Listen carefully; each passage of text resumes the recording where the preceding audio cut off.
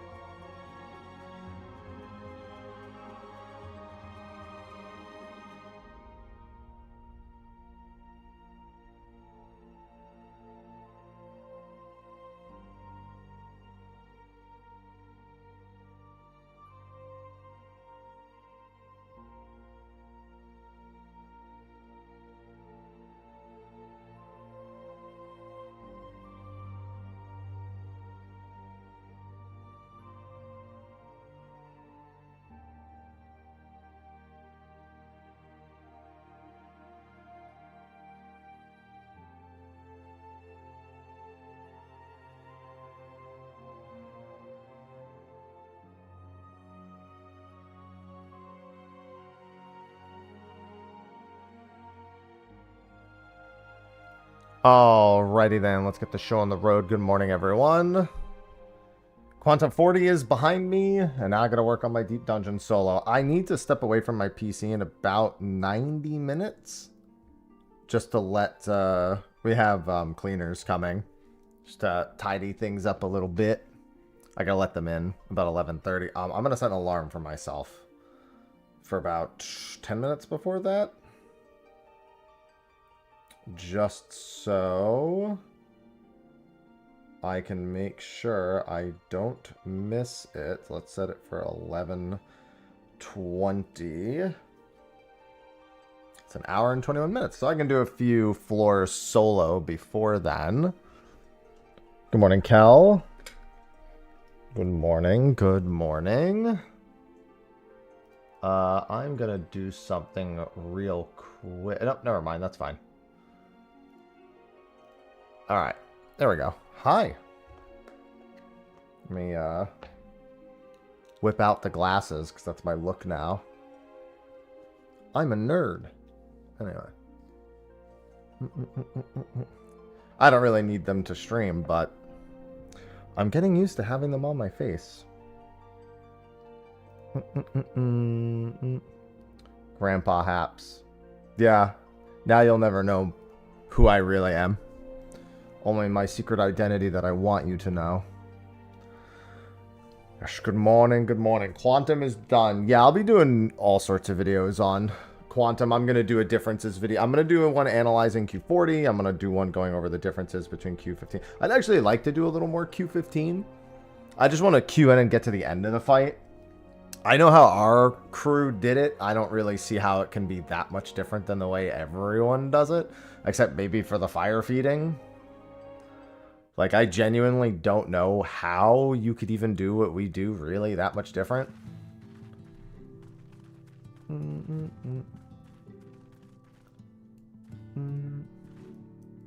Alright, let's see. Reset your progress. Let's do that. And then I have... How many potions do I have? 95? That's fine for now. Alright, I want to get Lish moving. Stone 1, baby. The 1 to 100 solo. I've got hypno glasses. I don't need to hypnotize you. You've already fallen under my gaze. Alright, I don't need ether pulse so soon. Well, I guess either way. It doesn't really matter. There's the exit.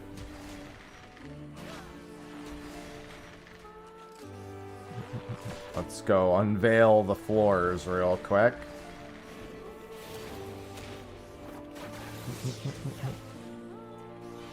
Alright. That means we can go this way. Yeah, we'll just pull mobs as I'm going. I'm actually gonna do that. Alright, so there's just a silver chest in here. I'm not going to stress a silver chest too much early on. Going on Bard. I mean, it doesn't really make a difference, to be honest. True story, did you know that one of the first Heaven on High solos was Bard?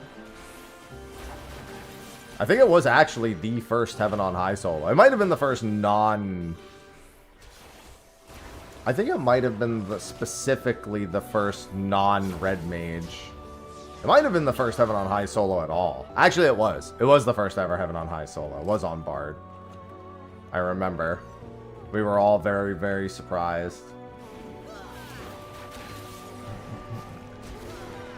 Hypnotized into a tier 3 sub. You know what? If I had that power, holy moly, that would be great.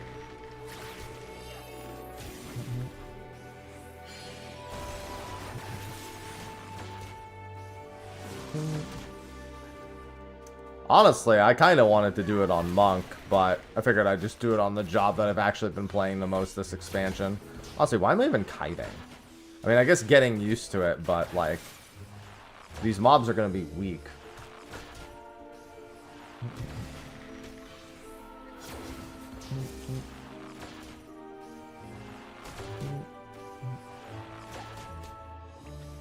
Hello, exit. good luck. Honestly, I'm not that concerned with the solo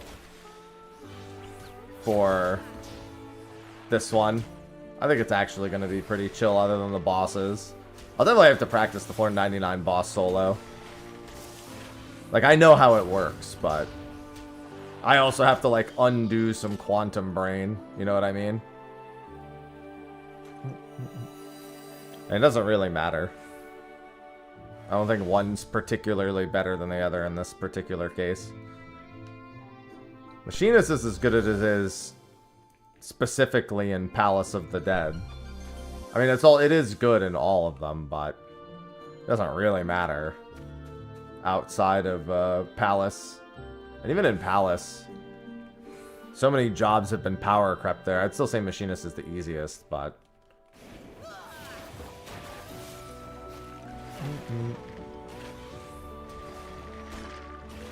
the real question is, can you run in a circle with a mob chasing you and hit them? The answer is pretty much always yes. I don't think any of the mobs are healthy enough for it to really matter. I was already soloing the mob. Like, when we were doing our 4-person climb, I literally just fucked off and, like, soloed mobs because it wasn't that bad. I do want to, however, change to Legacy for this. Legacy, definitely the way to go. I mean, all of them have solo achievements. Every deep dungeon has solo achievements.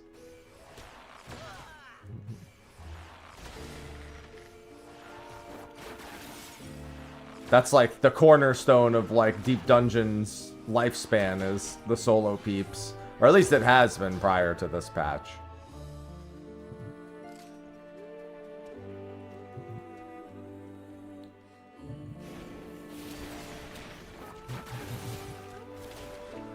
I should go check this other room real quick.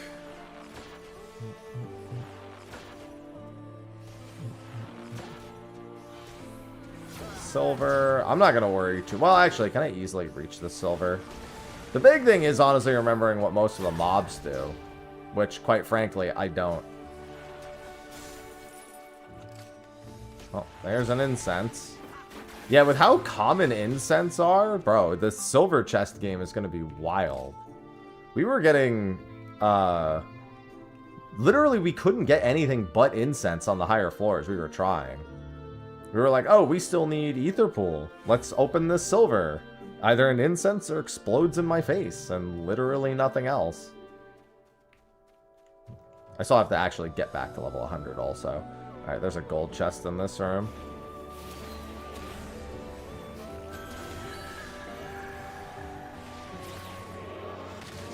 Right.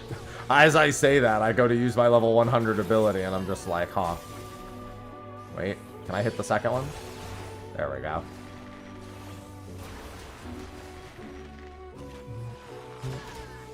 Hello, Tazzy.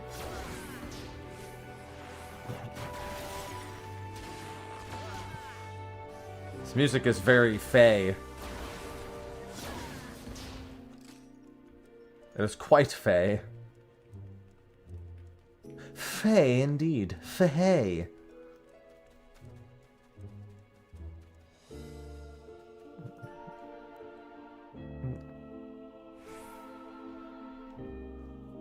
I guess I do need to get to 100. I should maybe kill some extra mobs. I just don't think it'll matter in the grand scheme.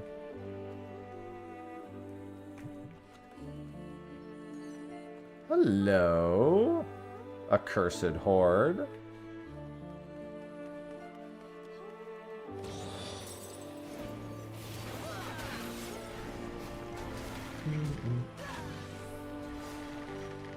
Excuse me, can one of you clear the exit so I can get through? I need to explore the rest of the floor. In our 71 to 100, like, actual clear run, I can't help but feel like that was the run where they sabotaged immediately.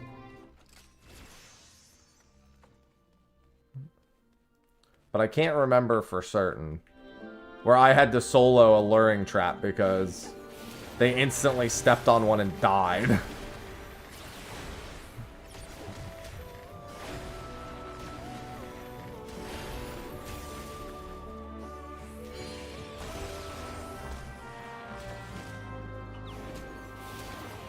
see. I am quite fearless.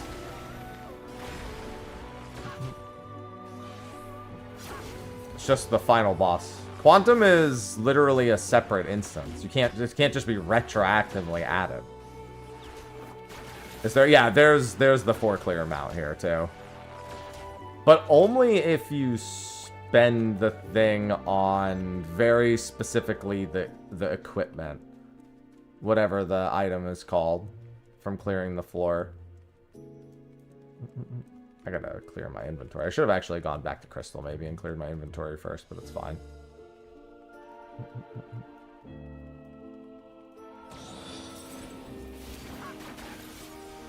Yeah, this is the new one. Hello, Furion. Yeah, I don't think the solo's too bad other than the bosses. And even the bosses, it's just a matter of healing and doing the mechanics correct. Like, I don't think I'm gonna have, like, a situation where I get, like, auto-murdered. Like in Palace of the Dead.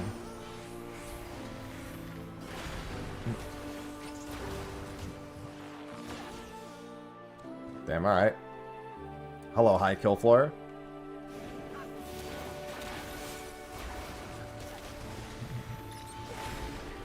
I mean, I don't care about being on the solo boards. I care about the achievement. Solo boards are meaningless. Let me rephrase. They're meaningless to me.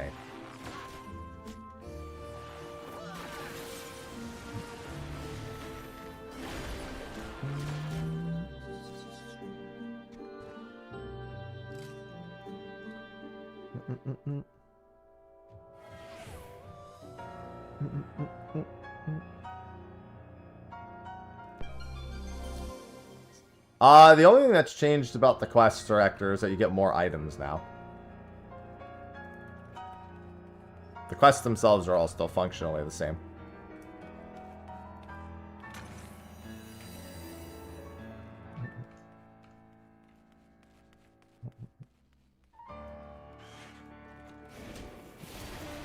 Good morning, Valtis.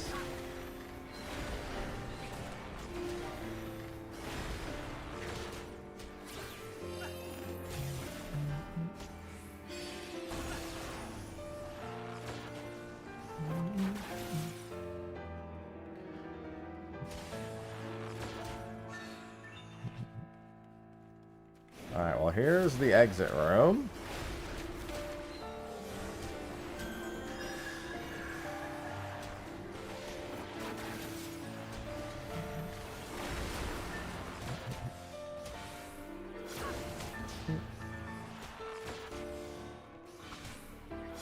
Yeah, some of the attacks are a little scarier, but that's not a result of them actually being stronger. That's a result of the attacks being scarier, and that's about it.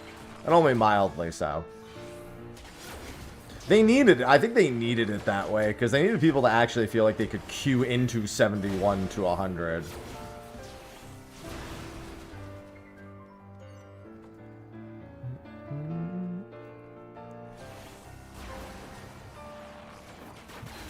Yeah, I can do that on these floors. I definitely got to make sure not to do that on later floors.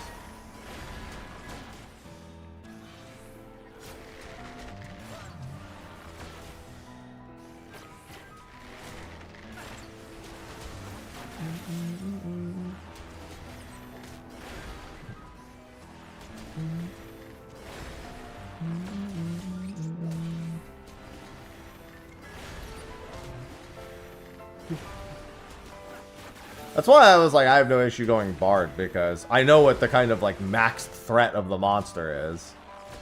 I was like, fuck it, I'm not going to worry about what job I'm playing, I'm just going to do it.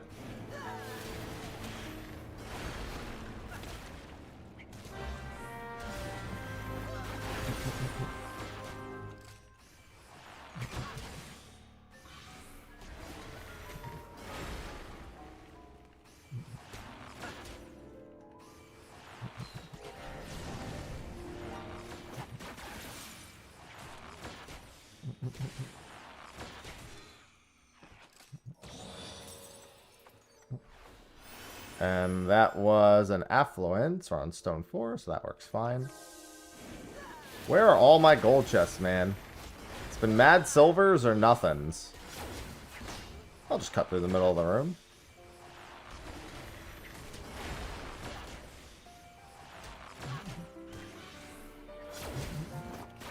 You can knock back resist quite a few things. You can knock back resist, not Bound by Sin, but the other pull-in on Qunatum, which is quite nice.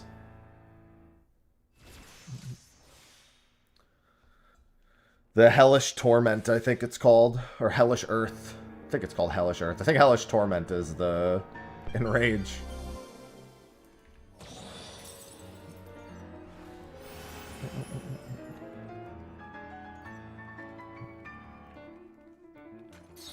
Alright, what's this way? Hello, Votive.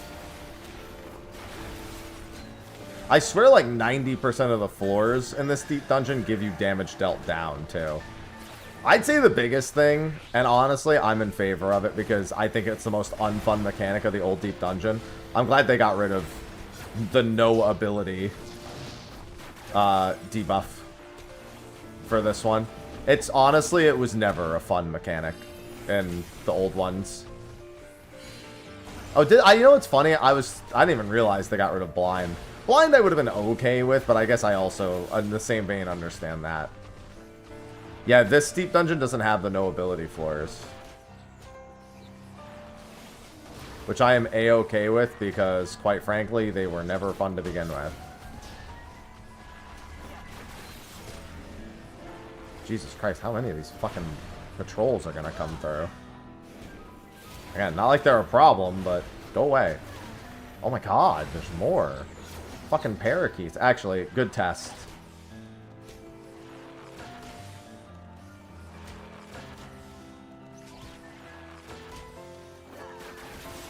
Yeah, the only way to get blind is the Votives.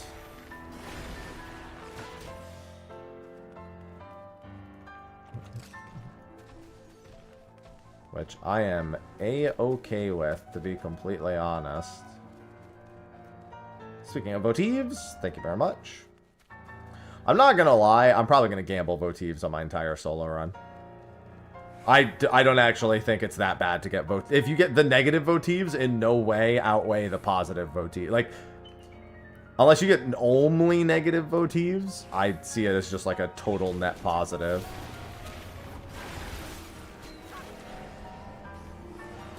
Just, the negative effects aren't bad enough for me to care that they're bad. I honestly don't even understand. Does the one that increases traps, does that just make traps have more than one effect? Like if you step on one, it could be like luring plus pacification. Because we activated it and then used the sight palm and we just didn't see anything else. Every room have a trap? So it just adds one to the start room. I've literally never seen a room without a trap in any deep dungeon other than the start room. I literally can't think of a time where I've used the sight palm on a room. Other than the starting room. The starting room is the big one.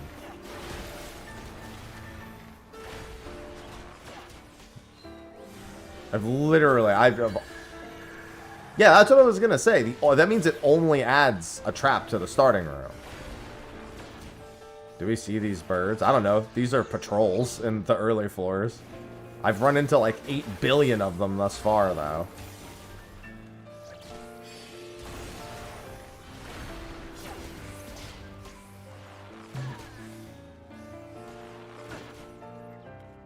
I've never seen... Whenever I've used the sight palm, I've never encountered a room that doesn't have a trap, ever.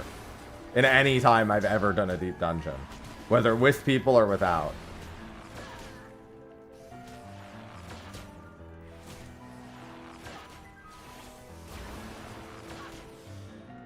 I've straight up never encountered it.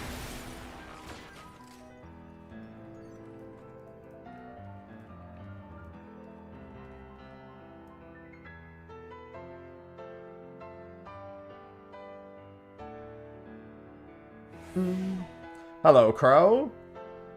Like, I soloed Palace, I soloed Heaven, I did EO, I did... Oh, I'm fast! I did EO, like, I've never once sighted and not seen a trap in a room other than the starting room. The starting room, obviously, I've never seen a trap in, but... Oh, hey, the gloom spreads.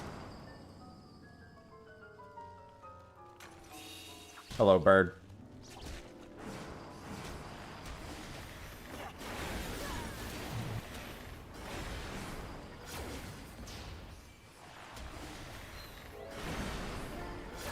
I love damage. Damage down Gloom, because there's less overall debuffs, damage down Gloom just happens so frequently.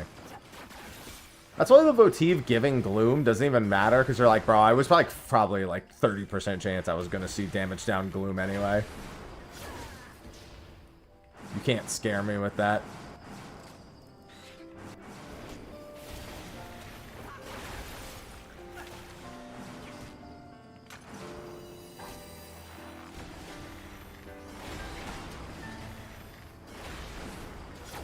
There's the gold chest. There it is.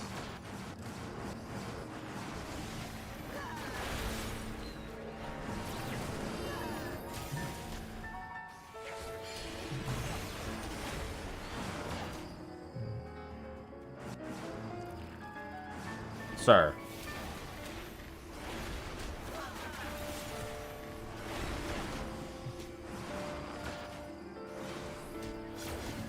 Mobs are like, please come back, I also have sprint.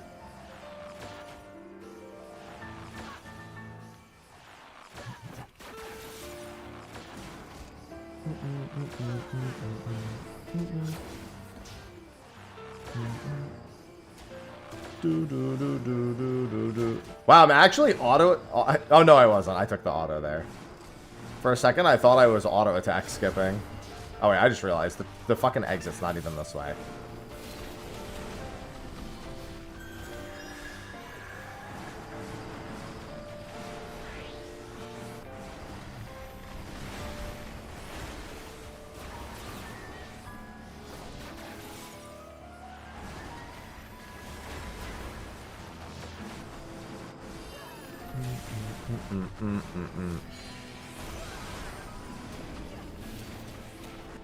Well, it's okay, because it also hasn't opened yet.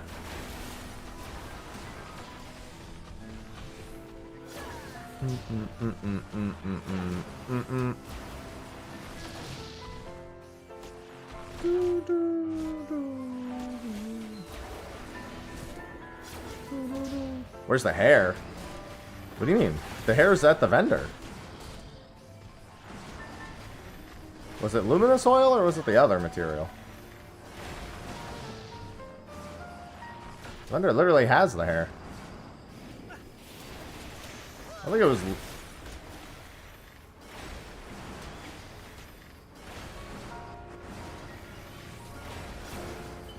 Yay! Enhanced second wind. I'm the greatest. Yeah, there you go. 99 luminous oil.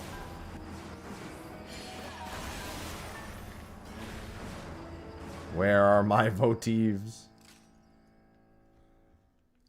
I think the weekly sacks are exclusively stuff from Qunatum. Do. Oh, I'm not fast anymore.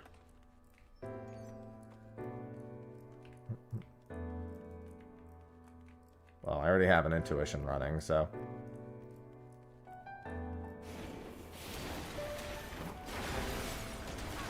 More piano.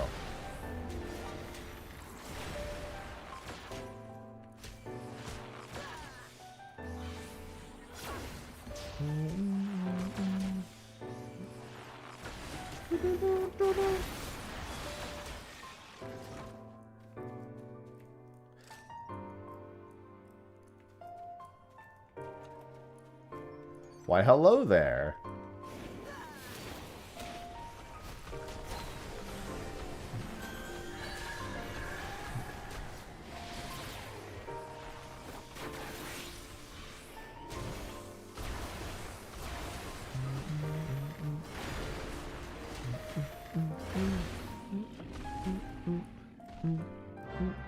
Hello, Meki.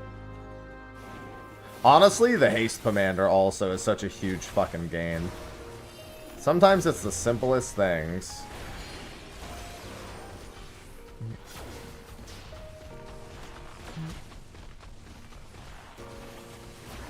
I'm gonna intuit just in case I see one on 8 or 9.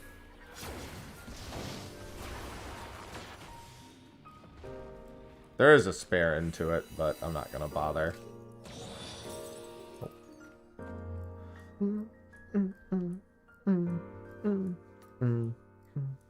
I still never did my EO solo because it was so boring. Should go back and finish that at some point. Cat spin. Ivy's just in here. Just sleeping on the pillow right there.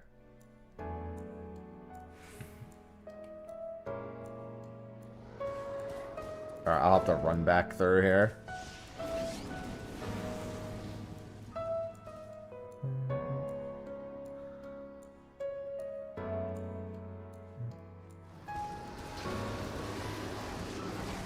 Oh wait, that's actually bad. Oh, never mind. These things hit for like 0. I take it back. I was like, wait a minute. Landmine trap's actually bad for me right now. I was like, oh, it doesn't matter which one I hit. I was like, no, it does a little bit. It will on the higher floors, that's for certain. Can I hit them all from here? Yeah.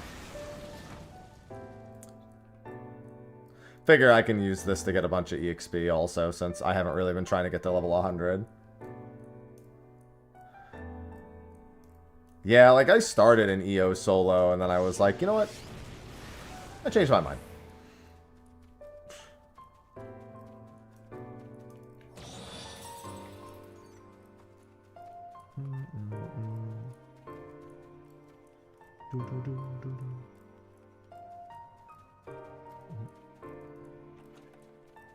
That was that spare intuition. Alright, I'm not going to use an intuition on the next floor.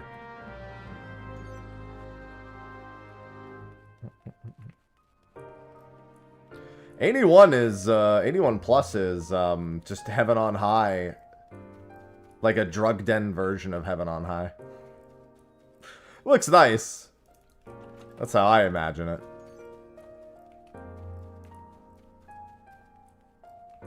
I mean, it is literally the Heaven on High tile set. Unless you're referring to EO. Oh yeah, EO 81 plus looks great. It's very deep, like Palace of the Dead E, but it's got its own twist on it.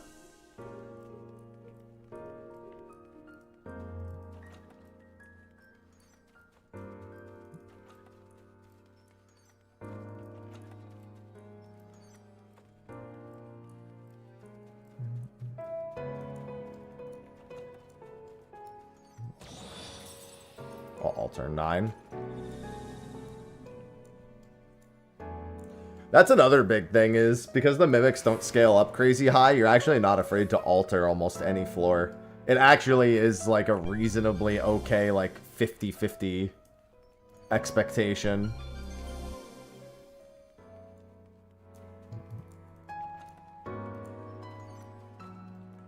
You're like, oh, I got mimics? Like, yeah, I guess if you're a class that can't stun or silence, it's still not ideal, but that doesn't apply to me, so.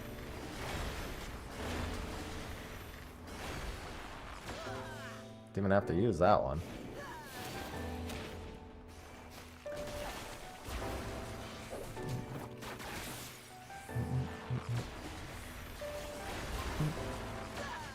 I don't think it'll be a problem, personally. Honestly, the most annoying thing is just waiting on my silence to come back up.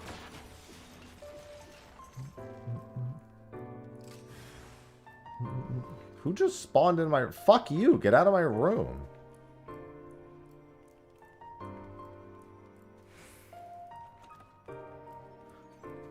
Let the ins... Wow, these mimics weren't even in the way.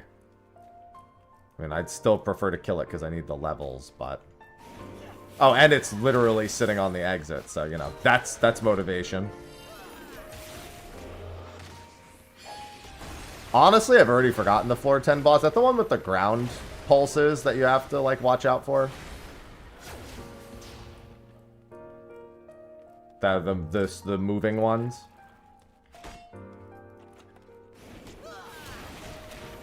It's Pride Bush, yeah?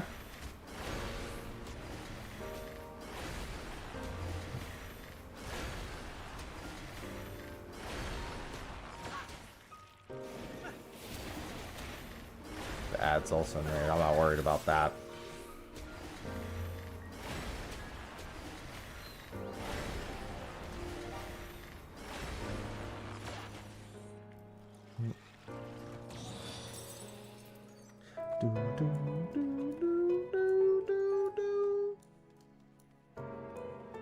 I'm just gonna Bark Bomb, Smile.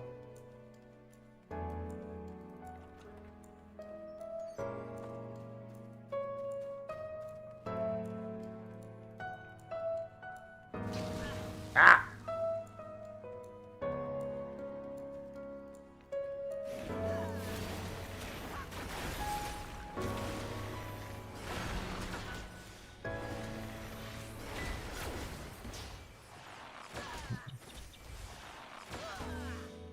Just Bark Bomb and Potion. That's it. Call it a day. All right. Helps with the DPS too, because she's just gonna nuke them.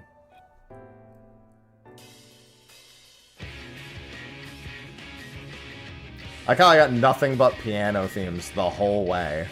And then it's like, so... Guitar.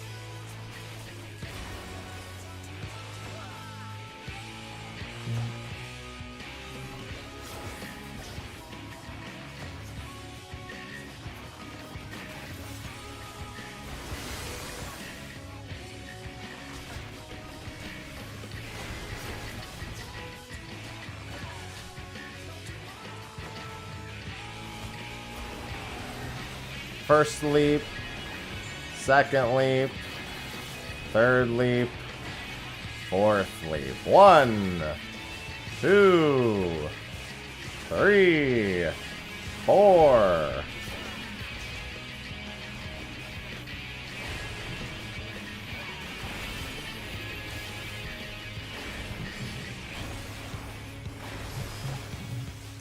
Branching out. I'm gonna actually save Sidewinder here.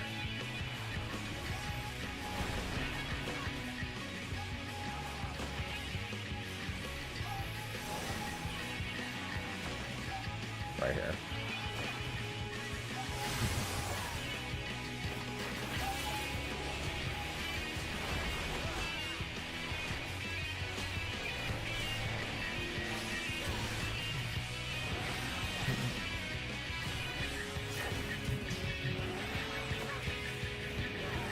Just clockwise.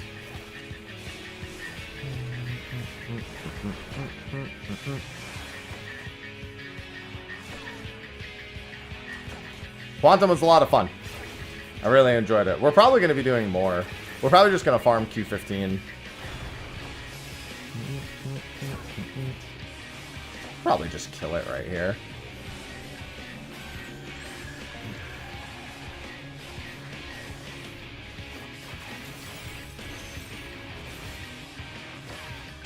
Right here should be good.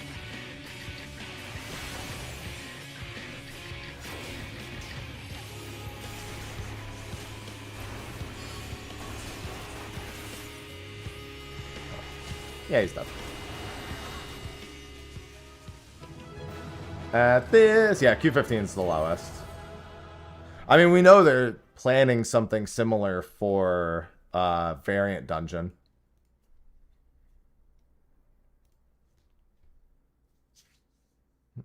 Yeah, they, I think that the deep dungeon changes were way more important than Qunatum. Qunatum is a nice thing for me, and I think for people looking for a bigger challenge. And I think it does actually act as a good bridge in difficulty for a lot of people. Especially Q15. We peaked at Q15, and Q15 itself is a great fight. Like, we were all like, wow, wait, Q15's great. Genuinely, like, we finished 40, and I don't know if it was just, like, us wanting to, you know, something a little more palatable, but we were just checking out 15 briefly, and we were just like, oh, wait. This is good.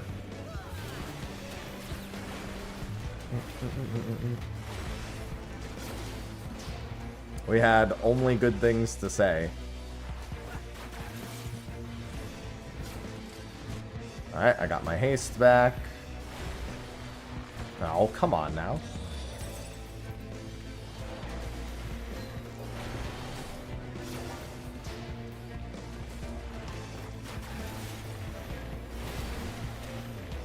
Yeah, we gotta figure out when we're doing that, though.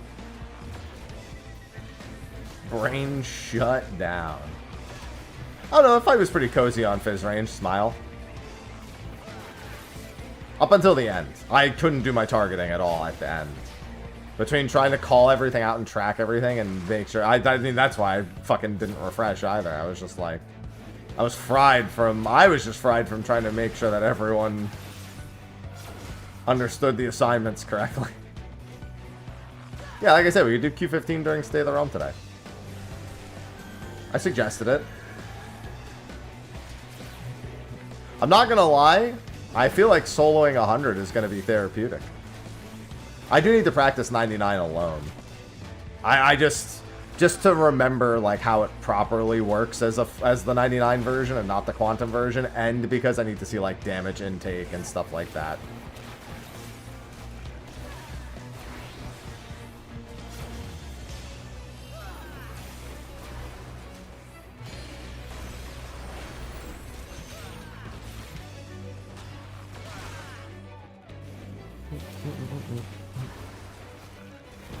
I'm gonna keep my Mourner of Light title on for a bit too. This is a pretty dope title, I'm not gonna lie. It's no world-class troller. Nothing is.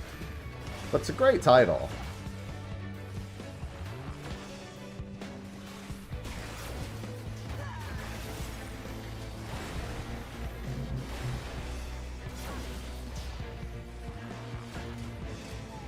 Oh, damn it.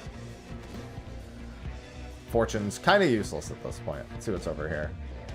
Safety, also kind of useless. Yeah, I can't wait for all the Mourner of Light, by the way. Mourners of Light, by the way.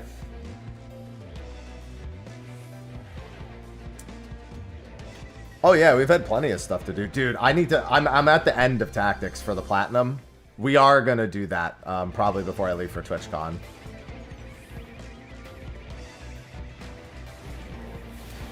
That's fine, because I'll still know, Biff. I can still say it. It's only with pugs that you need to take it off. Q15 pug scene seems to be pretty healthy so far. Healthier than the Criterion pug scene was, that's for certain. Even right away.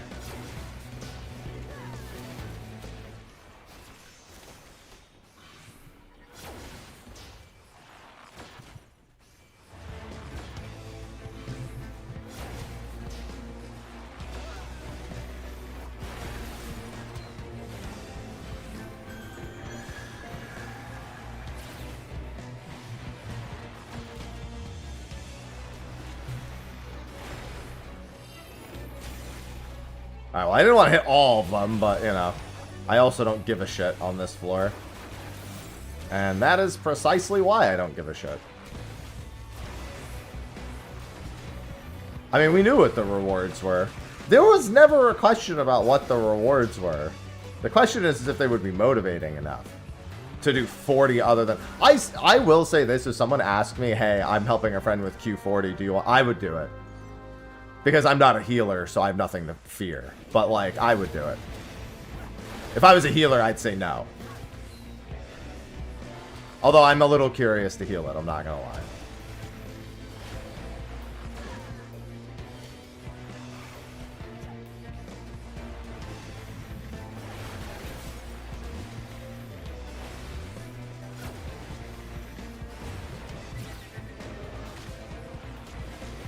I like Sage healing. I just don't want that to change from doing that.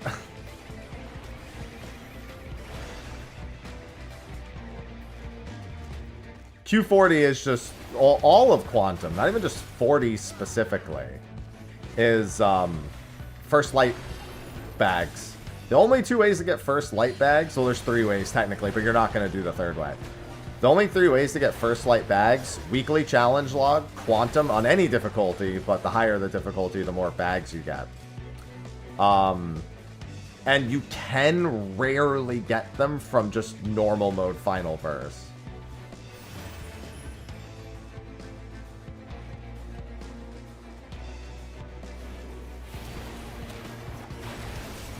.40 in particular comes with an achievement. Like if you really want to push the limits. The Mourner of Light title is exclusively from that. I do think that they should have added an item specifically for Q40 that lets you put a glow on your Pilgrim weapons. I didn't actually like that they did that for Criterion Savage because I thought they needed better rewards for Criterion itself. Good morning, Elena. But I think here it actually is warranted because the Pilgrim weapons don't glow at all anyway. And it would make getting the Pilgrim weapons more exciting too, given the sheer volume of weapons that we actually have in the patch.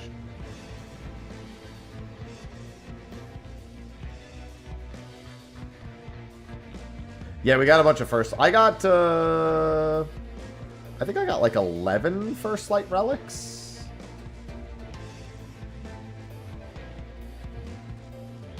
Yeah, the big thing is that if you don't do Quantum at all, getting good rewards from the First Light relics is not very reliable.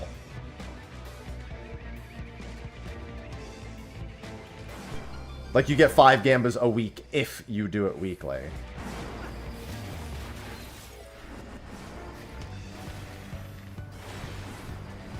Yeah, it was a lot of fun. What's going on, Adair? I think you'll enjoy it, Adair. It's genuinely, like, it is... I'm going to go ahead... I tweeted this, and I'm going to go ahead and say it. I think the dev team's better at making 4-man bosses than 8-man bosses. Just not going to lie. I think they're just better at it. I think when there's only one tank, the tank is rarely complaining they don't have something to do, is one thing. And when there's only one healer, the healer can't complain about having nothing to do.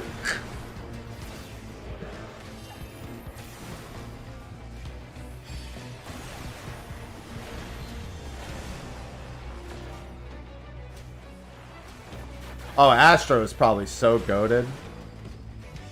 Letting those bleeds... Yo, stop respawning. I know I'm still in the early floors, but stop it. For those who don't know, the early floors have really fast respawn rates, and the later floors don't.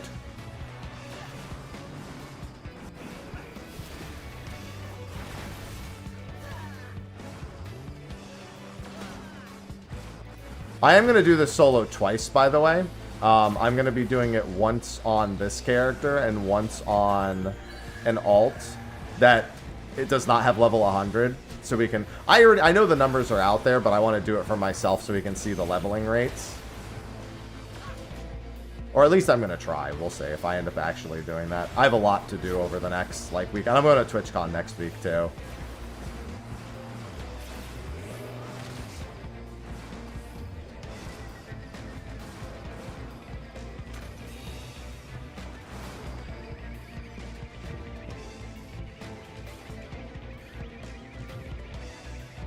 I can tell you this, if I was a white mage in that fight, I would not want a pure selfish no-mit comp. I feel like.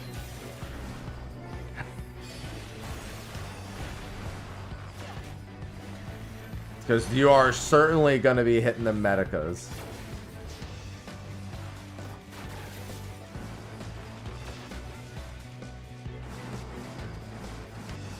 You're right, that was a mistake. And I'm going to reconfirm that for you. Be like, maybe Happy will be nice about... No. No, I can't. I can't let that slide. Oh, you know what that is, Sean? YouTube's been... So I changed the title. If you actually look, Sean, I'm not telling you to do this.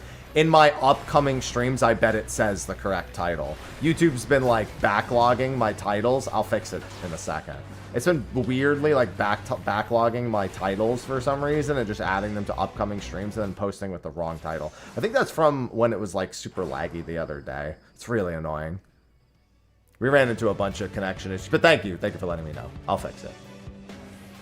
I'm not saying you have to go look. I'm just saying, you know, it's probably there. 40 complete solo 1 to 100 pilgrims now. Okay, there we go. Yeah, on YouTube it's been doing that for the last few days. It's been doing that since we had the issues the other day. I noticed that yesterday too, but did not remember to fix it before I started today.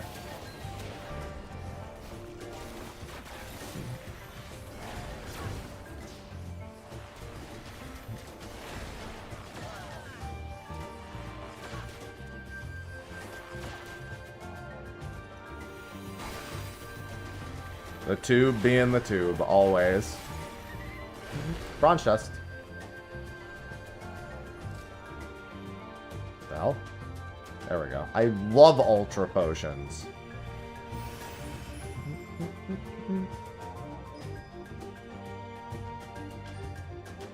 One of my favorite parts of Palace of the Dead is the music. Every time.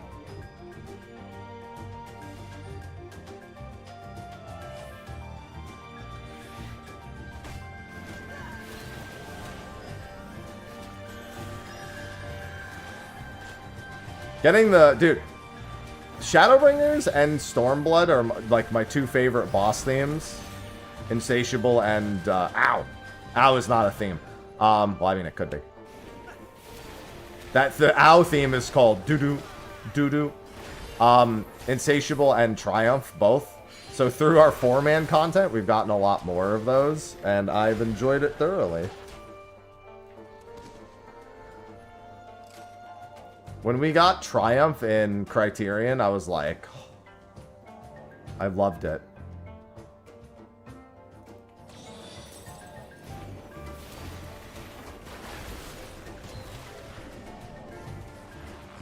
And so, having to do a 2.5-day prog to the Insatiable theme was perfectly fine for me. Check Discord? Okay.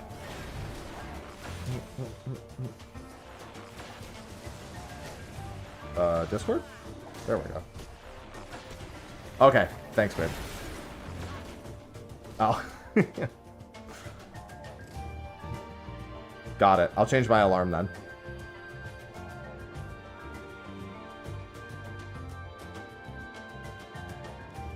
Okay, I texted you too. Let me change my alarm.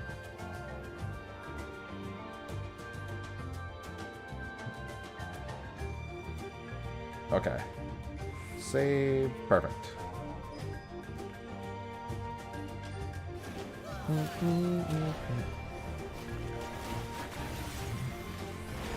Well, it is now, Kraken.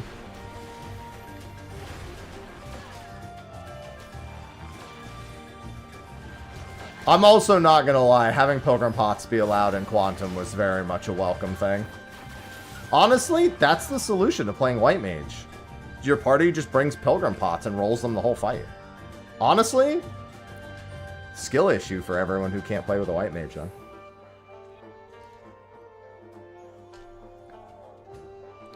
You might be saying to yourself, but those don't give shields. And to that I say, yeah, but think of how many less Medicas you'll cast.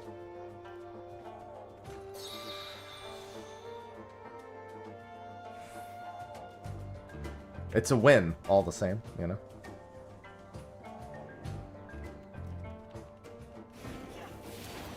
Just... I'm not gonna lie, the real answer is that White Mage genuinely just has to fucking, like, multi-target Aquaveil and fucking Benison way too much for me to ever, you know, not be afraid.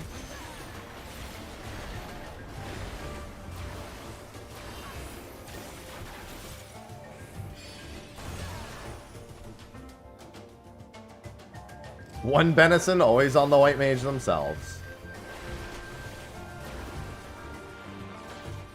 What do you mean? Will the deep dungeon be more powerful in the game if I withdraw it from... I'm not sure I understand the question. The deep dungeon weapon doesn't do anything inside of the deep dungeon, if that's what the question is.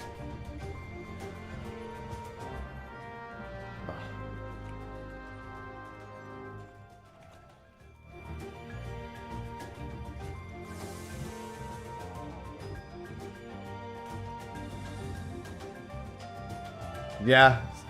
Although I'm not gonna lie, I can't help but feel like if I was on Paladin and somebody told me to use my gauge to save somebody else in that fight, I'd probably tell them to go fuck themselves after watching how it was.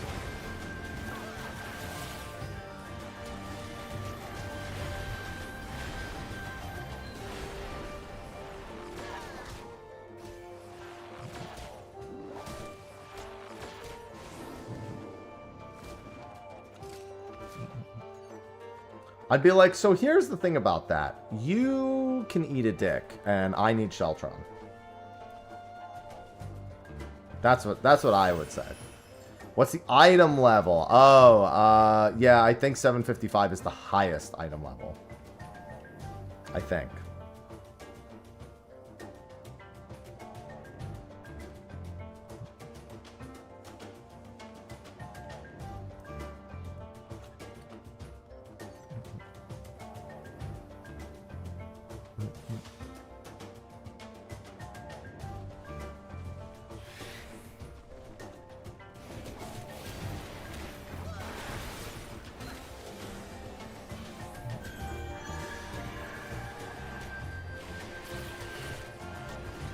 Oh, I actually just thought of another thing for White Mage. Just don't get chains. Chaos, chaos, chaos, chaos, chaos, chaos, chaos. Foreman_ just subscribed with Prime. Foreman, thank you for the Prime sub. I love resubs. I love Prime.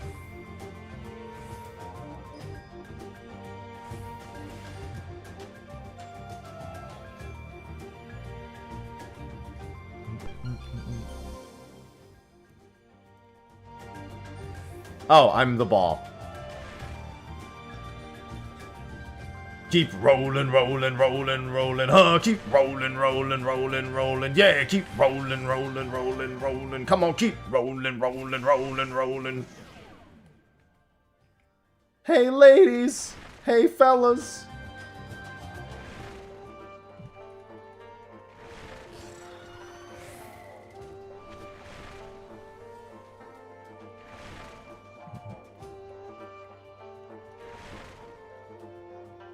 So I would just come back for all the chests.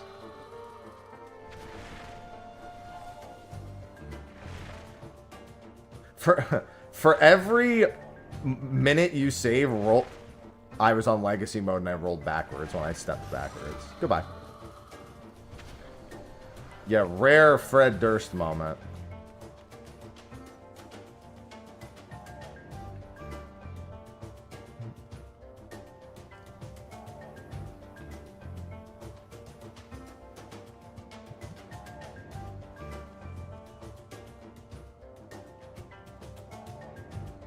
Whoa.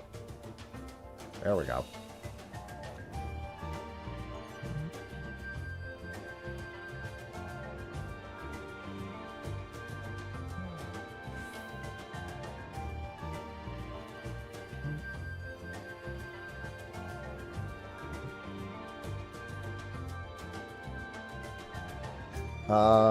One sec. There it is.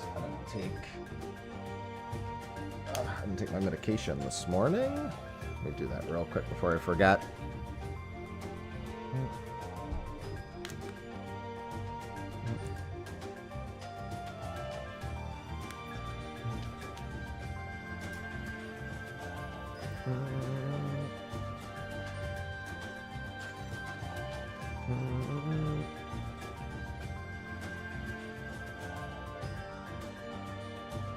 Giant jiggling ghost. It's a bomb.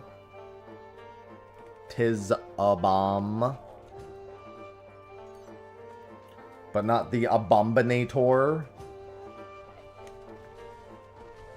Hello, Shizu.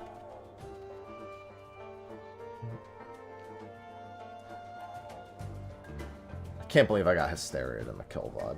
I was also attacking the wrong target for quite a few GCDs. Almost every kill VOD I've watched, from the POV of the person who's doing it, they are hitting the wrong target, so I didn't feel so bad.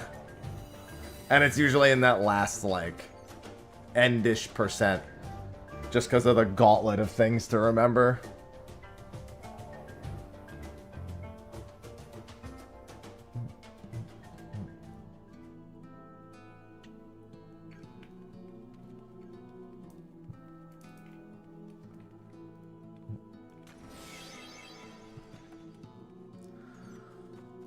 Yeah, I was hitting light with the light debuff for a decent period of time.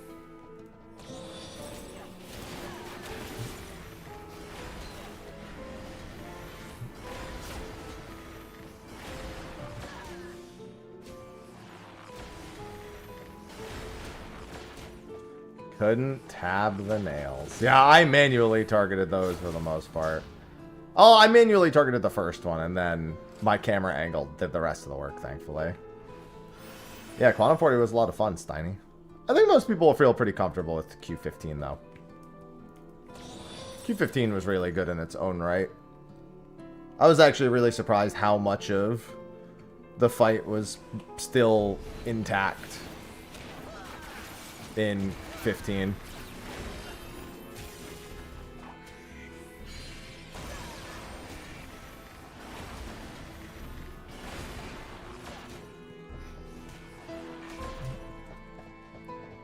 I was expecting a lot less to remain intact.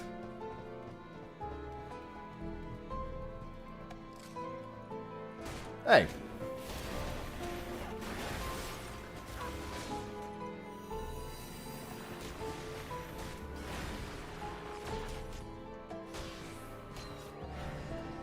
I don't see any real reason for me to do that, but still.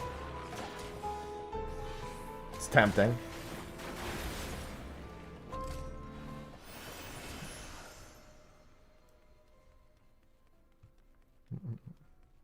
Okay. Please stop. Go away.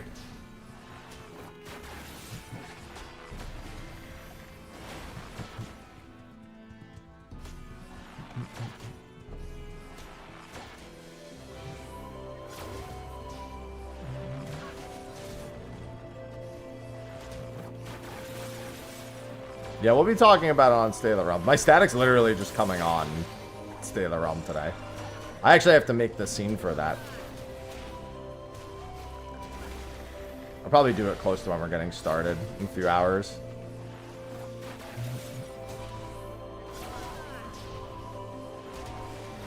Yeah, and a reminder at 12:30, originally at 11:30, 12:30, a little before 12:30, I'm going to step away. I have to let someone into our abode.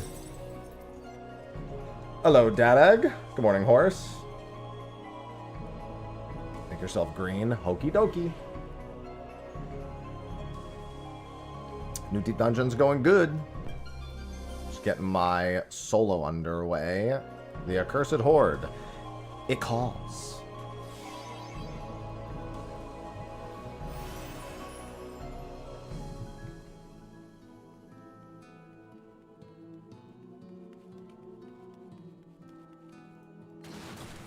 Ow.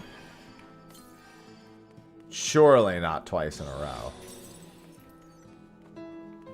Don't worry, I made sure to heal first. Oh, hey, look, monkey. There were... I don't remember seeing these at all. I don't know. I don't know if anyone was logging it either.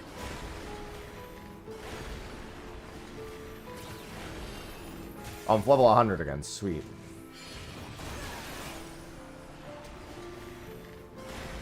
How's the cal? Oh, I haven't been hitting calcified rocks.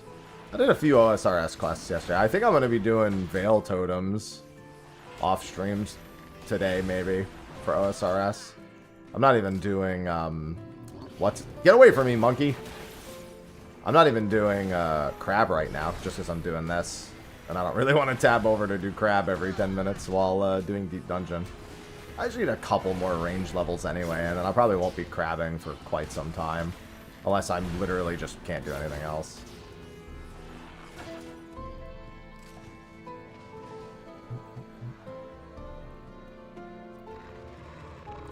Hey, I'm busy here.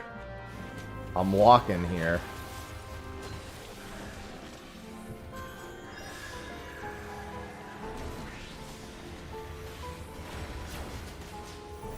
Don't worry, I'm sure I was a 0 too. Unless I was the only bard, which I don't think would be the case, but I'm not gonna lie, I don't think I've ever done a fight where I think it's more likely to get a 0. I don't think there's ever been a fight where I've looked at it and gone, yeah, that's probably a 0 before. Whether if because the total volume of people not being high enough and so just underperforming under one person, or just because that fight is what it is.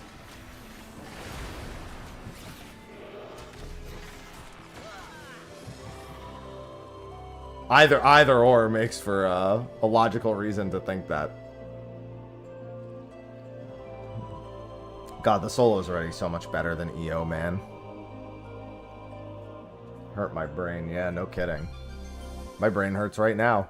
It's used to being... It's been fully activated for 2 days.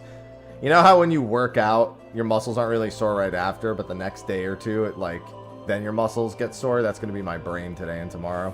It's going to realize what it's been through in the past few days and just be like, you know what? I'm shutting off. That's it. Going to bed. Good night.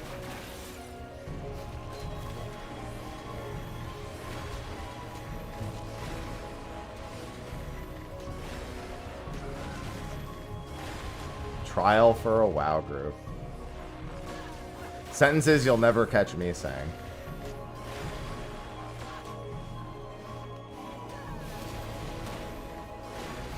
My OSRS group was just like, so you guys done yet, or? That's not what they said. They were just like, how's the progress going? I think they wanted to do Scurious is the reason. So, like, they said after you guys are done, we'll see about, like, maybe doing Scurious. I soloed Scurious on my own time just to, like, see what it was like. I'm gonna end up doing this, just talk about OSRS quests the whole time. I still gotta play some Blue Protocol, too. It's day 2, so I know what the rough progress is for today.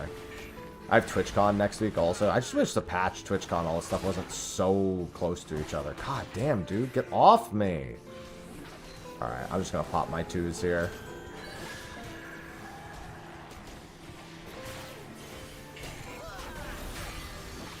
Oh no, I'm at half health.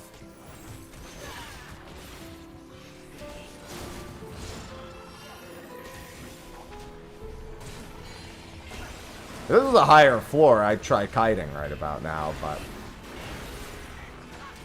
I have like 4... I think I shot the bear in the room with my Apex.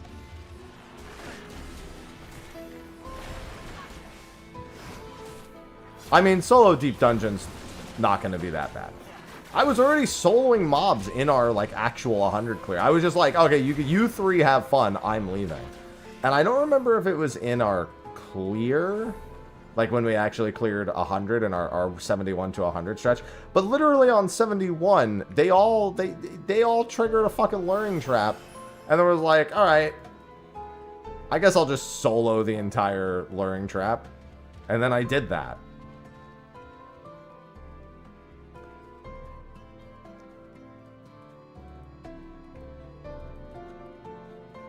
Alright, I don't need 3 Mazer. Come on, game. I'm just gonna go up to the next floor. I was gonna bark bomb the next floor, but I have 3 Mazer.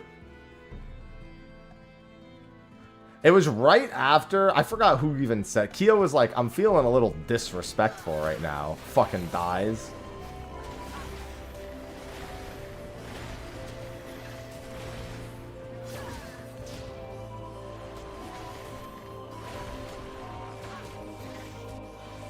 I was like, I can't leave you guys anywhere.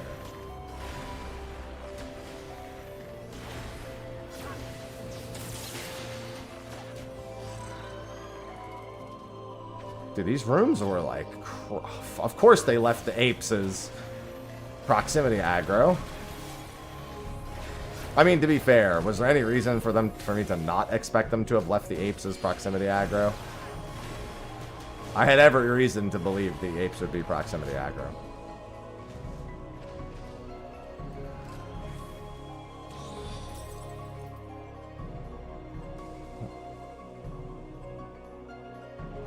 God. Everyone just recklessly opening stuff. I don't remember. Oh, actually, I do kind of remember what this guy does.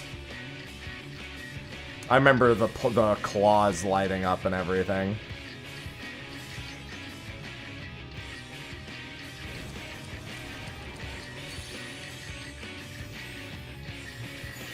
I just want her to assist me.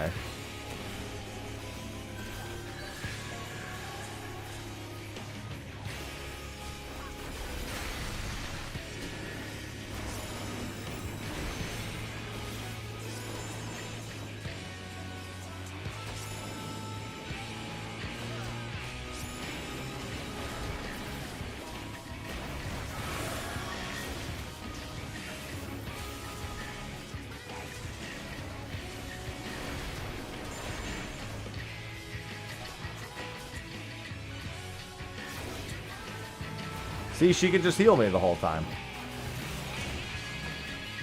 Just chases me, doesn't it? Oh no, it grows, right? Then you just dodge AoEs while it grows.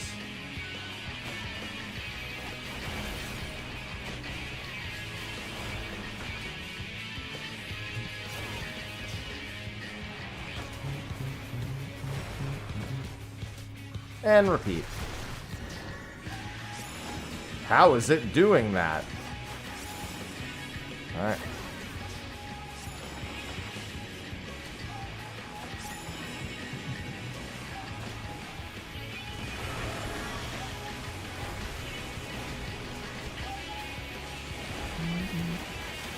Do do do do do do do do do do do do do do do do do do do do.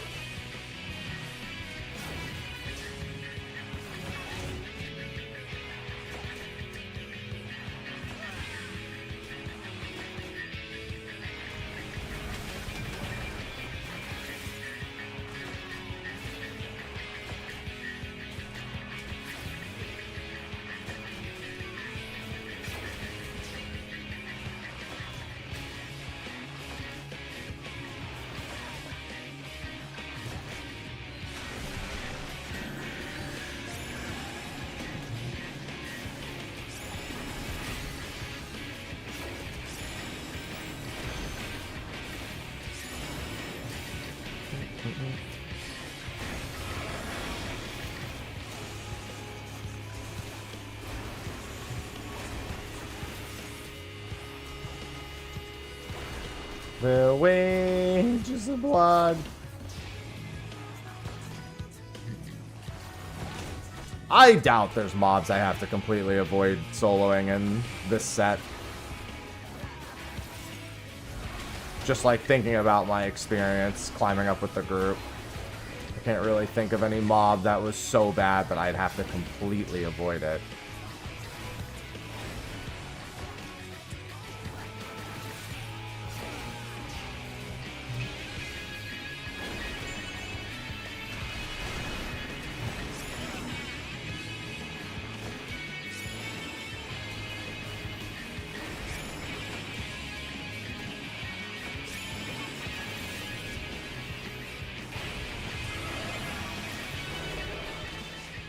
Goodbye, sir. Give me all of my silver sacks.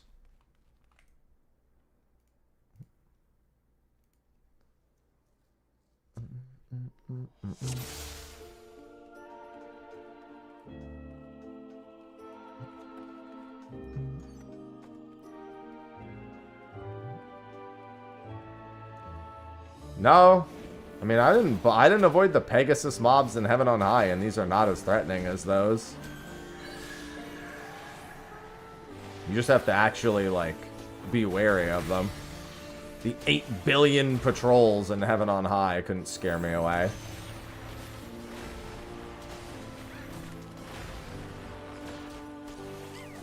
Alright, I don't have to hunt as many gold chests anymore.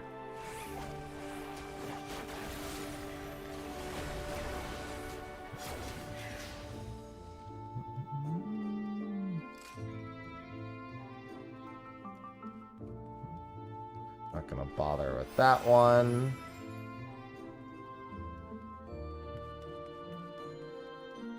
$21 to $30 is where the floor. Oh, for fuck's sake, dude. Where the floors get a lot more traditional.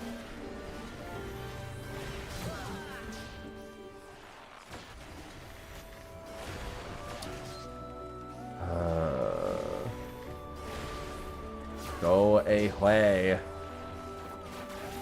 Yeah, to be fair, I don't really remember what every single mob even did. Considering we spent the entire 98 floors blowing everything up.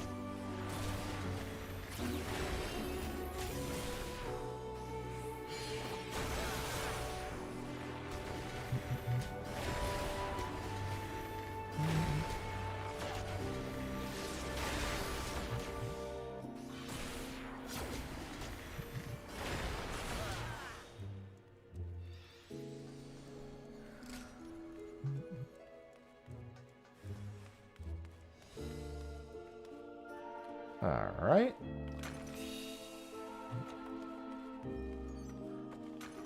Yo, where are all my affluences?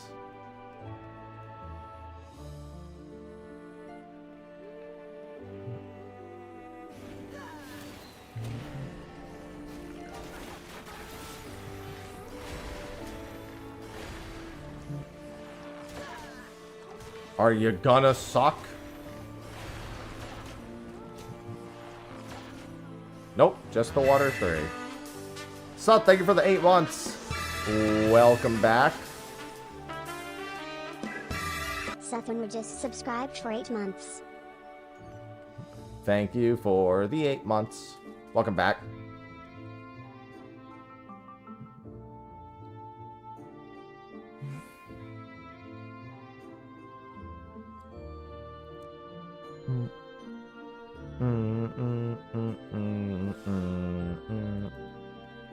Oh, free safety.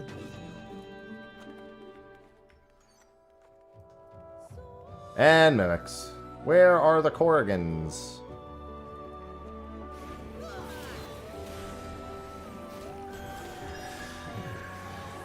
Heart-stopping content. That's what I aim for.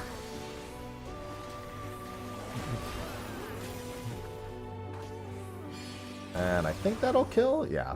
I was gonna say, I just hope that kills before that sounds... Although then again, that's what I was thinking before the Forgiven Bribery aggroed me. Or was walking down the hall, or floating down the hall.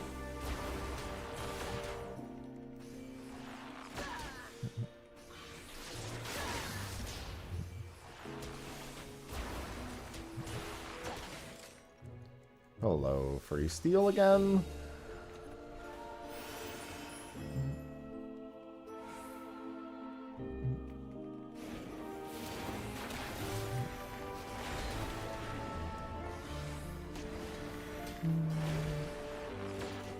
Alright, come on, cast Malice. Doesn't have to be a big deal.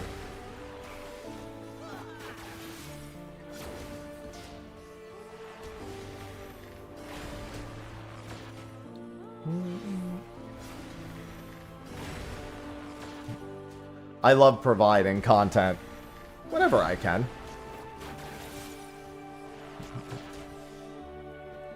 I'm taking things a little easy as of late. That's for certain. A little easy. Oh my god, stop with the steals.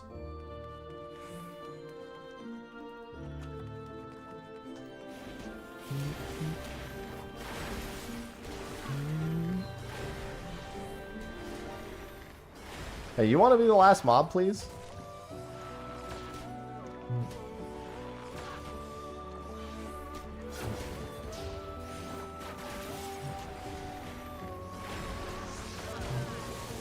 Thank you very much. Man, I'm down to do some more Quantum right now. That fight's just like living in my head right now.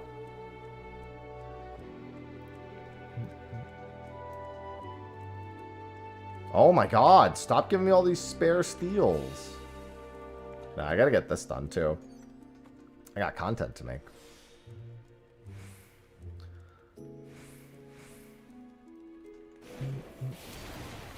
It's got some Magic Spoon sponsorships to throw in.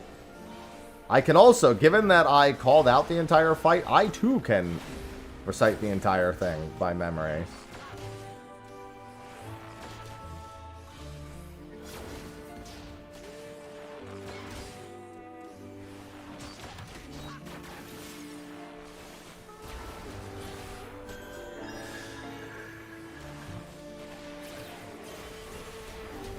That's why I was glad that somebody else took the Exaflare responsibility from me, because I was like, listen, I'll do everything else. Just somebody grab the Exaflare reminders. And Keel's like, I regret this, and I'm like, please.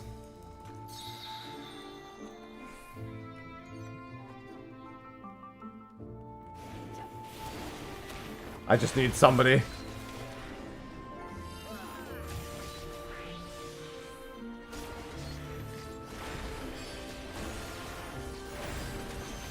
I just need help, man.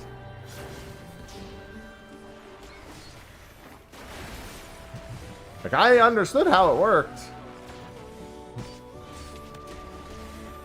Thanks, Theo. I try. It doesn't work most of the time, but I try.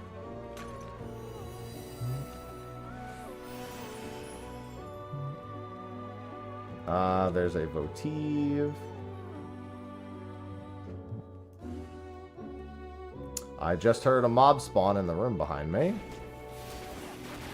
And of course it's a patrol.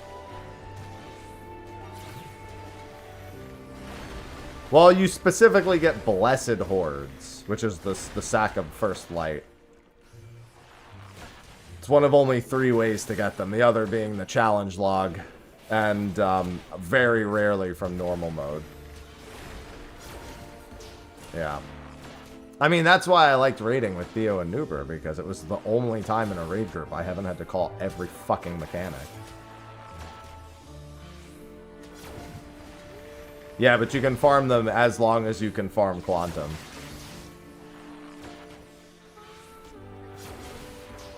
Well, I mean, and then Q40 has the title itself. The Mourner of Light. Yeah, they told us what the rewards would be. There was no surprise. The live letters, they told us exactly what the rewards would be. Whoops calls out the occasional thing. Normally he'll just call out pot timings. If he's calling anything out. At least when we were grouping together. But he basically, when the reaction I have to Theo and Nuber being so used to doing callouts is the reaction he has to me doing callouts. It's like, oh, Mr. Happy's in the group. I don't have to do anything.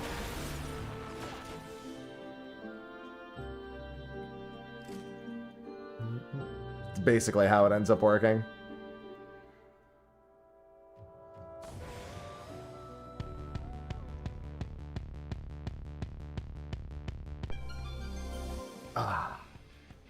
Ball. This is a good music to ball to.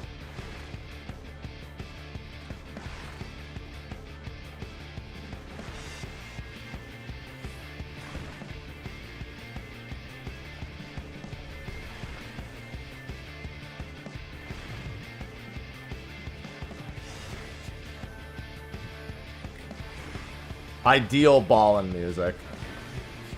Too bad we're gonna get respawns before I'm able to go back all the way.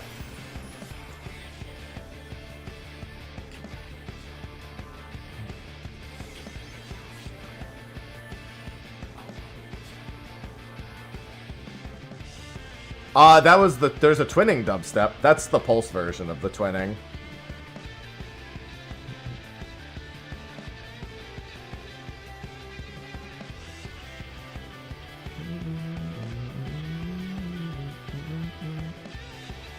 Your sight, right? Oh, I'm immolation on the next floor. I won't be balling, but I'll be blowing up.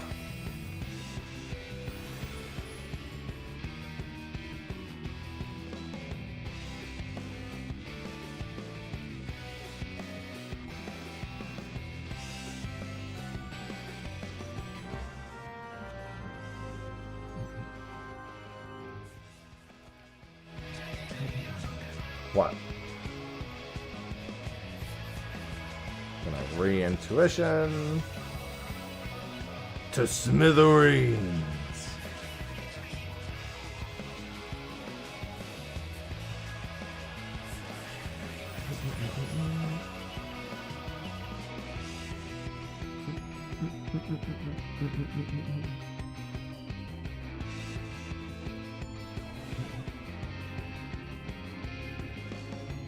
Hey, I'm a quarter of the way there. I'm so cool. That's a lot of dudes. Yeah, you still laughing? Idiot. Thank God I got immolation on this floor, because that was the fucking exit room.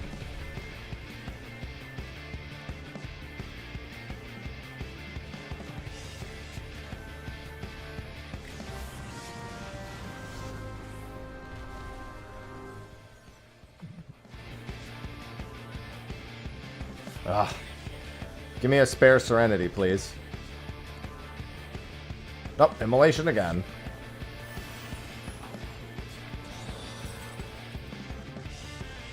Give me the incense.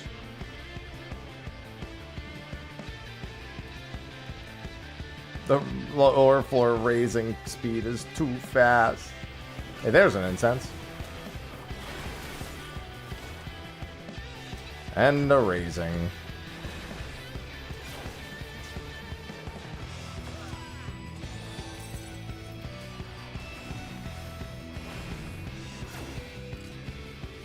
Grrr. Oh wait, why'd I do that? That won't let me run faster.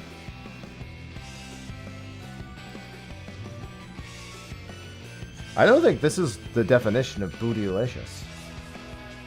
Fairly certain it's not. I believe there must be booty involved.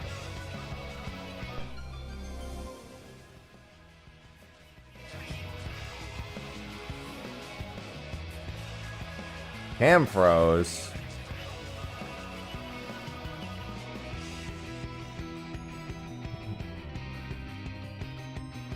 So the ladies. I don't need the ladies to think that.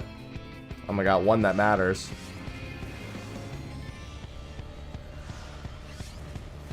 Also, ladies wouldn't be the ones saying that. There'd be men saying that.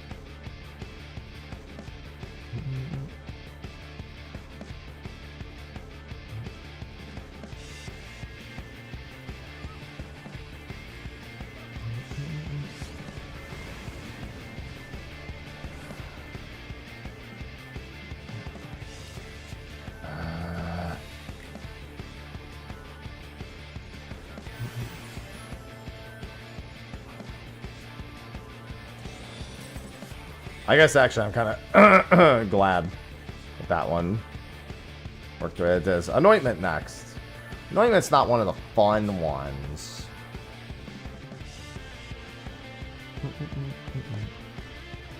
I mean, sure, spare raising. Bro, we didn't get like any raisings for like 70 floors in the other one. Then we died before we had like one.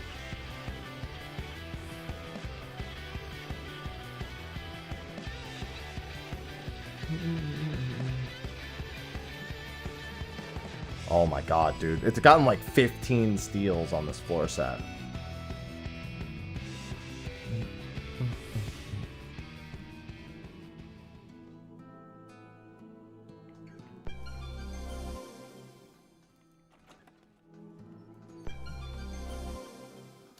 Intuition.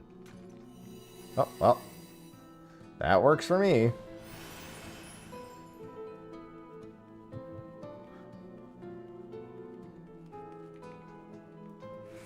Hold on. Yeah, you're coming with me.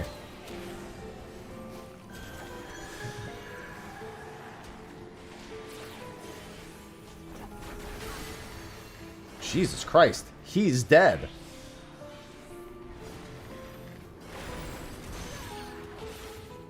Jesus Christ, so is he.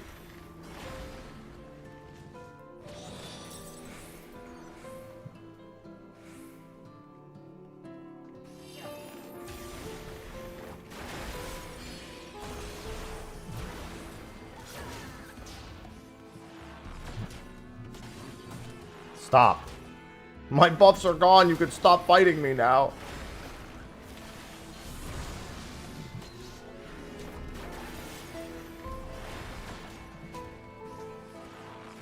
Stop respawning.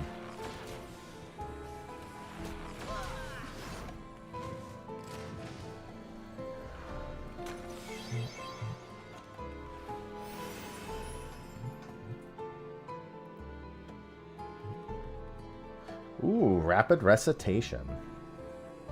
Especially for Bard, that helps with floor clears. You son of a bitch. I've been having a good time.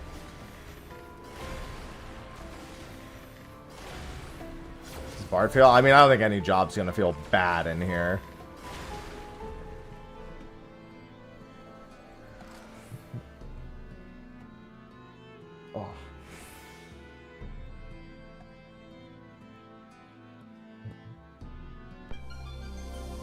Ads. You know, there's an easy way to get rid of ads, Smile.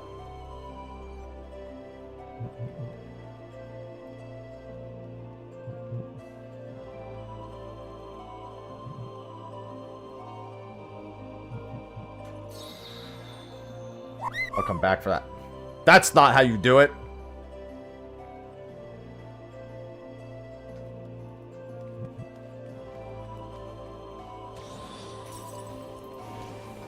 I'm on set by dude.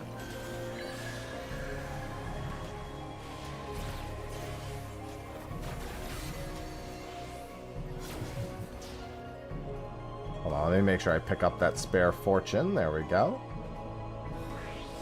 And what's in here? Just the sword. Alright, I'm just gonna go to the exit then. Well, hopefully I'll just get to go to the exit. I need to open it. I can't wait for a high kill count Stone 28. Let's not do that because I like making money, Myrtle. So don't advertise doing that. Hi, Kiri. You got the name. I mean, I saw that you got the name. But still. How so very dare you? Not you. Got leveled down.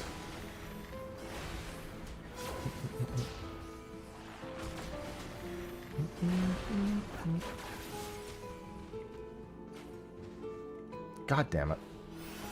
Respawns? Thank you. Don't make me have to run all the way back to that other room. Are you, though? Are you? It's a fair question. There it is.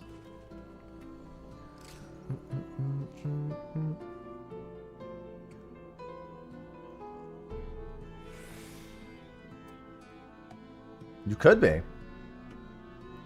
Fox girl.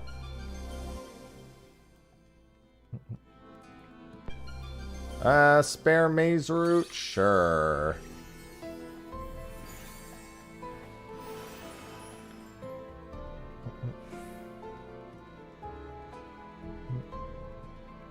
Oh, I get it. Just like that League of Legends character.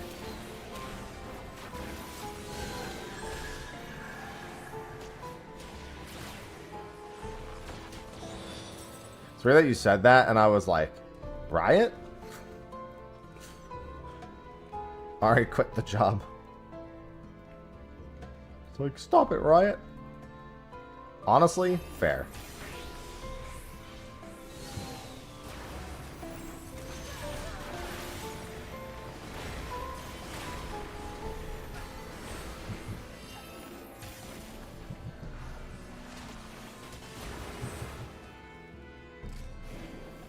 Alright, let me grab this and then I'll just go up to the boss floor.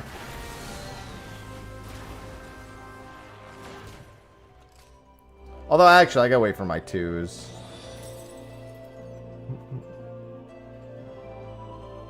Oh my god. Maybe I should have... Alright, I'm not checking that. Fuck that shit. No. I need to wait for my twos here that bad. I have rapid recitation here, don't I? Oh no, I have foe's frailty. I had it on the previous floor. Gotta remember this boss. This is the ring boss. A likely story.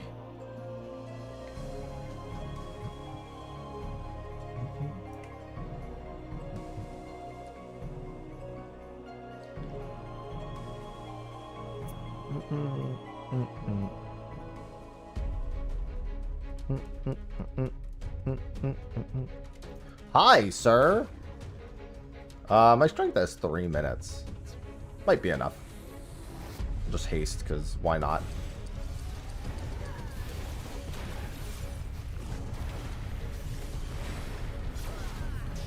The Enlightened Kraken.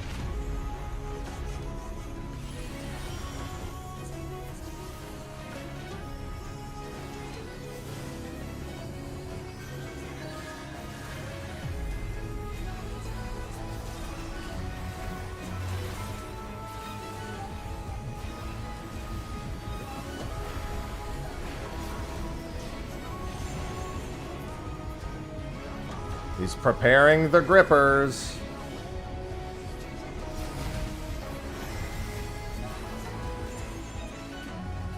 He swipes the other side, right? No, he swipes in front of him. That's right. I remember now.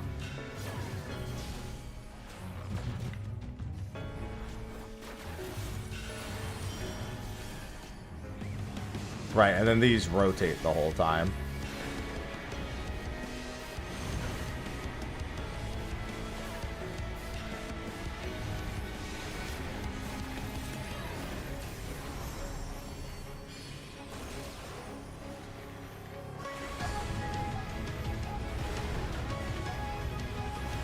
Priest with big arms. Chaos, chaos. Worst thanks for the 31 months. Chaos, chaos. I love subs. Worst Gordon just subscribe with fun. I love Feel subs. finding their I love sub. resubs. Ah, thank you.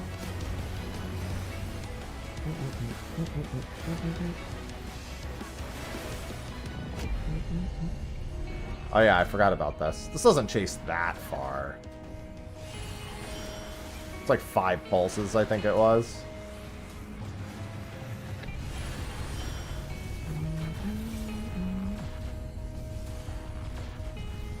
Time to grip. Sir? Oh no, it's this, and then the grip.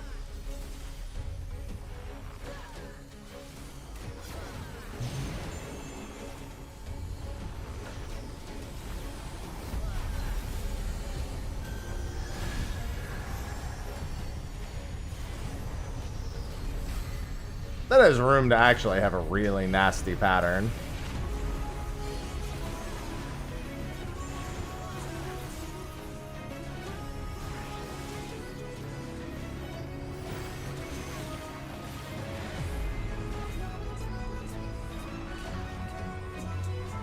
What about one that's both, Krista? It's kind of what this one is.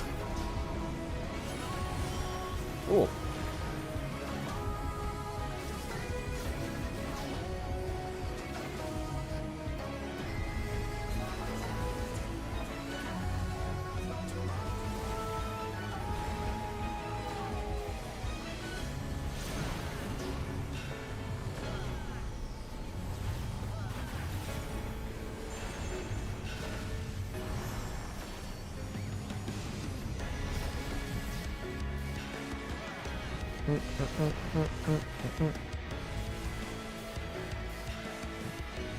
No, you're not allowed to do it solo, Brad.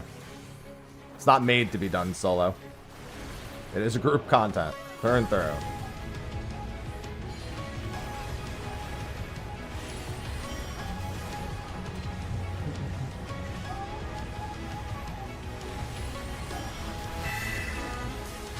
Winter, thanks for the 8 months. Winter Game just subscribed for 8 months. Ooh, new fight. And new glasses. Hi.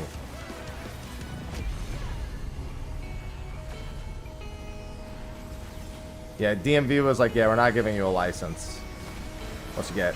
Go get an eye exam. The eye exam was like, yeah. It's probably about that time.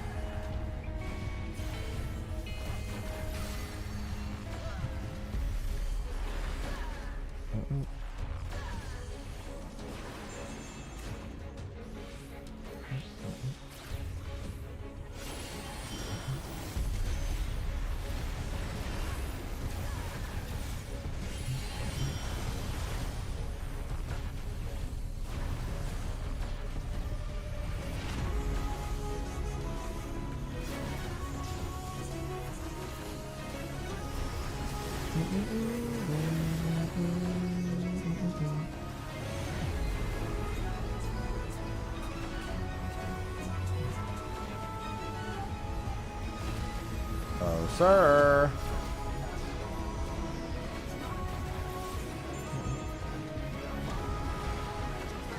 Don't worry, boss. I've done mechanics before. I'm prepared.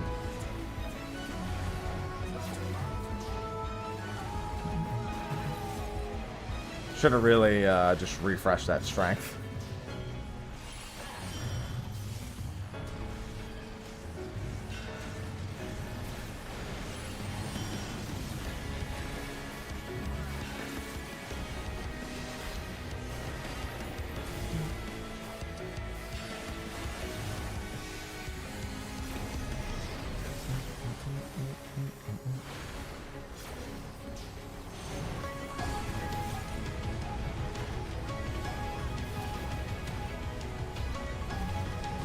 Oh. Was over slightly too far. Oh well. Poker and pot. Move on.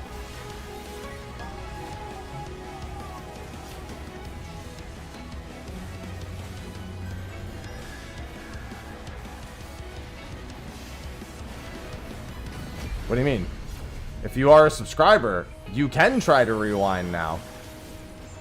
You're not, so you can't, but you know. They said that'll be rolling out to everyone soon.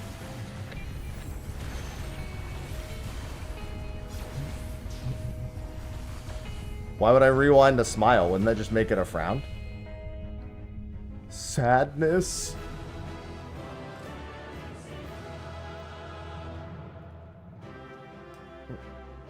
Yeah, I'd say that's fairly accurate, Wolf. Oh, my neck hurts. What if I slept on it weird? I'm gonna take 2 minutes and take like an Advil or something. I will be right back.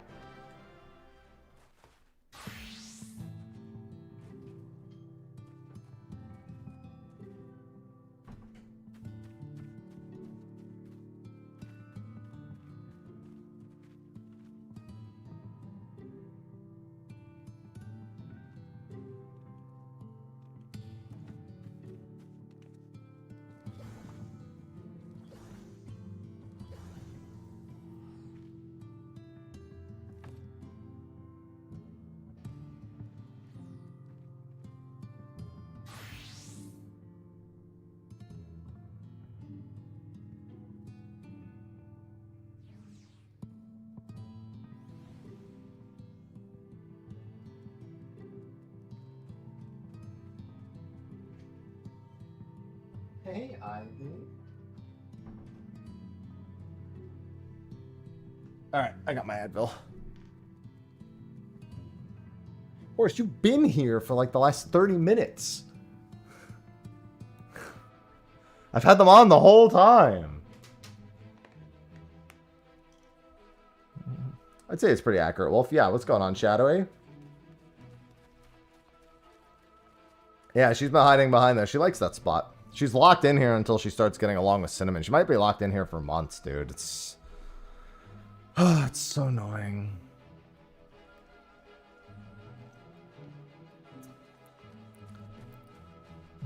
Alright. She'll help with the headache. Even just getting up and moving around helped a little bit. Alright, that's 4:30. Hey, girl.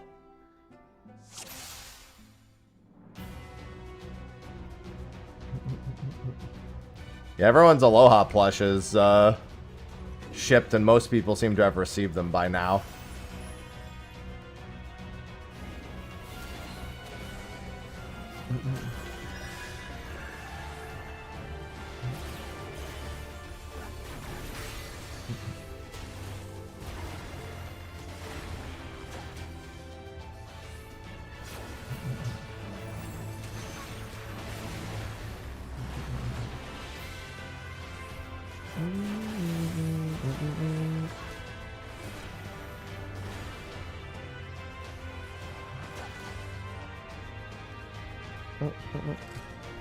Got my haste back.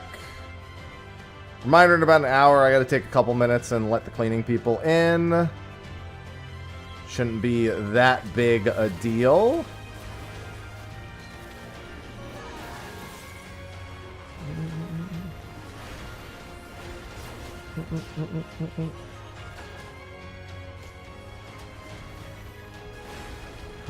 Hold on, Sophie just texted me real quick.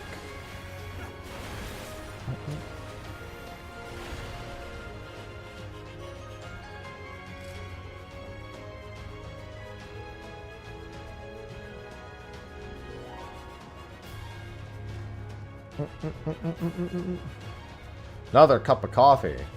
All the coffee. All the time. So we're soloing floor 100 every week for the challenge log, right? Smile. Ooh. I guess I'll maze route.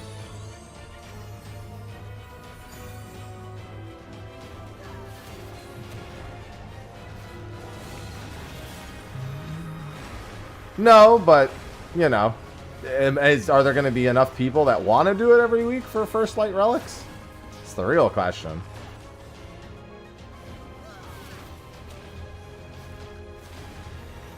%10 of a level.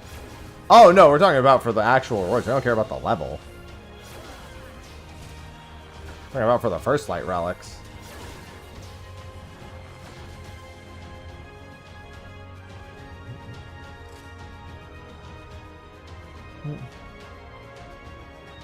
Yeah, it won't be too unreasonable to see people PFing it. I don't know what that question means, Espresso. I don't think that you could label any of them like that.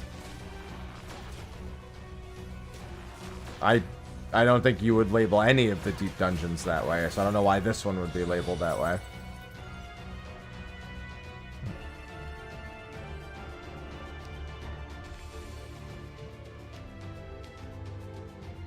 Machinist has always been like the go-to for every single one. And then people usually just back up on tanks if they're not comfortable on that. I mean, Machinist and Red Mage, technically.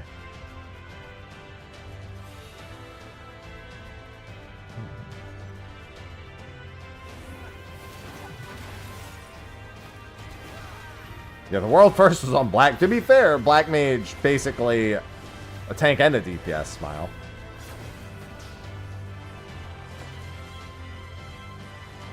Yeah, but then you gotta get the Luminous Oil so you can buy the stuff to sell.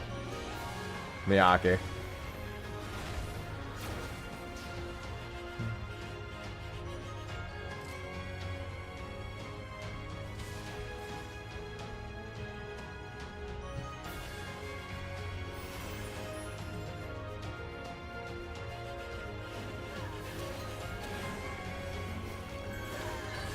Machinist go-to because it gets its burst tools up very frequently, has infinite movement, crowd control, a silence, and also has several different forms of mitigation.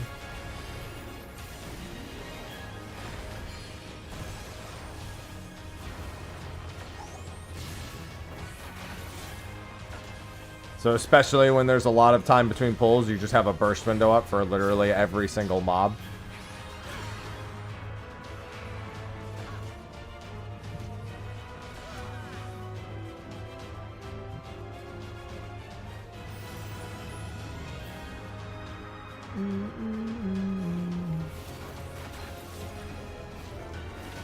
They're quite good. They also have a good amount of their power tools, pun unintended, even at level 60. So they consistently have all their tools for all the deep dungeons, or at least all the most important ones.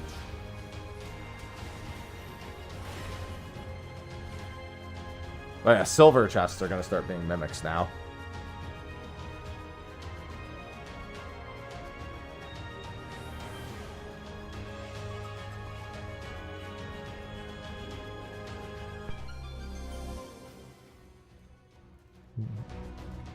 Sure, I'll devotion. Fuck it.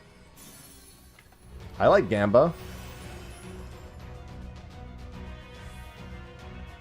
Fuck yeah, devotion.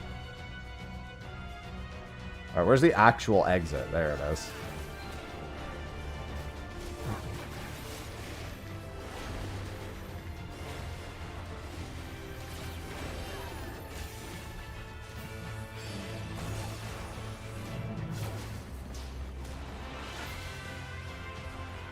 This is a pretty full floor. I'm just gonna go back and forth between the two rooms until the exit opens.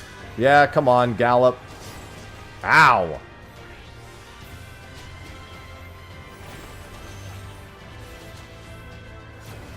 It didn't actually hurt that much. I don't know why I said ow.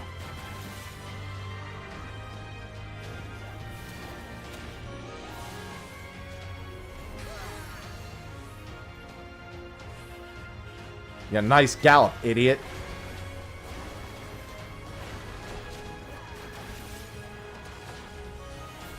How did that bird not see me? And I was gonna pull it anyway, but still.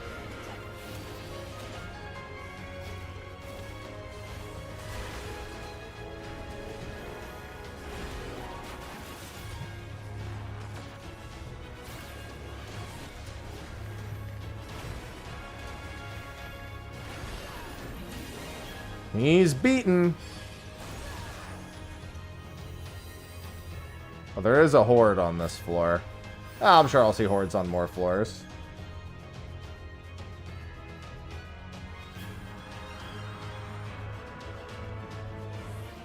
Yeah, I was gonna say, I can wholeheartedly assure you somebody did it on Warrior. Hey.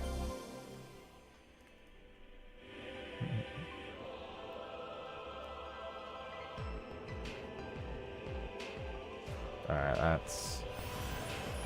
Exit room, what's over here?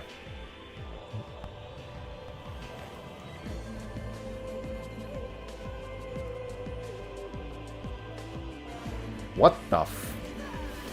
Homeboy, you weren't even actually in the room. You cheated.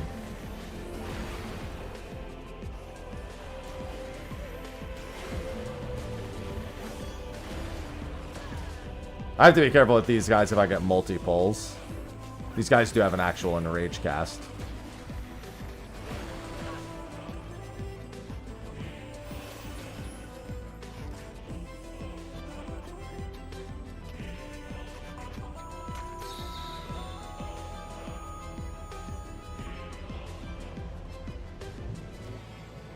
That skeleton's pretty old. I'm not going in there. For these perversions. I mean, this exact mob is literally the trash mob from E1. Literally, it just is that mob. It's the ad phase mob. But that model was used well before that. That's a Faust model, yeah.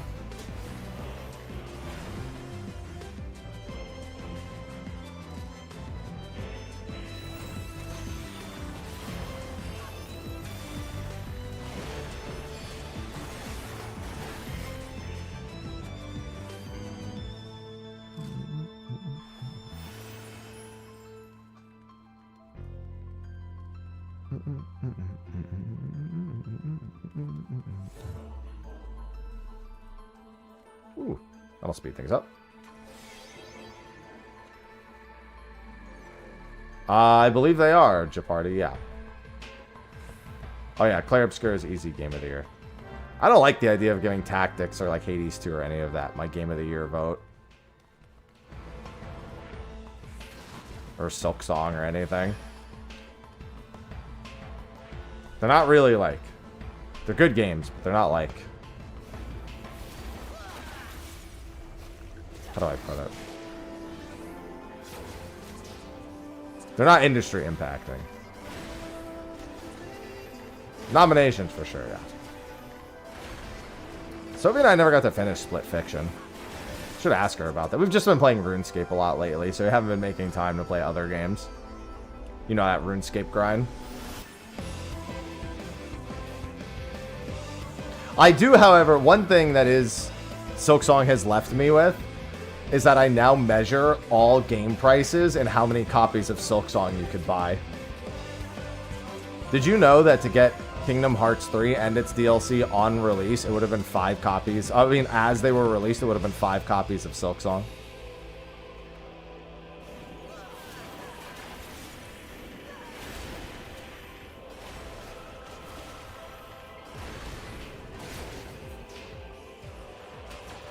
All that to play a half-finished game and then another half that was $40 for basically 13 boss fights. That was totally not worth it.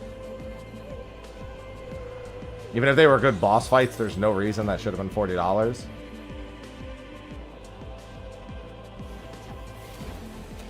Silksong is currency, yeah.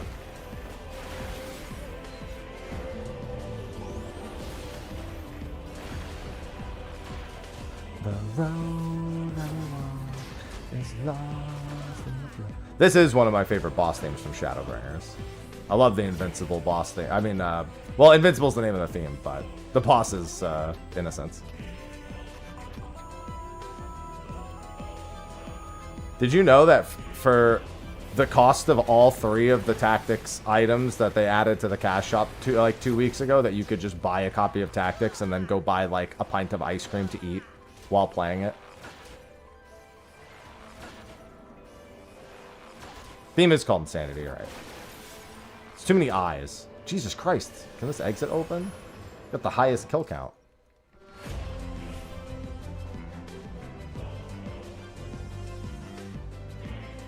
I know that now, Pimpy.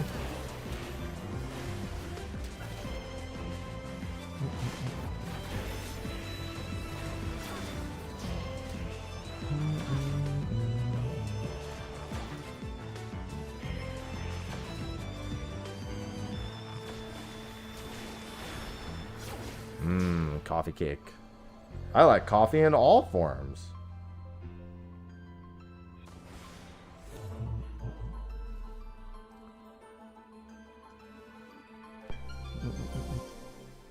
Yeah, you are correct. They are no longer microtransactions. They are definitely macro transactions. Bet that lion didn't think this is the way its life would end.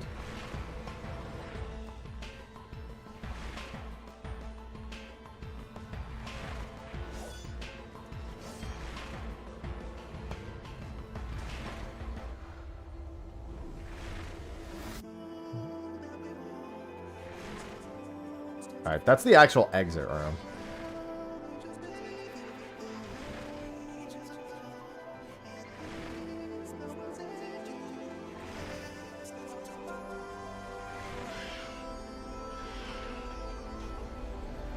Oh, there's still one more room.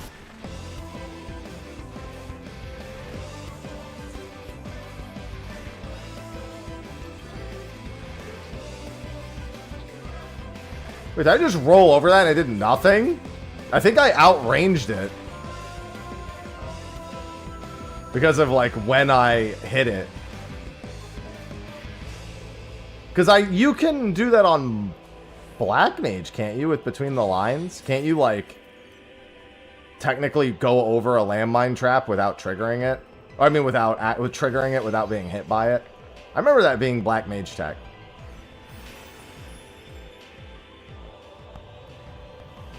Yeah, and Thunderclap can do it too. I just remember the first time I saw it was with Black Mage. What? What are you doing here? I rolled over everyone. Hey, stop trying to hit me with a wooden horse.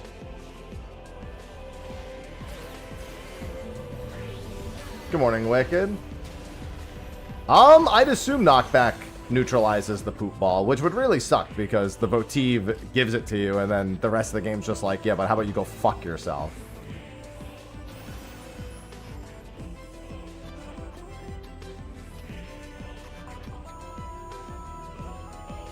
I kind of wish they had used this as one of the boss themes in here. Just because they basically used 3 different versions of Insatiable anyway, they might as well have just, you know... This is basically another version. It uses the motif, so... I mean, I'm glad the song is in here all the same. You'd think I'd be sick of these lyrics after the last few days, but... I love these themes. There's still a gold in there for me to open. We ball! We ball!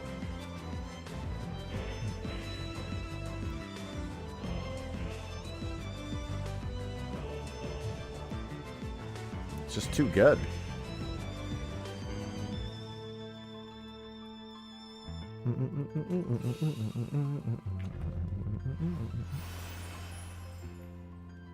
It's time to use my weekly challenge log of 1 to 100 through Deep Dungeon to get the tomes to buy my relics. Smile.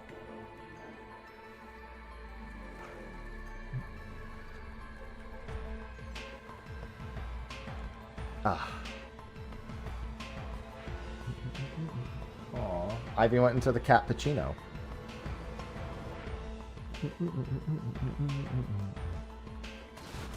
Ow!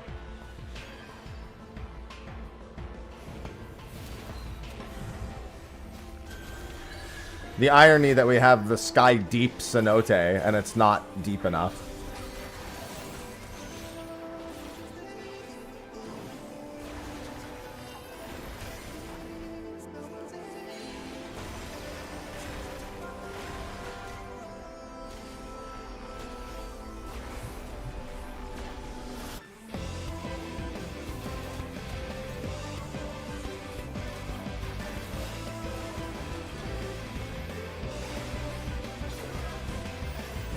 Oh no, it's this one I want.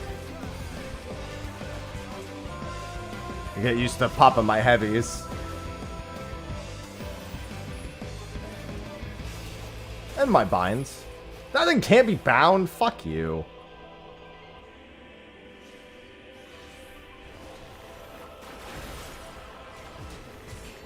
That's about the only advantage of Bard over Machinist, is that you can dot a target, and then if you have to like LOS or like can't hit it for whatever its like base mechanic is. This one you don't have to do that, because this one you literally just face tank it and then move behind the cone. But like, there are some cases where it works out as a favor.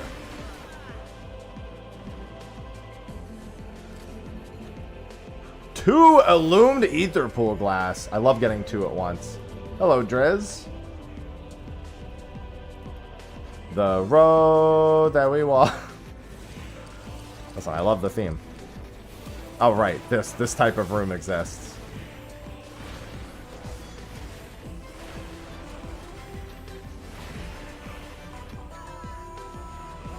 Yeah, I like when deep dungeons go to older areas. I prefer that over it being like the expansion area. I always like having... I mean, that's one of the things I liked about Criterion's too, is I went to a bunch of old expansion stuff.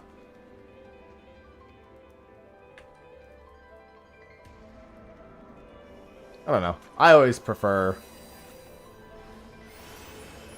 expanding any part of the world. Because, like, when we've passed through those, we go, oh, man, I wonder what that was all about.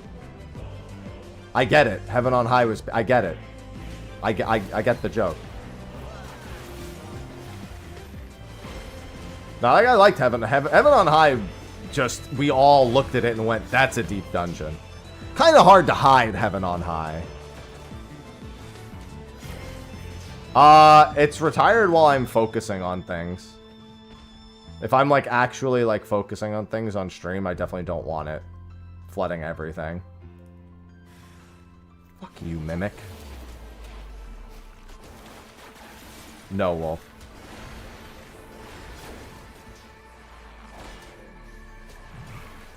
Yeah, I'm not gonna try to, like, flood my chat and worry about managing it and everything while... I'm in the middle of doing actual content like Qunatum and my Deep Dungeon solos.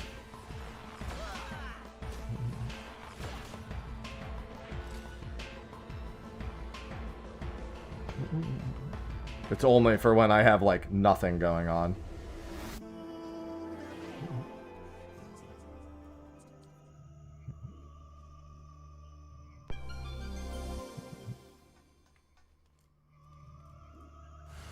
Oh my god, mimics. Stop it.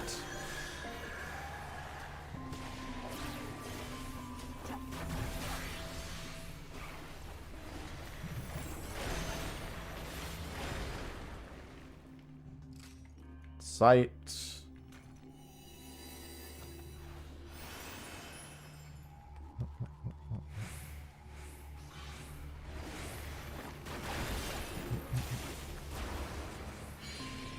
Boop.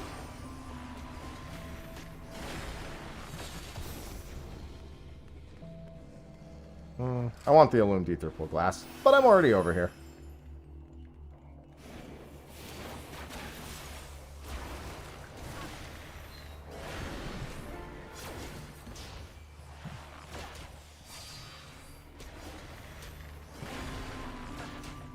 What the hell does... Oh, right. I was just thinking to myself, weren't these things in Heaven on High and had a really fast cast line AoE? There it is. They sure did.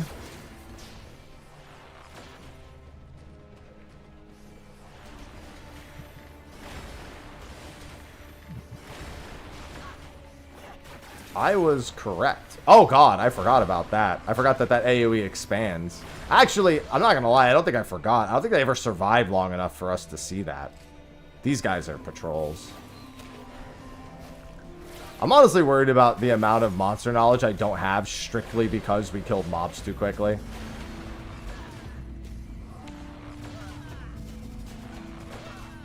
I know that's... I think it does behind afterwards for the pair.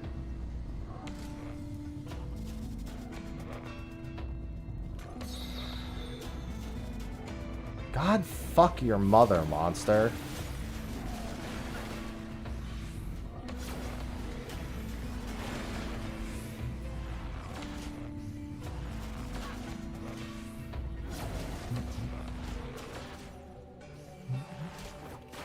Whoa, that, all right, don't pull those in the hallways. Got it.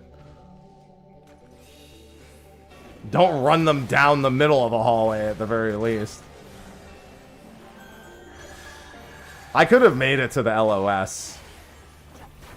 But like I said, most of these mobs we just murdered, so.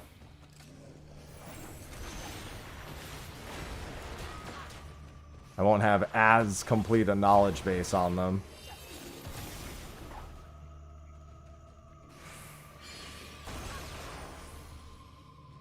Alright, I don't want to do that.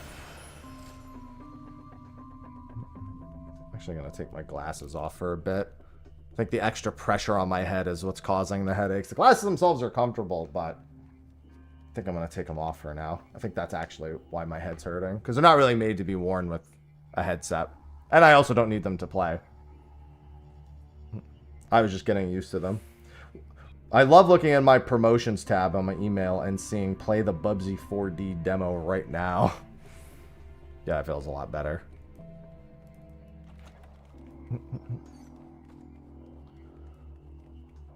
Literally looked down at my phone and that was the first thing I saw. After the set of floors, I'm not going to start the next step until my the cleaning people are here. Which is in about 28 minutes. They might be here a little earlier, but I'm going to go down in like 20 minutes. So I got 3 more floors to get through. I figure after that, I'll take a few minutes and then head downstairs. I'm also waiting on a package today. I got to see when it's supposed to be here, if it's even out for delivery yet. Glasses. Oh, it's from a physical store. I literally, like, I went to the DMV because I'm getting my license back. Okay, so let me tell the whole story, because otherwise it's going to sound really weird.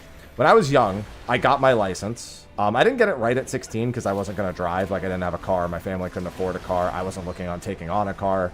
I also lived in the, you know, northeast of the United States, which is New York area. So subways, buses, all that. I didn't need it. But when I was like 18, I think it was, I went and got my license. You know, I got my permit. I did the whole thing. And I never used it a single time.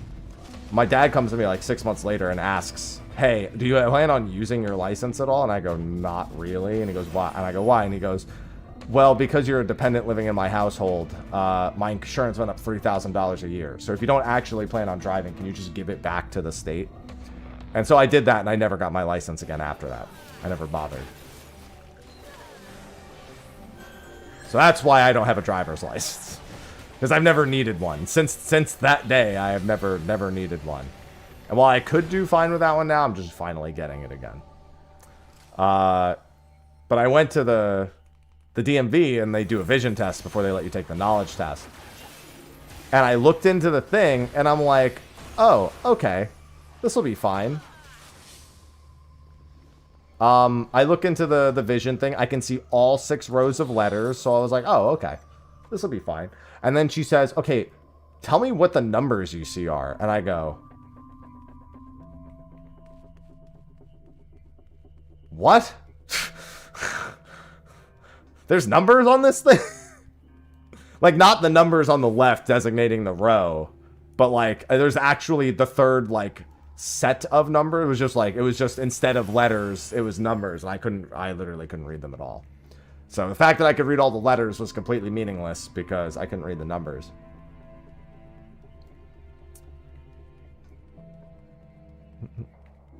$3K. Well, you got to remember that it was a household of 4 people driving. I'd assume that in New Jersey, at least.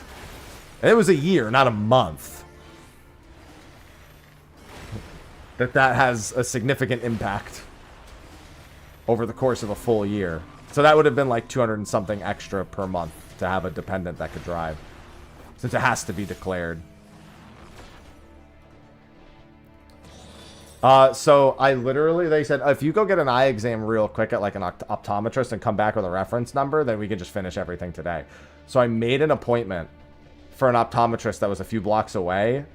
And then in the 45 minutes I was waiting, I went, had breakfast, walked over, it started raining. That was great. Went to the optometrist, got 2 pairs. I also have a pair of prescription sunglasses too. It was 2 for 1. So I was like, yeah, let me get regular glasses and let me get sunglasses. It'll be perfect. And then, after my optometrist appointment, I had to go back, take the knowledge test, get my permit. And I gotta wait 30 days before I can take the skill. At least 30 days before I can take the skills test. Much like the last time I got my license, the only thing that's even remotely concerning is parallel parking. Which I'll obviously practice before doing it. It's funny though, when my dad was trying to teach me to drive, which by the way, he's the worst teacher ever. He was like a, I don't like what you're doing, I'm gonna grab the wheel kind of guy. While in the teaching seat. Even if everything was fine, if it wasn't the way he would have done it. He was a grab the wheel from the passenger seat kind of, you know, hands-on teaching. Little too hands-on. Literally the worst thing you could do, by the way. Don't ever do that. I was like, Dad, I know how to drive. And he's like, how do you know how to drive? And I'm like, just because I don't have my license doesn't mean I haven't driven a car. He's like, what does that mean? And I was like, you think my friends don't just, like, ever be like, hey, do you want to just try? I have a friend who drives stick. He taught me how to drive stick. I know how to shift gears, Dad, like on an actual manual car. He taught me in this fucking Toyota Corolla that he's so insanely proud of. And he's like, okay, but do you know how to parallel park? And I'm like, yeah, I know how to parallel park. And he's like, okay, show me. And so he puts the cones down and I do it and he's just like, okay, we're done. Now, I guarantee you that's not going to go that way this time. It's been too long since I've done it.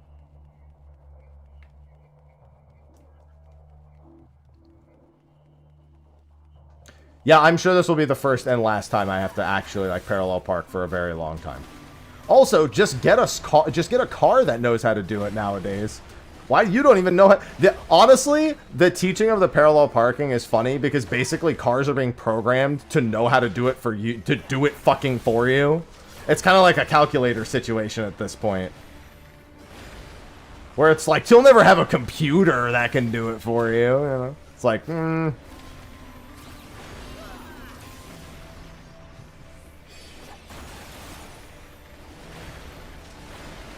Yeah, there's also the backup cameras, too.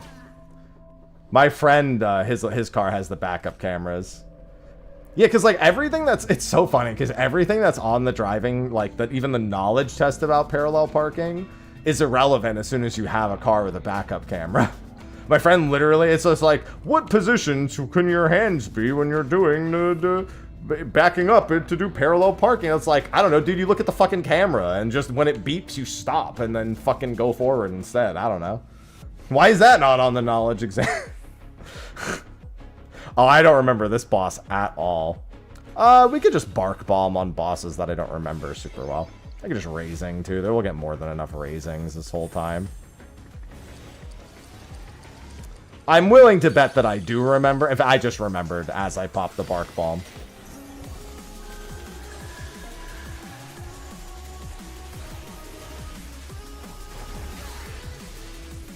I literally remembered as I was, yeah, because the two ads come out and then they all go to a spot. And then it's knockback, this is knockback, knockback, knockback, yeah.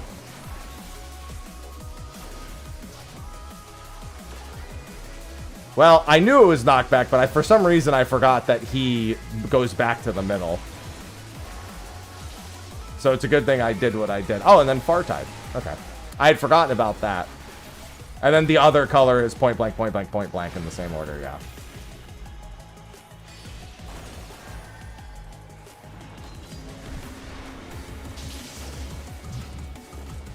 This will probably be the other one. They're preparing to spout. Yep. Start here, and then you're good. Yeah, it's the Enlightened. The title I'm using is the Quantum 40 title, the Mourner of Light. We fall. Oh, he's doing near tide. I'm out.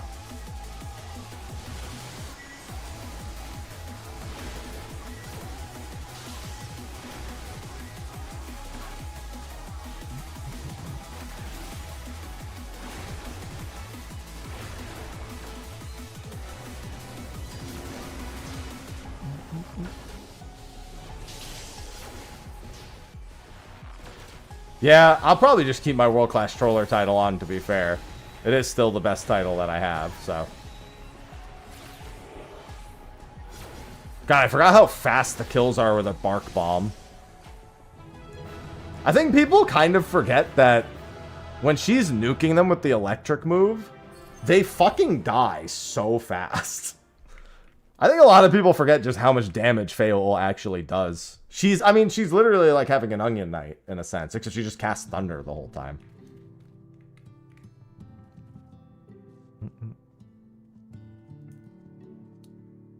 Yeah, I gotta empty some of this stuff. It's because I haven't been on my homeworld in a while, so I have way too much shit. Clear demis and whatnot, yeah. I have all my I never finished getting my Cosmic mount. My Gelmorans, my other trim sacks. Yeah, I just have too much stuff left over from not going back and cleaning everything out, like Stella clusters and shit. Actually, I got a few minutes. Let me do that now.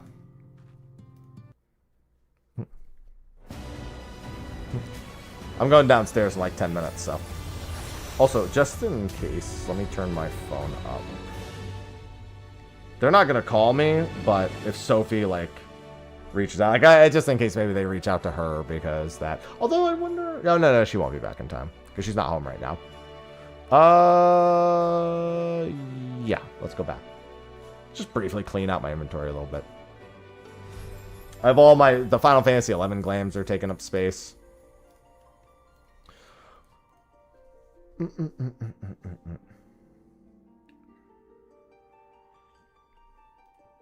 Currencies. Driver's license, just to have it.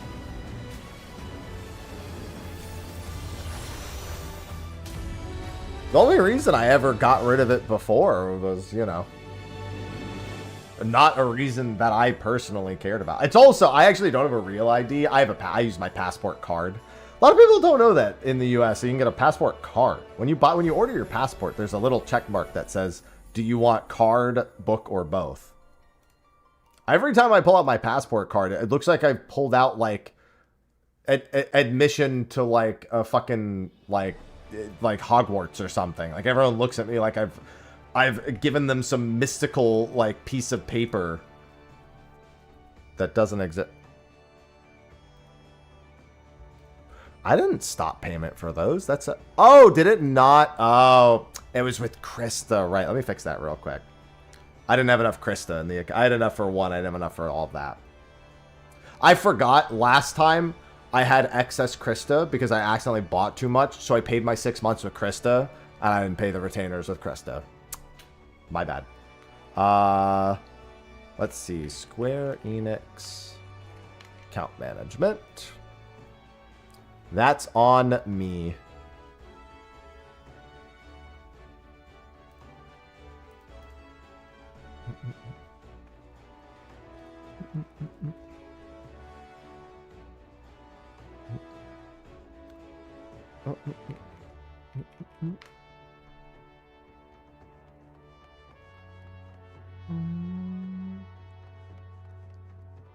Here we go.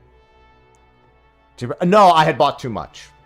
I think when I was doing the giveaways, I bought Krista, and I just, like, had enough to do a 6-month charge. I said, ah, fuck it, I'll just do that.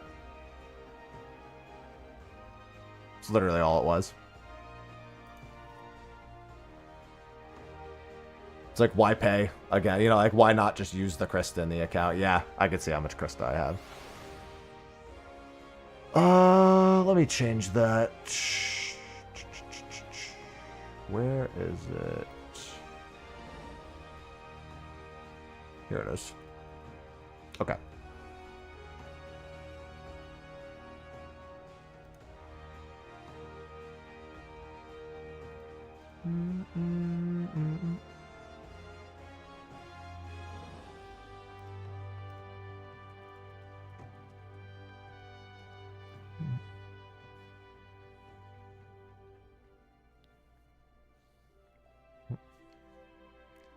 And fixed. Okay. That's on me. Yeah, because it would have been like what? I don't even know how much Krista that would be.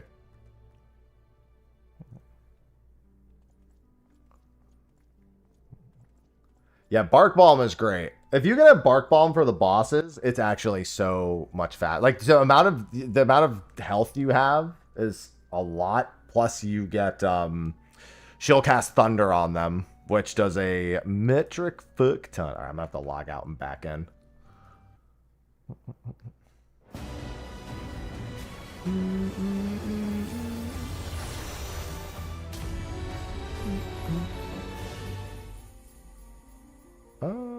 There we go.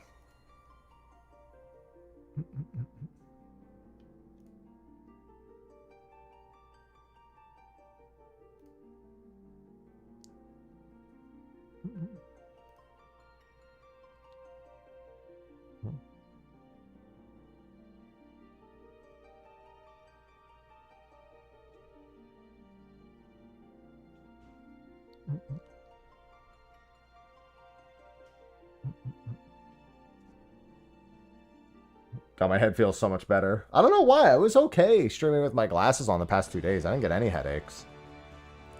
But I couldn't help but notice that my headache today was like really bad. And whenever I get bad headaches, it makes me extra concerned because of everything that happened earlier in the year. So I was just like, let me not do that. Dude, all the fishing shit taking up so much space. Alright. I'll have to go through and clean stuff out because I've been holding on to more glam than I normally do because most of the time I really don't give a shit. But for some reason, this expansion, I've actually been holding on to some.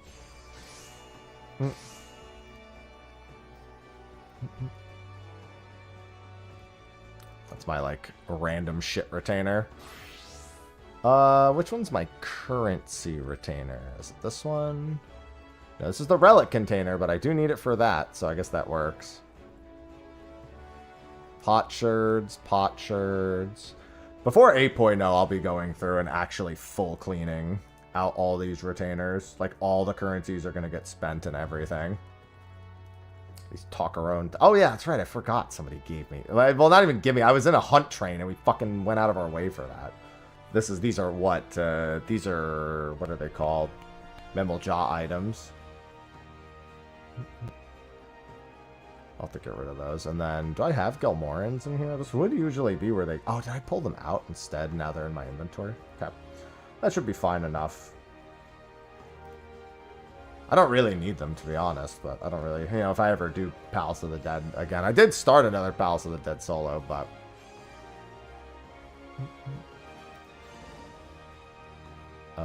do I have any dupes? No. Yeah. Just enough years of these retainers being given stuff in these categories.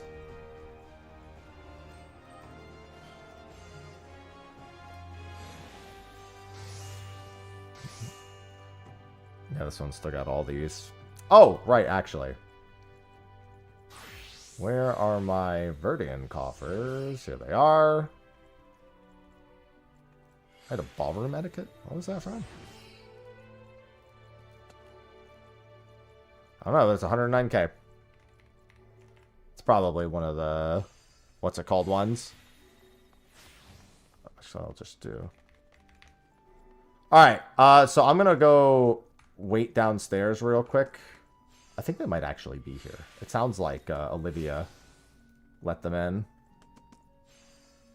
So I'm gonna go give that a peek real quick. If I don't come back in the next few minutes because I'm waiting on the cleaning people, but I think they're already here. Be right back.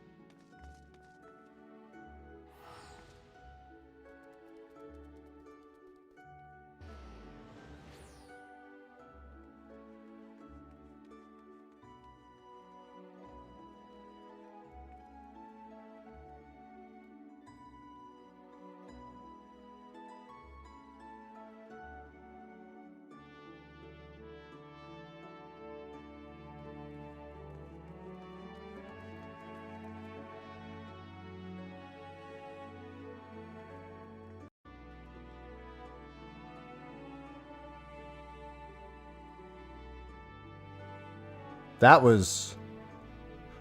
Ivy, did you do something while I was gone? All my audio sources got fucked up while I was gone. Guess maybe just from being AFK? Literally, I sat back down. And they were all incorrect. Alright, so I ordered something. And it says delivered. And it wholeheartedly was not fucking delivered. So while it could come later in the day, I just want to take care of that real quick.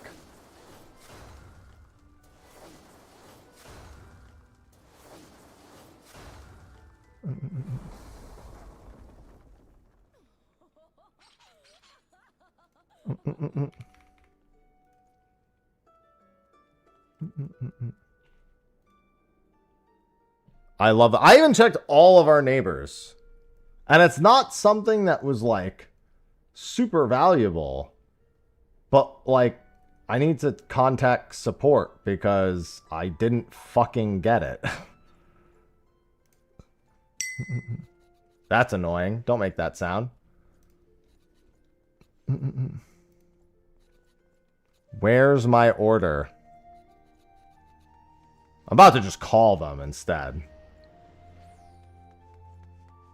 Yeah, it was something that I was excited to get here today.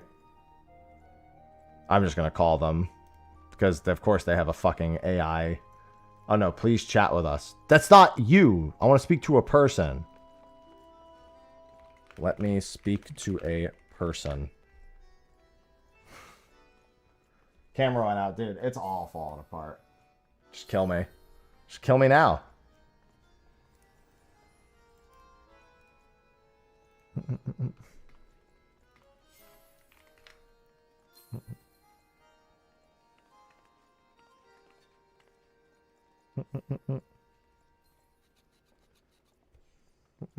Yeah, I'm on floor 40, and then I had to take a short break.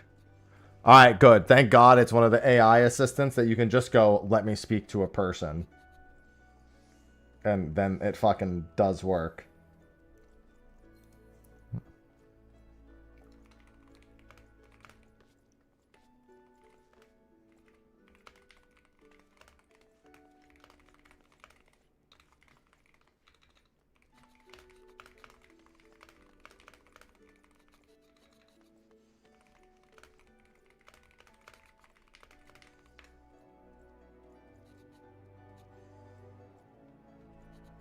Alright.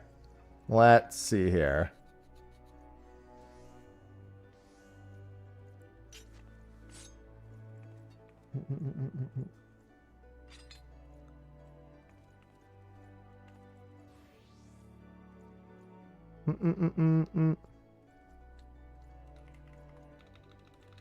Let me just give them my order number.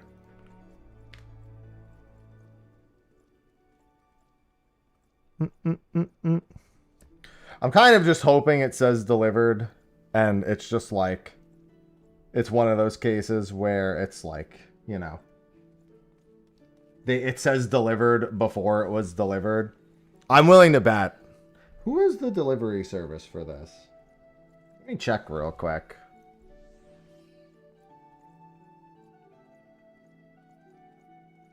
Let me see the fucking number. Where is it? I want to get back to this, but I'm fucking distracted. I just need everything I've done as of late. It's like there's a black cloud over it.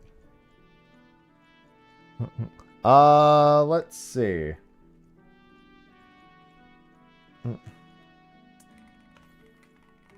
Let me see. It doesn't. I don't even think it says what tracking number it is. Okay, it's not that. Let me try that. Is it FedEx? What the fuck?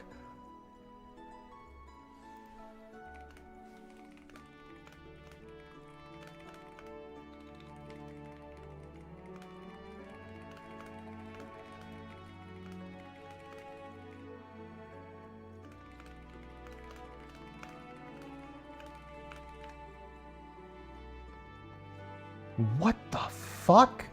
I found the picture of the delivery. Like they attached one. That's nowhere near where I live. I don't know where that is. I have no idea where that is. I finally found the picture because it was through FedEx.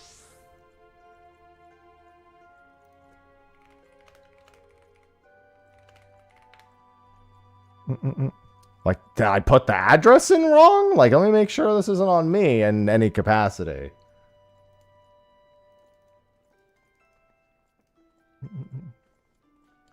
Recipient address. Yeah. I don't know where that even is.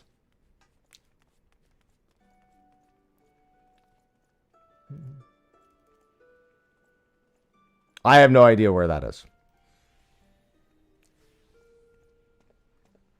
Where is... Where was the support page I had open?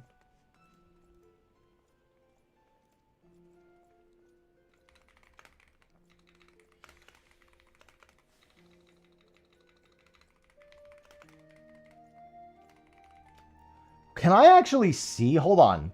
I gotta do some zoom and enhance shit real quick. I don't think this is gonna work. Because there's another package next to it. Oh, wait! I think I know where that is. That's a neighbor's house. That's a neighbor's house. I'm almost certain that's a neighbor's house.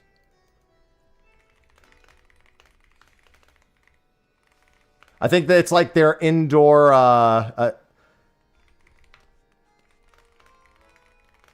gonna go check. I think I know where it is.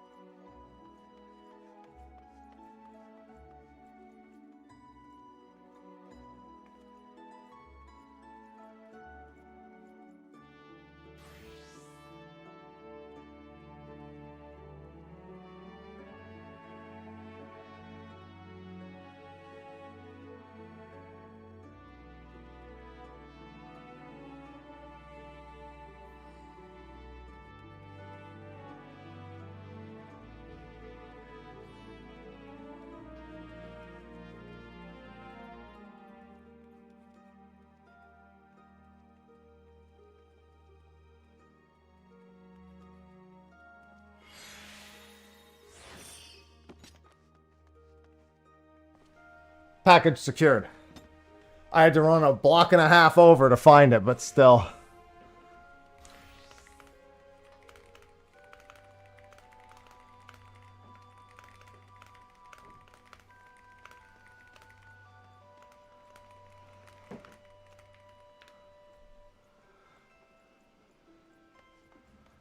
Oh, what a fucking place to leave it. Block and a half away. I was like, what the fuck is that? I was like, where is this, like, outdoor table that's, like, for some reason, and I was like, it hit me. It's like, that's a patio. That's an indoor patio. Why would you leave their mail in their patio? The fuck? That's not where you leave the mail. I had to open their door and go in.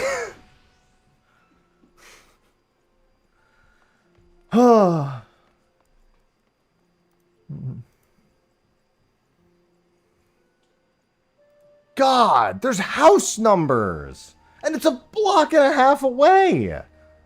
There's no effort made in any capacity.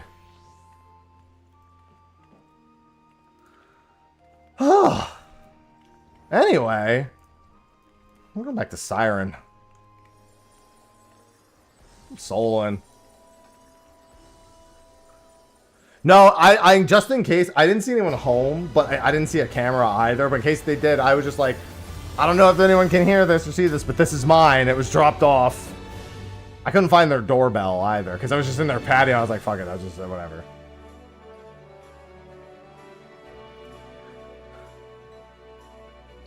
I think they'll understand a giant thing of flowers.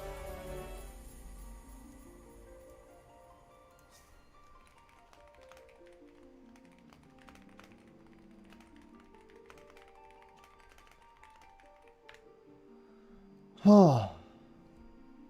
No, the box isn't for you. Also, I'm logging back in instead of going back to Ether.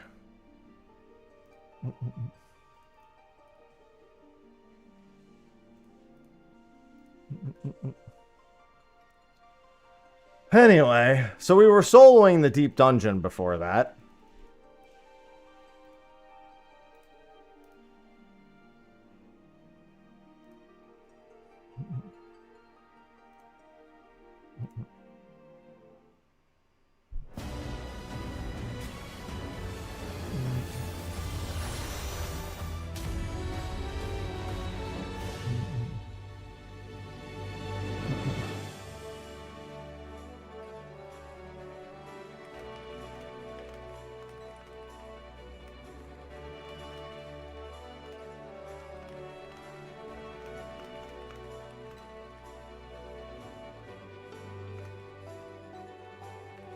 Okay.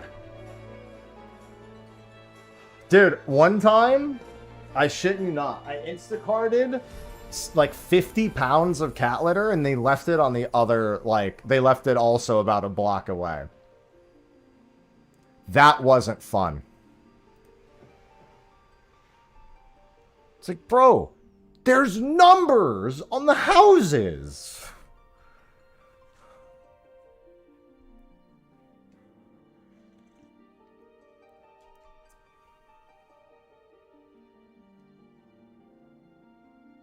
They look different.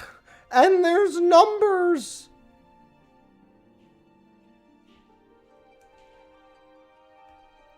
Bro, I think Final Fantasy 14 players are delivering my packages. Honestly, the overlap is just... It's just too great. I can't ignore what's right in front of me, to be honest.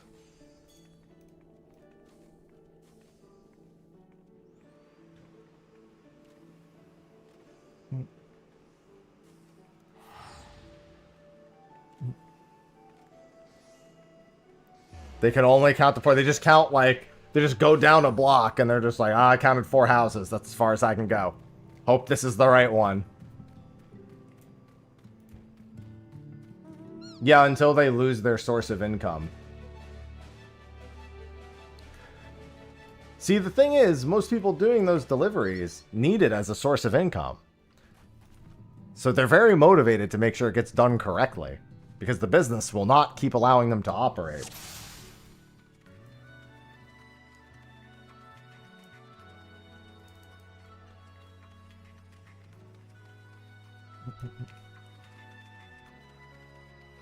East. I thought you said west. Alright. We're going to be on this floor set for... this floor set, I'll be honest, this floor set maybe sticks around a little too long. The outdoor floor set. Maybe just a wee bit too long in here. Just because it's not nearly as pretty as the other ones.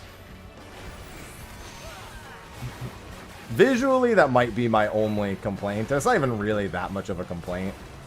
Because I don't mind this floor tile. But it's just not as attractive as the other tile sets. I don't know what Dripping Fangs does, but I don't think I want to find out.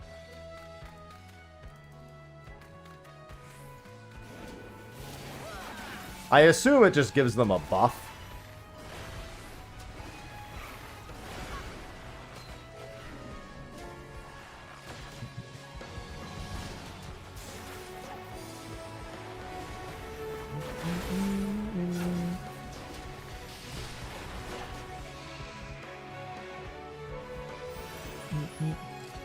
Well, I mean, it's just you go from this, like, pretty nice looking indoor church setting to the desert, and the desert's fine, but then the desert sticks around for 40 floors, and you're like... I mean, it makes sense, because the first tile set, or at least a derivative of the first tile set, also sticks around for about 40 floors, and then the last set is the last 20 floors. I don't know. I just think, I don't like it. I don't like the way it looks as much. Hello, Rises. I'm doing good, just working on my PT solo.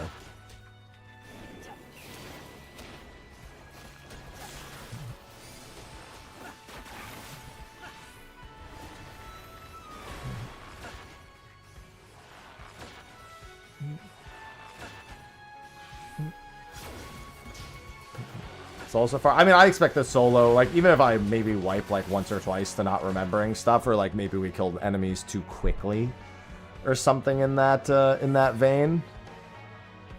I expect this to be this will probably be the easiest of the 4 solos. I never finished the EO solo because it was very boring.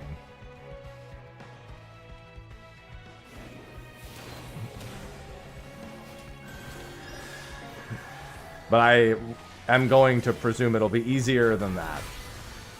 Ooh, that's a bit of a waste. Smite of Rage. Don't worry, I remember these. Fortunately, I've got a whole PTSD pile-up of Final Fantasy XI experience to make sure that whenever I see a weapon, I know exactly how Smite of Rage and Whirl of Rage work.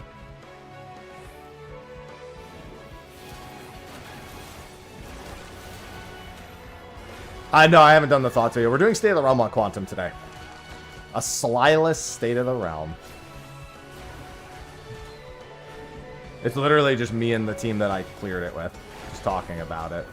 So we'll have all 4 perspectives. We'll have the DPS perspective, the healing perspective, the tank perspective. It'll be good.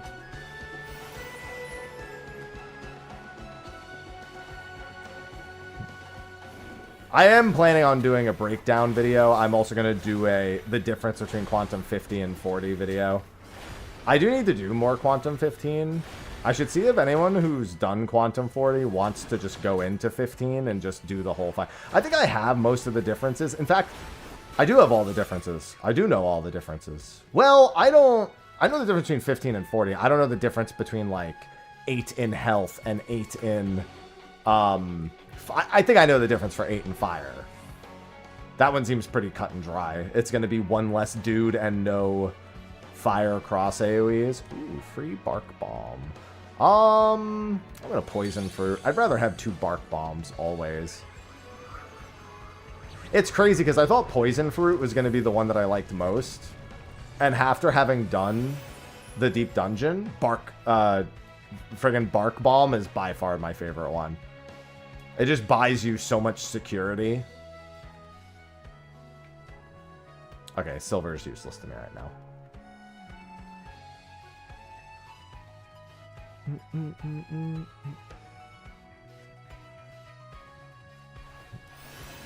I wanted to challenge chat to some stuff last month, but it just didn't work out. Maybe during my birthday month.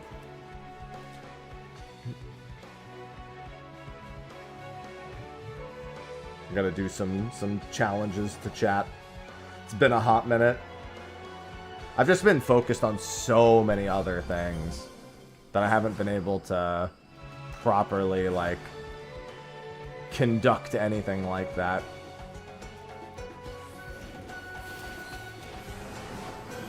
Oh, right, these things are the speed of smell.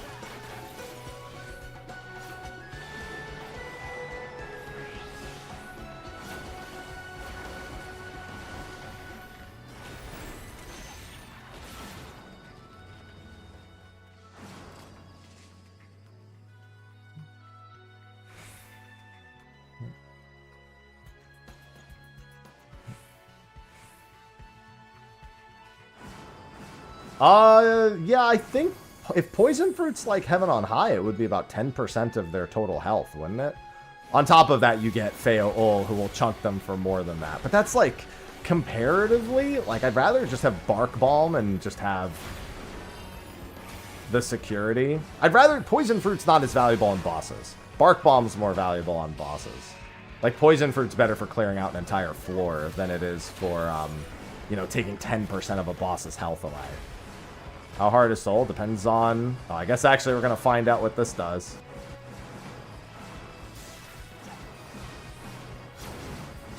Hopefully it's not... I mean, I guess if I just keep running, I'll never find out. I just don't want to see if he does whatever it is when he gets in range. Yeah, I'm willing to bet this will be one of the easier solos of all the deep dungeons. There's just so many powerful tools. It's a lot of fun running around. I love the sprint. Strength. Alright. Like, I'm probably going to gamble on Votives the whole way up. I just don't see a reason not to gamble on Votives. You either get a massive, like, floor-changing buff/clear condition, or you get a minor inconvenience that you could... Usually there's some form of counterplay around, or is not fundamentally going to break you. No, if you try to use more than one incense on a floor, Feo Ul is like... It's like your branch is already assisting you. Don't be greedy. Yeah, Feo Ul actually sasses you if you try to use the second one. Just straight up says on your screen, don't be greedy.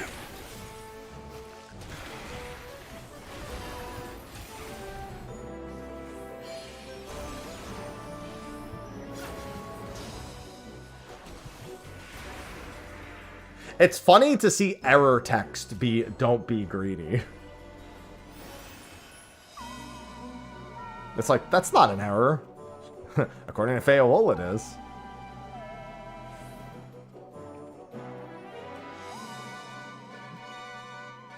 The error was your inability to just accept things the way they were.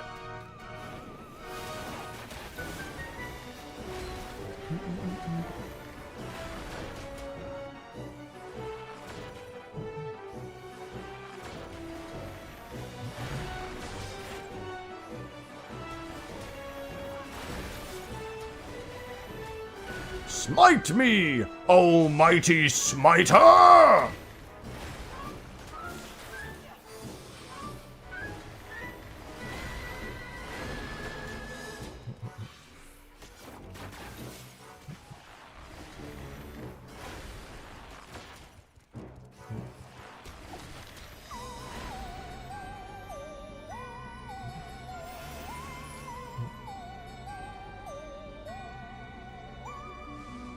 Of course the turtle's looking right at the chest.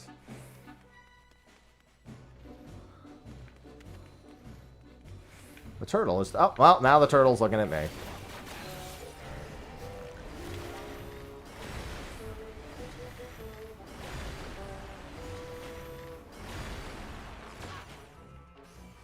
I'm beginning to wonder if I should just try to LOS that.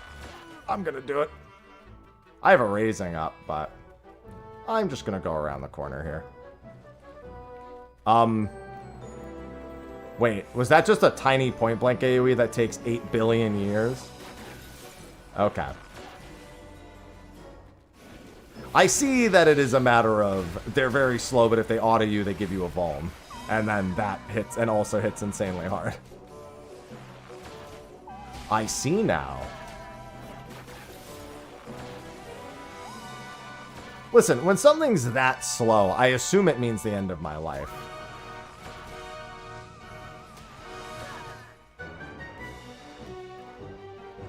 That ant is blind and can't hear.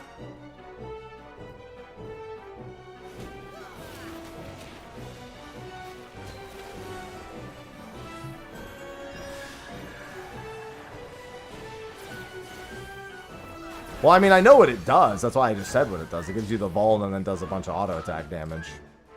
But I'm saying I thought the stomp was going to be like the end of my life. Not a minor consideration on which I don't even consider because I'm a bard. I think I also have a raising running. I sure do. Ooh, I have a safety running now too.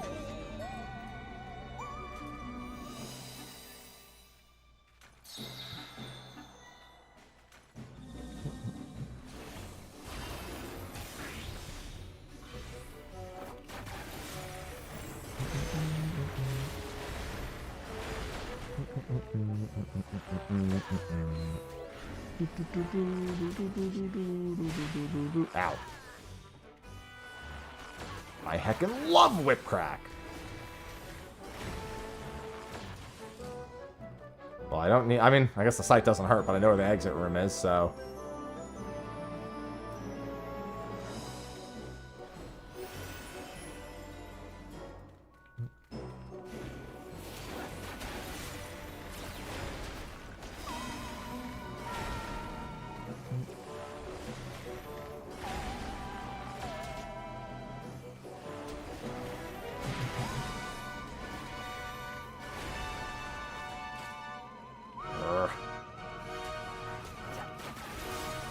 I wish to strength. Listen, sometimes you just got a repelling shot. I still have one of my favorite repelling shots I've ever done. And I did it literally every pull, and that was in P4S. It was such a meaningless repelling shot, I mean. Quelling strike's very different. Repelling shot, but I loved doing it every time. It's like, I can just resolve this by, you know, literally walking.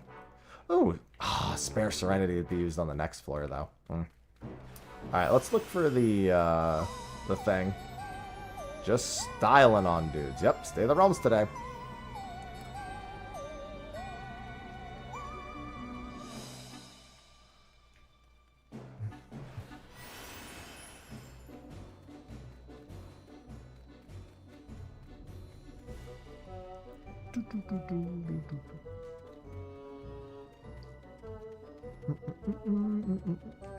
Hopefully I'll find a spare Serenity. Although, then again, like I said, the Gloom is not an issue. Of course, it's in this room.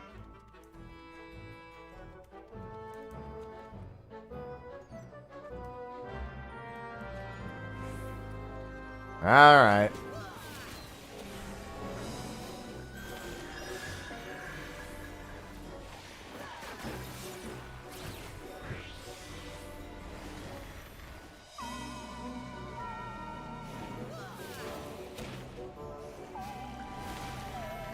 Biggest problem with these things is I really just want to blast it, but I don't want to hit the mob next to it.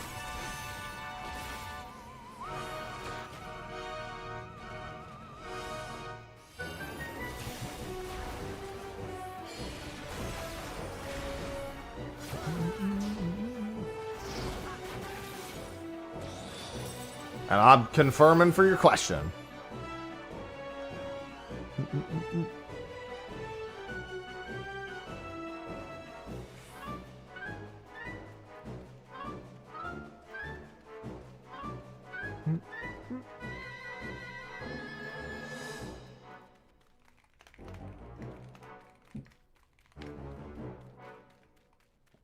All right.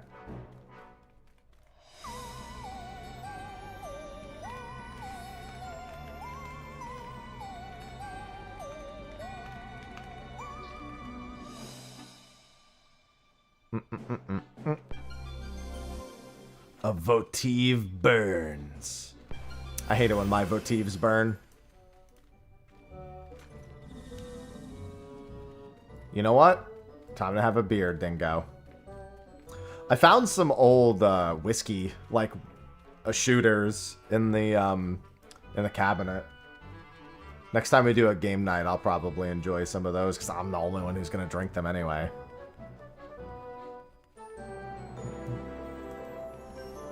Nobody else in this home is a whiskey drinker.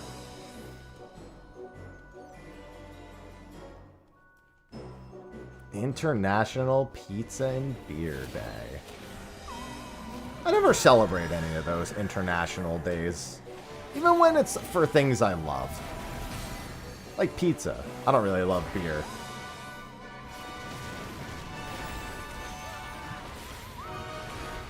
I never celebrate.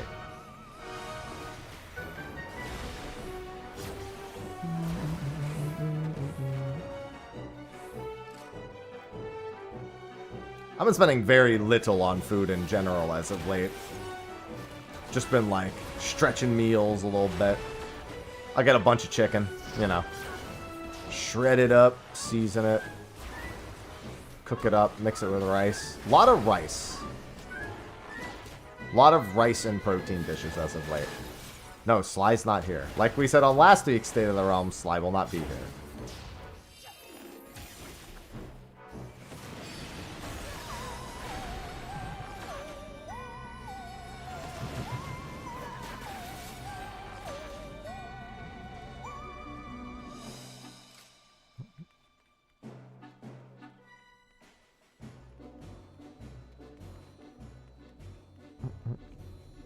Unless you're referring to the two me and so. No, we have a roommate too, but she doesn't drink it either.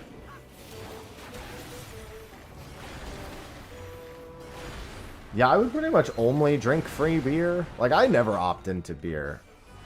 Unless it's like the only option. And even then, like, when I lived in San Diego for a while, so I really got used to drinking sours, you know? Oh my god, come on now.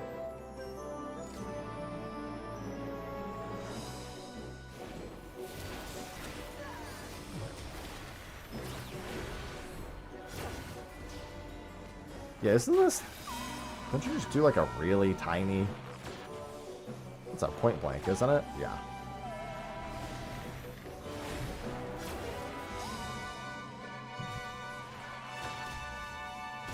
Please be the last one.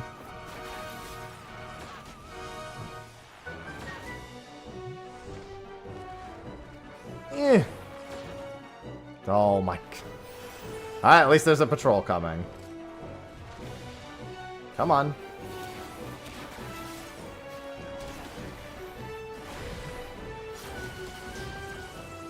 Why does this gloom floor also have to be a max kill floor? I'm a firm believer that gloom floors are more often max kill floors.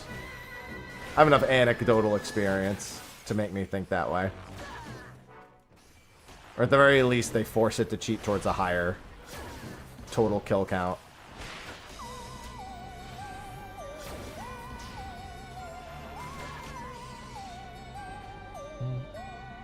I'm gonna pick up that bronze.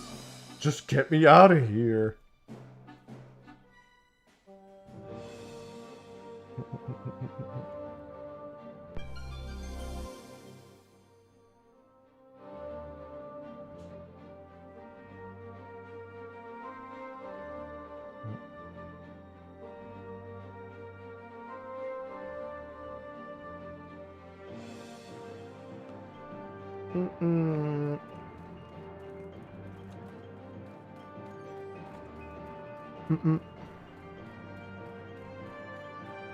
Gloom 2. This time, I didn't do it.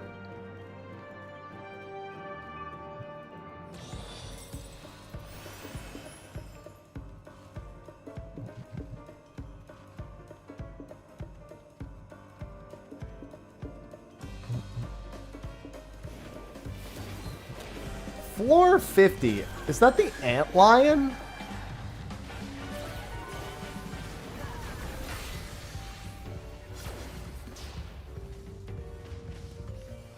Yep. Okay. I just saw this mob, and I know what this mob does. He goes right back the way he came. I remembered that much.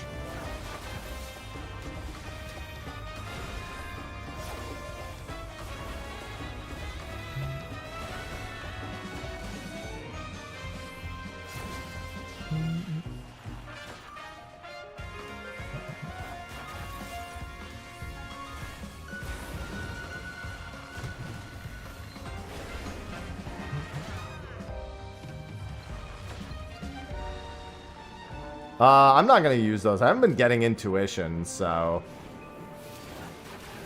I'm kind of trying not to burn all my intuitions before the higher floors.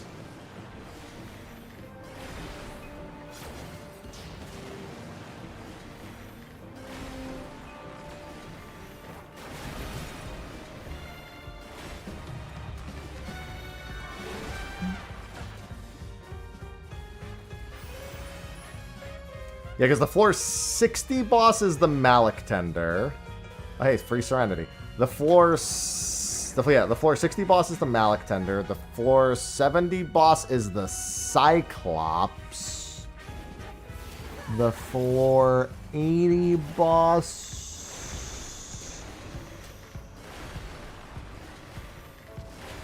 The Warg? Cor Regina. There you go.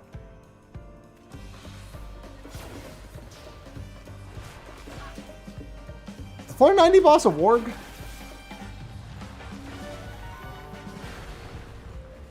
Are any of them Wargs?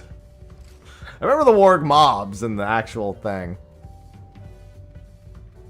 Cyclops one we wiped to on our, blind go through because we were just like, huh, what do these balls do? They're probably get away. Oh, it's the Sephiroth demon. Right. That one was really easy.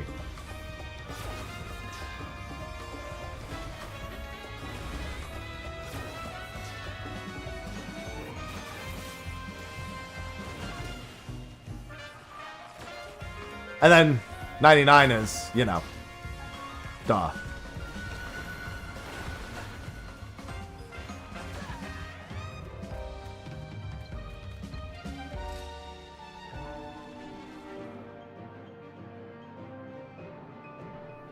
Confirm my appointment. I just made this appointment.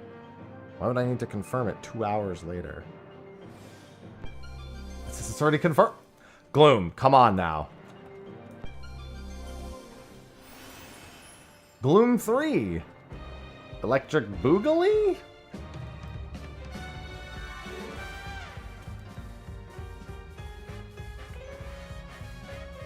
Treacherous Ground. Cool. But I want all the good ones. Where are all the fun ones?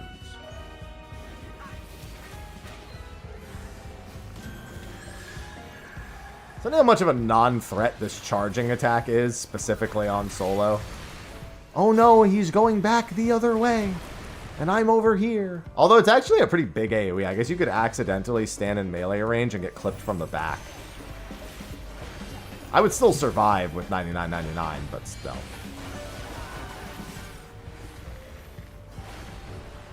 That's something I'd prefer to deal with.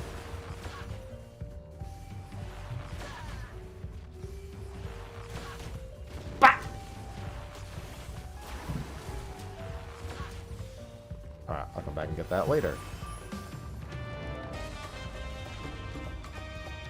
I mean, blind kinda sucks if you can't Serenity it, but, like, get over it, In all honesty, stop complaining. Compared to the number of good things you can get, I don't mind occasionally getting blinded. Especially because you can't get blind on normal floors anymore, so it's like... I'll take being blinded like a couple of times per run, maybe, over it being something that can happen every single floor tile set. Like it being a chance that it could happen every time. I would laugh if there was a votive that just says, "You die. Goodbye."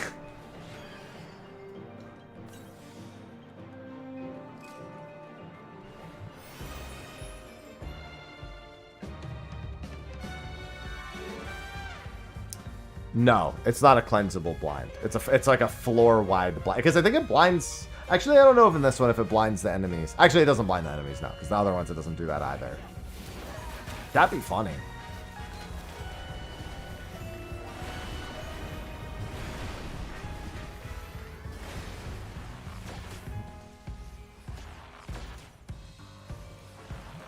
But it is like, it's not like a personal effect that can be removed. It's it can be only removed with Serenity.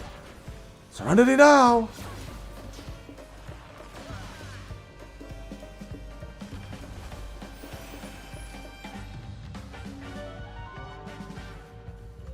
Might as well kill these things to get to the next floor. Do do do do do do do.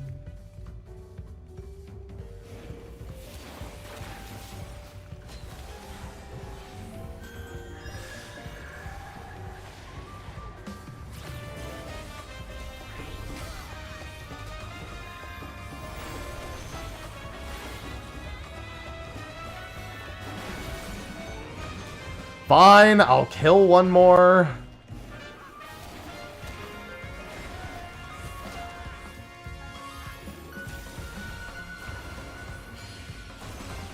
I'm sure there were some mobs that could like blind on hit, but not the floor-wide ones, no. I know people who brought, I think like Angelus occasionally mentioned bringing like spine drops in and stuff. A floor-wide paralyze would actually make me never do this content again if they ever did that. I would never again.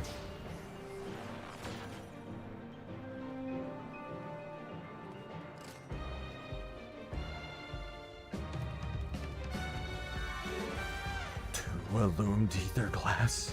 So I need to restock on Pilgrim's Potions for Qunatum.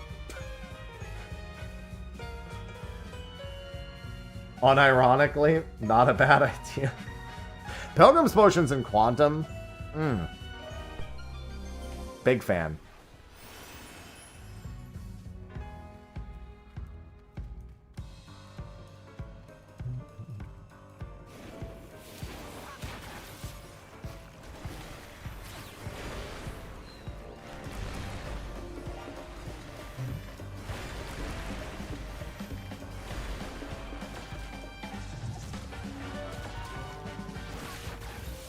Ow. He bit me. I'm gonna name him Charlie.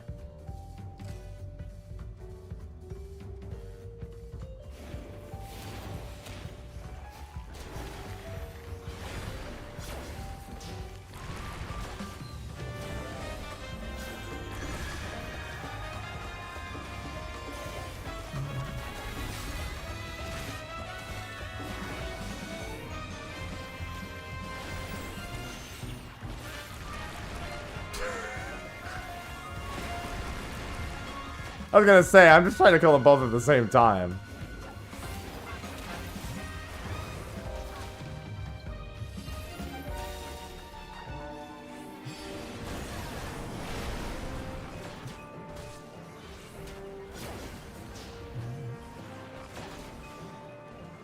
Yeah, Qunatum is a lot of fun. Like I said, we'll probably be doing more. Maybe not more Q40, just because it's such a high-stress thing. But we're almost certainly at least doing some more Q15.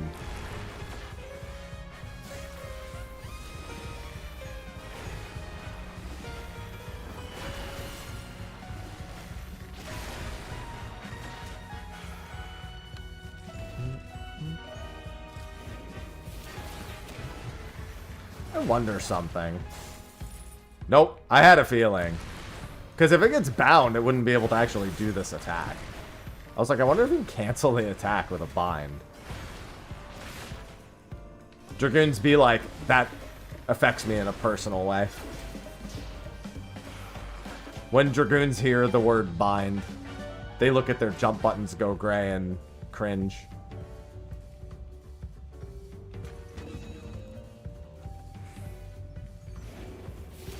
Like, that's not cool, man. Why could I bring that up?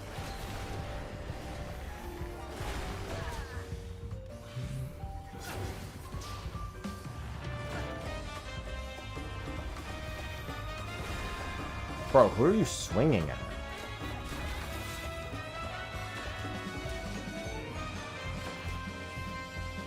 Alright. I'm pretty sure I remember how to do the antlion.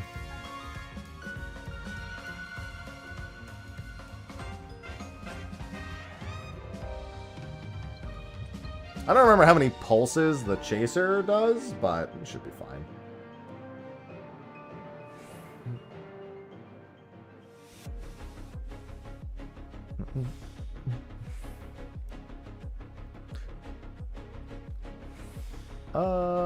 And then this,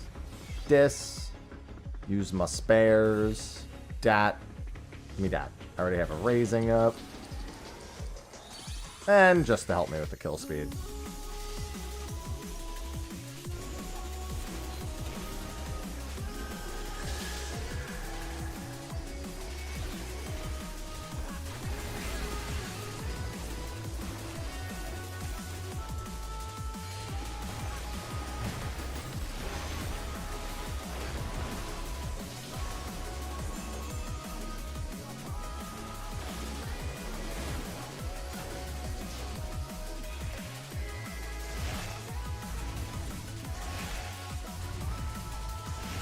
Pretty sure that's far enough. Yep.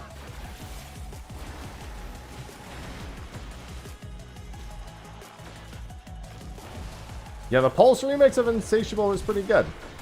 And Windrazor is the one where you need to be in the sand when it finishes casting.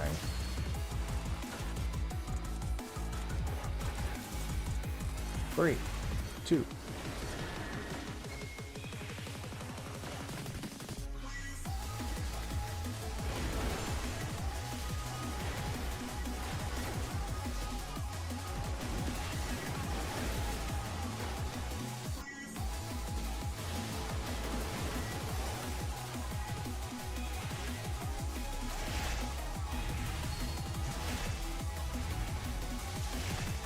I mean, he's not even...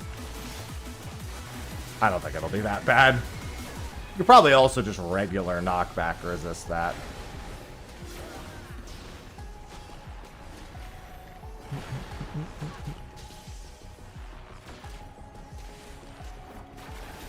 Because when he goes underground, he drops target briefly also.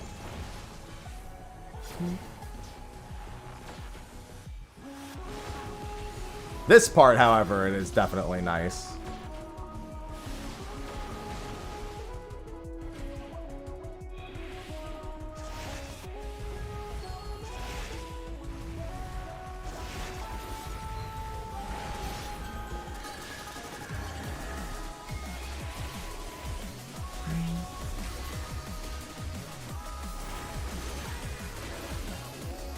Boop. Goodbye, sir.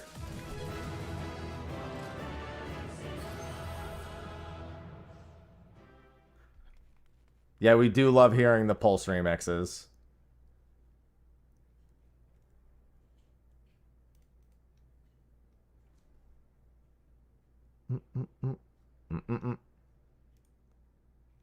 More Pulse. I can maybe do one or two more before State of the Realm. I do need to make some of the assets still. Solo Traveler. That's for getting to floor 50. Fuck you, game.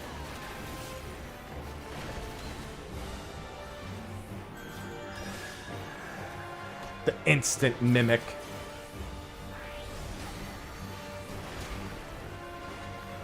That's pretty chunky.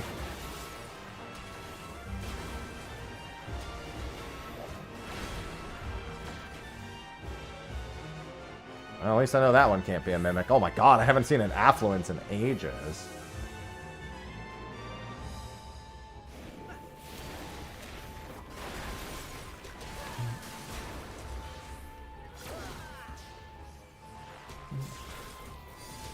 I mean, who knows what he's planning on doing. They seem to be giving him I gotta remember that they've been kind of putting him in charge of creating new combat experiences this expansion. He did Chaotic, which he went overboard on, and then he did Quantum. He's just like, yo, just... I like to imagine him as like... It's like Bane in Arkham Asylum. He's like Bane in Arkham Asylum. Where they've just like, they've got him locked down and he's like chained up and he just wants out. He's just like, just let me out of here.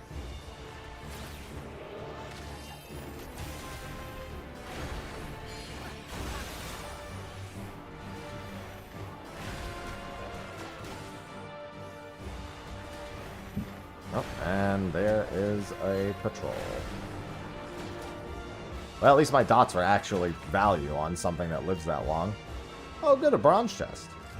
I was just thinking how much I didn't need one of those.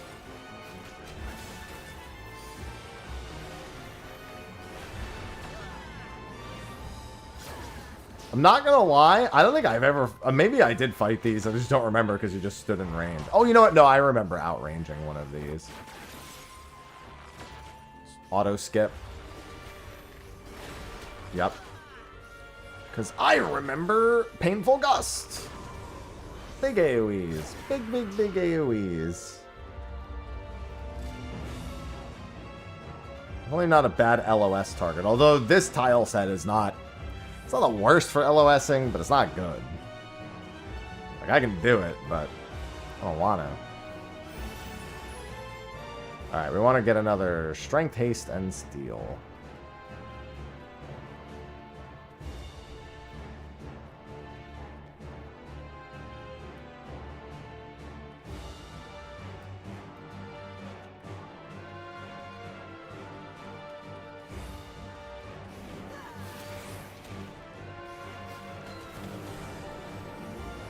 This guy just tail screws, I think.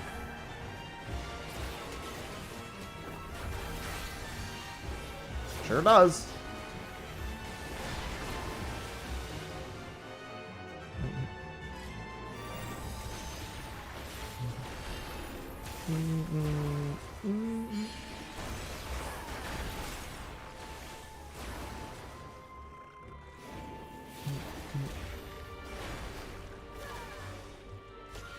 Yeah, I definitely let him cut loose a little bit. Which means, by the way, he's probably working on the Criterion boss too. If I had to wager a guess.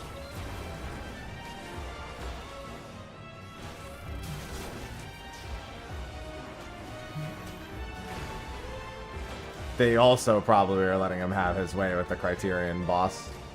Whatever they're doing, because we know the variant is going to have some sort of quantum equivalent. They've already told us as much.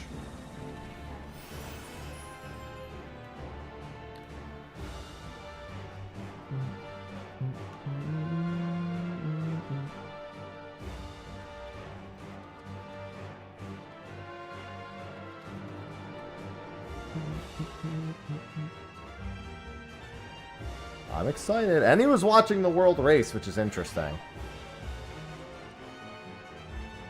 No, what else is... It's interesting to remember also that Ultima Weapon Ultimate was specifically made to be more fun to watch during the world race.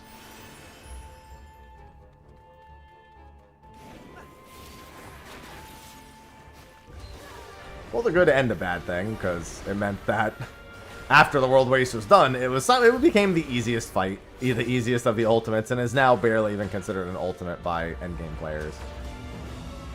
But you know, on content was peak.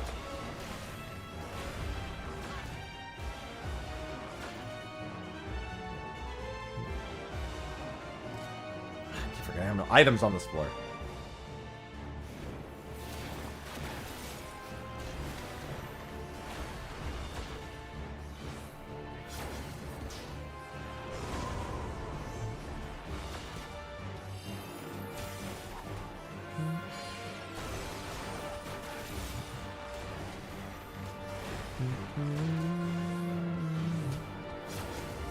No.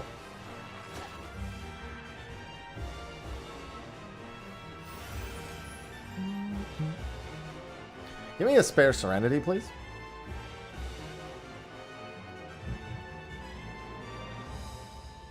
Minus HP, no items. Really fucking sucks, by the way. Just want to put that out there.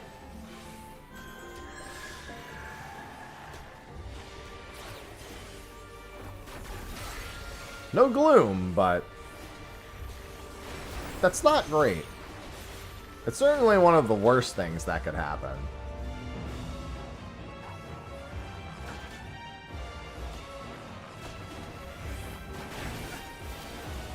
Oh, I'm gonna get Maliced.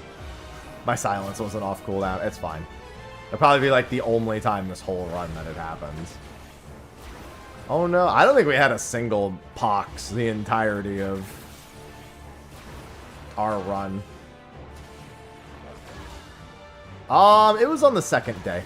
I think there were hints of it on the first day, but it was definitely figured out on the second day. Because we saw all the way to La Habrea in like 8 hours. And we were working on the altered ones, you know, the enhanced versions.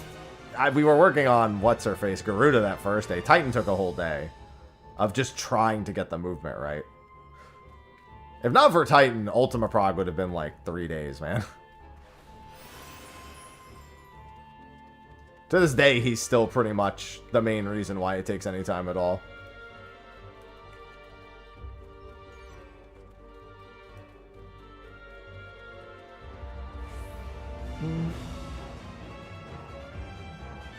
Ifrit definitely has some nuance to it. I'm not going to entirely write him out, but like, comparatively, the two don't really compare. Is that the only chest in here? Because this is an affluenced floor. Yeah, it is.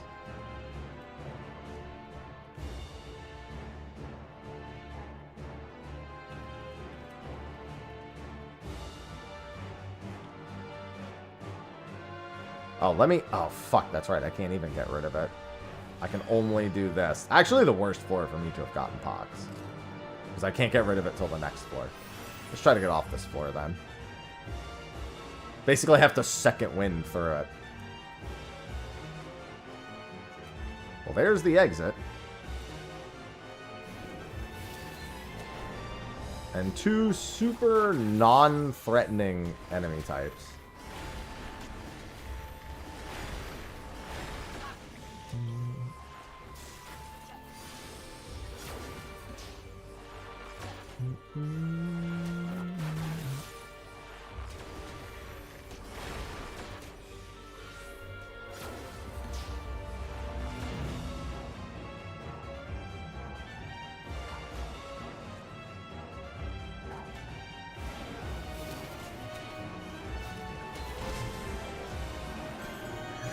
Wyveries can actually hit pretty hard. This one won't. But historically, they've actually been pretty hard-hitting enemies. I hate having no items. No items, low HP, poxed. None of this is ideal. Ow. That's also not ideal. Yeah, I was gonna say, can you cast Tail Screw, please?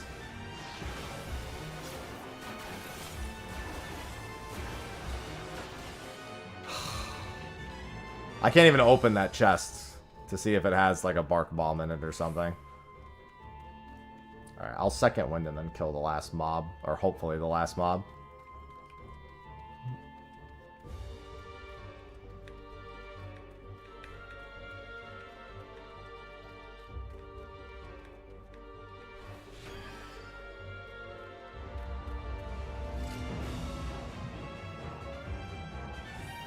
Bad guys, hello.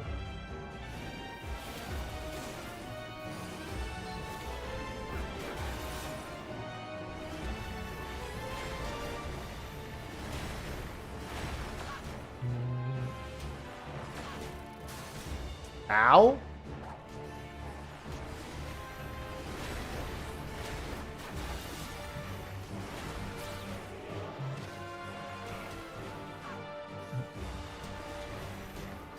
I mean, this isn't really that bad. It's just kind of annoying because my own dumbness made me get pox. Otherwise, this would just be like a whatever. I can't use Pilgrim Potions or Ultra Potions. Which, quite frankly, is not that... If I open that chest, it could also game over me, so... Not doing that.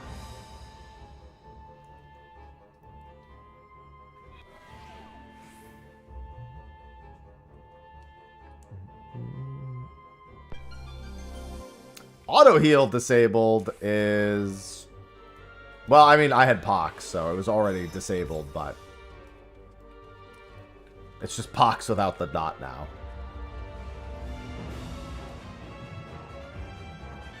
At least I can use items. Alright, there's the steel replacement. Dude, dude, if I see an empty room, I already know what it means. You're out of your mind if you think if I saw an empty room, if I see less than 3 monsters in a room, I'm assuming it's got chameleons in it.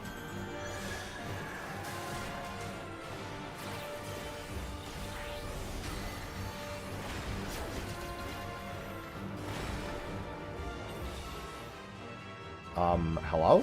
Can you die? Yay! Exit room. Oh, these are the smoldering scale guys. Yeah, Pox does also reduce the damage. Tend to forget that.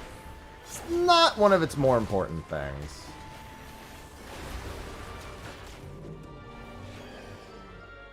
Auto heal is being gone is more annoying than people give it credit for, I'll be honest.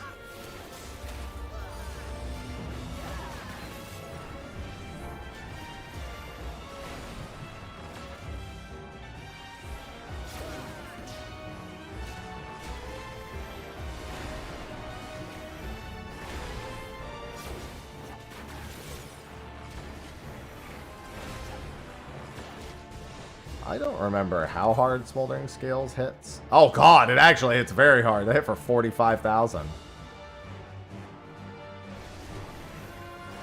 I didn't really notice it when we were doing this the normal way, but that's not nothing. I'll give you that.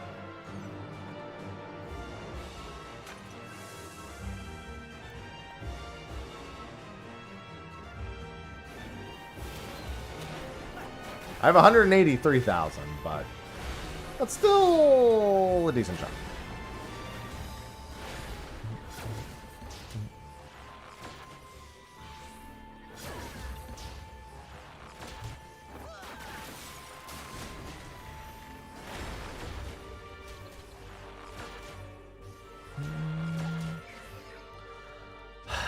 These exits really don't want to open, huh? I keep hoping for a low kill count. It's not happening.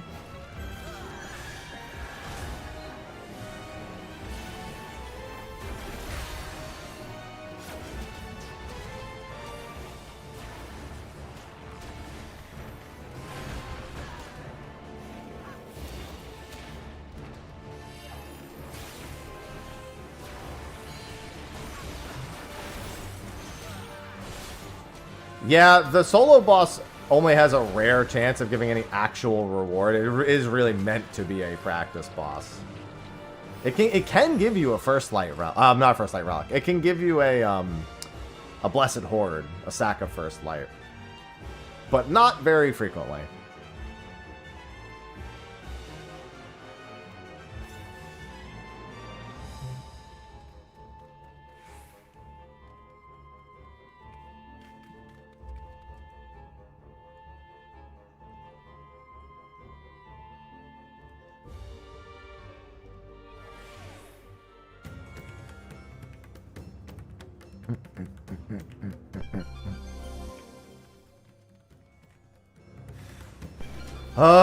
Hello, Mimic. Oh, items unavailable again. Well, better not get Pox then. So many silver chest Mimics.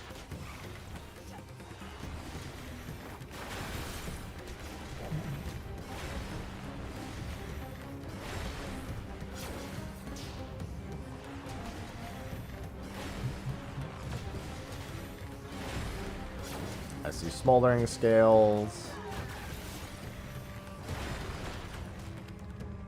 Alright, if it's a silver, I can't open it again immediately.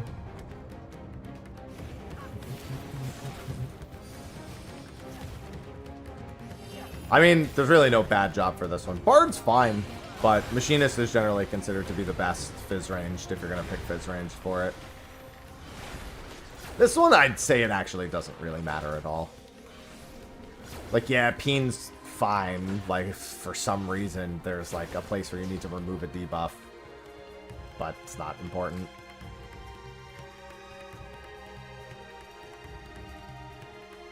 Oh, my God. Of course, no items. Can't use my Strength Palms.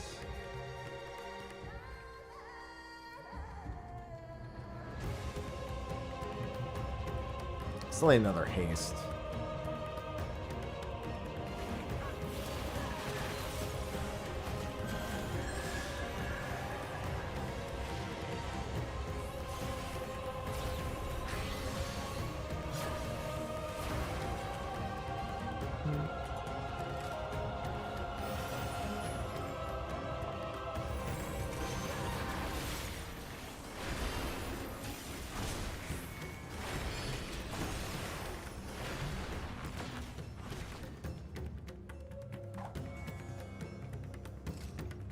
Fucking maze route. Well, what else is on this floor? Oh my God. Oh, actually, wait. Now I can use the strength. That's perfect. I should actually check. I'm not going to go all the way for the votive, but I am going to check in this room real quick. I'm pretty sure this floor is flighted. So, sight and...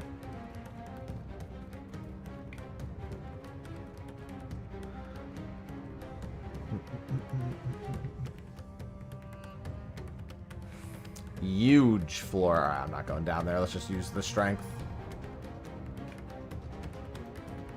Strength and open that coffer.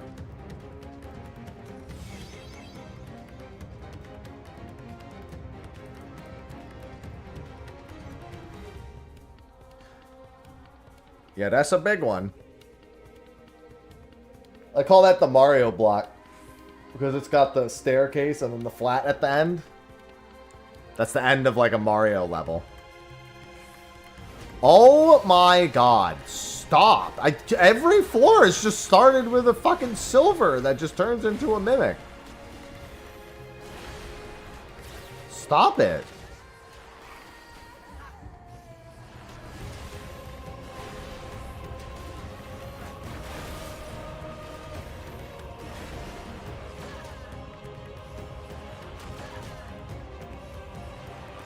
No, I don't want to count mimics.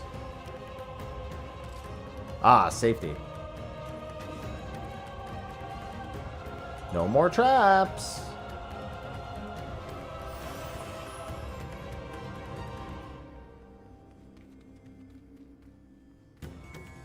Just gotta go around the aggro. Affluence is cool. I'm gonna alter the next floor too.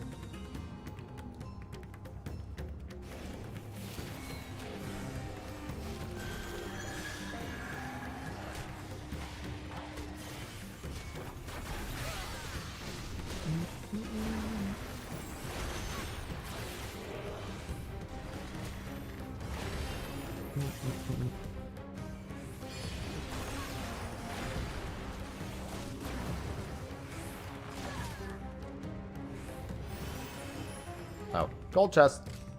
Hey, don't aggro me. Yeah, no, we literally stopped getting ether pool around here altogether. Same deal. Like, I think floors like 70 plus, it stopped entirely. Here, it became rare. 70 plus, it completely stopped.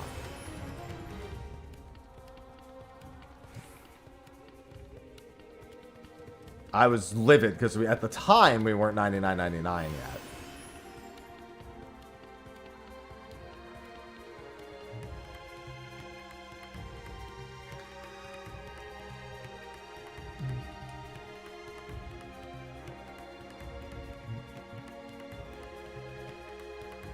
Alright, this should be the exit room.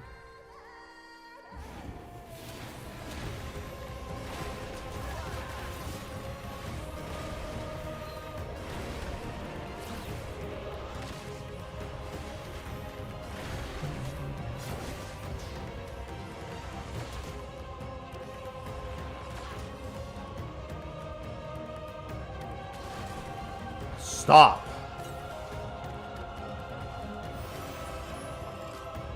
Why is the exit so far away? Here it is.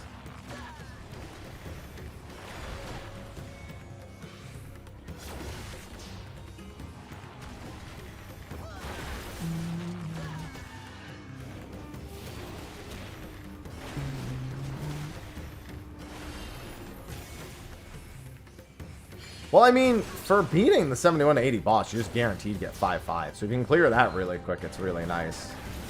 And also, I mean, the ether pool you can get from 21 to 30 is okay. It's just that the silver chests stop working once you get too high of an ether pool. Oh, I just realized the exit's not fucking open.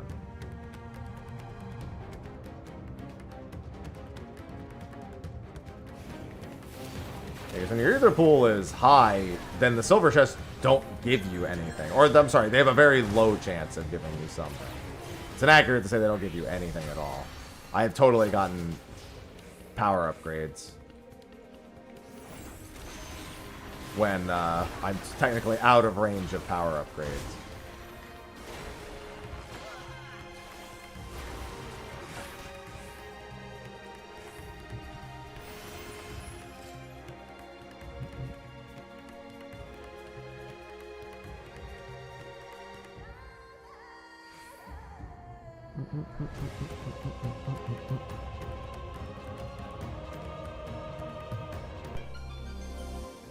I love max HP decreases.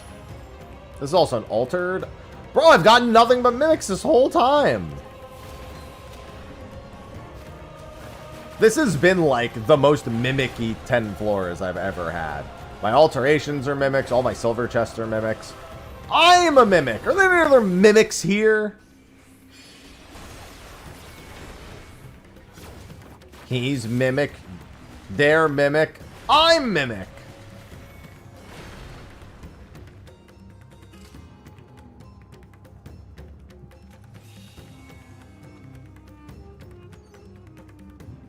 This isn't even the exit room. Just annoyed. Oh, well, that's not fun. I could just witching, just to make this simple. Let's just do that.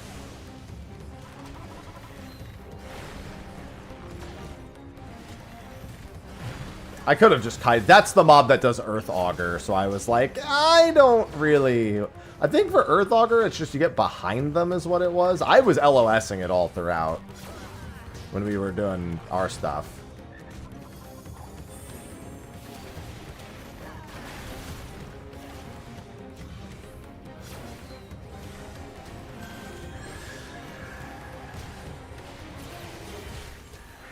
Yeah, I think Earthen Augur is just get behind.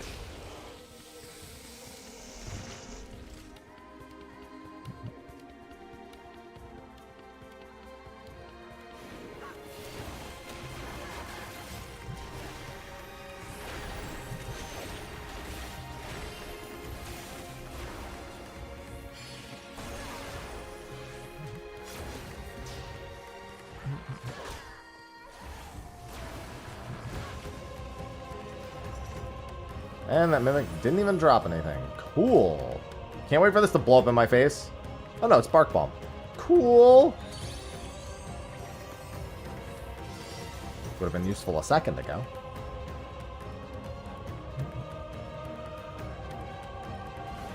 Oh, hello, patrols. I think I'm gonna try to just go around the other one. I guess actually I have Bark Bomb, it doesn't matter.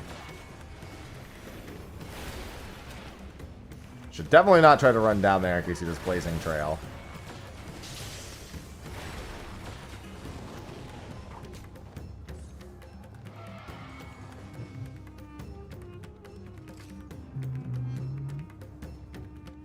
No point. I can't even use another one.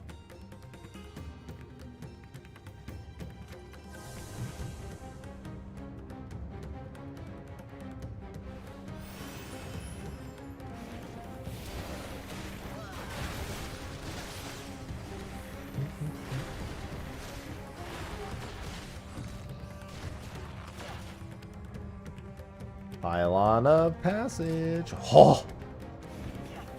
2 Illumined Ether Pool, a Pilgrim's Potion, and an Ultra Potion. Ballin'.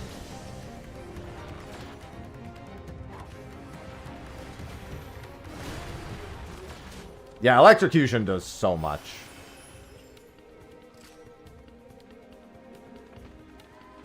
That's why Bark Bomb's one of my favorites.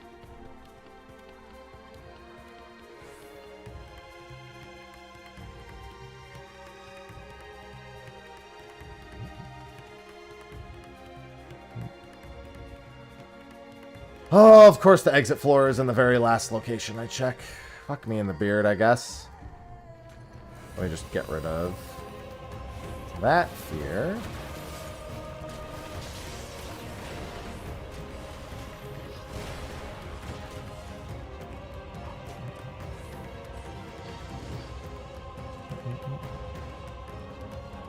There we go.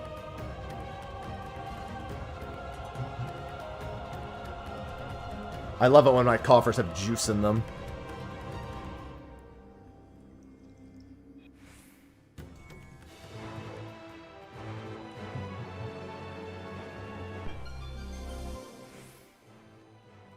Hey, free strength.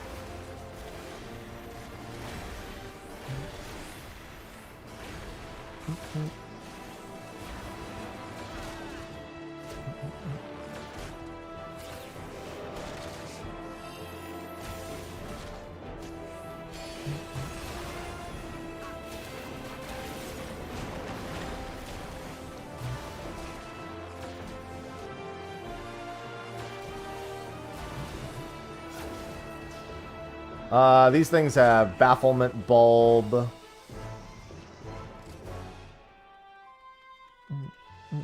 Why is the exit so far away every time? Going on a fucking marathon here. Oh my god. Actual last location I check. Well, that's a free site, Commander.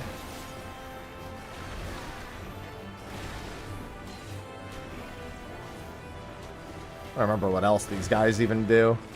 I've always just interrupted that. Oh, Mighty Spin. That's just a point blank.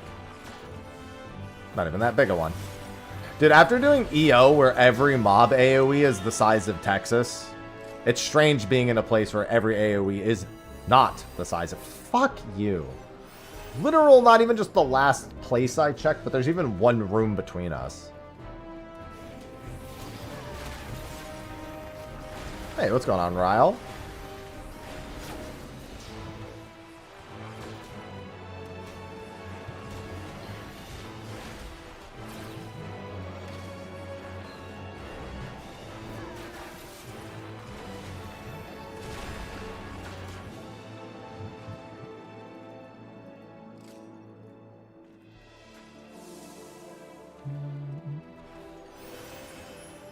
And of course we have to... Alright.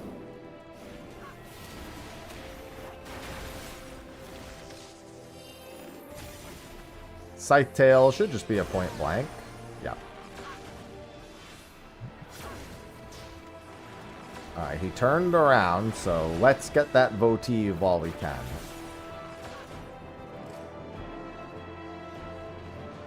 Yes! Damba!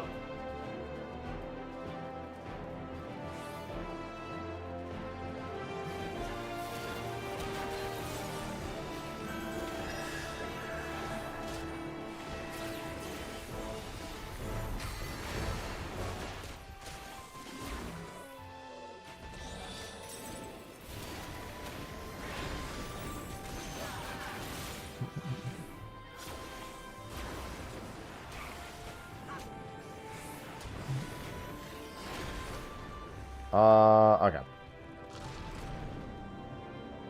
Yeah, I've been having a good time. Quantum's been fun. The solo's going pretty well so far. This will be the last set of 10 floors I get to do today, though.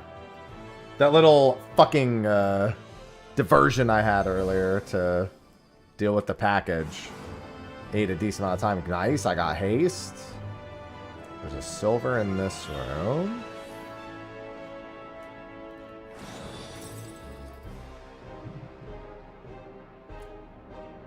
Jesus Christ. Poison fruit. I'll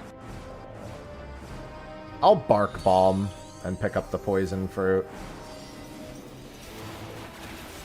I actually could have snuck behind this thing.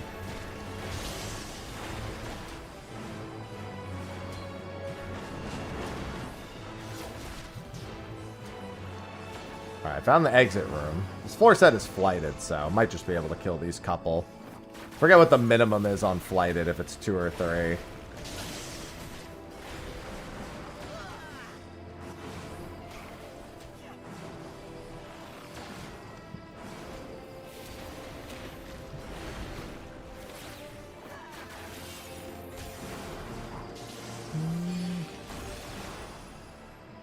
Well, it's definitely not... Well, I mean, to be fair, that could just not hit the minimum. I know it just cuts the requirement in half. Whatever your requirement would have been. Well, there's a fortune, I guess.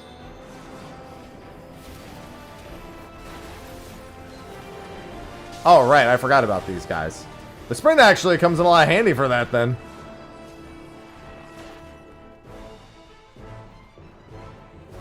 Alright, there's passage. Let's just quickly do this. Free strength, sweet. I'll probably still re-strength at the boss. Beowulf, catch up. I might... No, because I'm going to bark bomb the boss. I was going to say, maybe I just poison for the next floor, but... It's not really a point. I mean, I could try to fortune it. Fortune poison fruit. It's not like I need bark bomb for the boss. Although, the Malik Tender... I feel like I was bad at the Malik Tender fight. I probably do want to bark bomb it. I was bad at keeping track of all of the rotating Sabotenders. The first one, not so bad. The second one where they march twice, for some reason, I just remember not being good at. I think I kept forgetting to do the middle one. Yeah, it's not really worth it.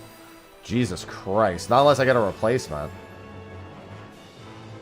Just not looking wholly unlikely here. I'm going to fortune this floor anyway. There's a patrol. Purification. Purification might be the single worst one. I can't even think of a time where Purification ever actually played any functional role in any of the floors that I did. I don't know what its intended purpose was. Maybe there's things that you get hit by as just a status effect you get, and it's like, oh, well, if that happens, you have that. But it's like, I feel like that didn't happen. What is Master of 11? It's a donut? Okay. I've never seen that attack, so. Oh, of course.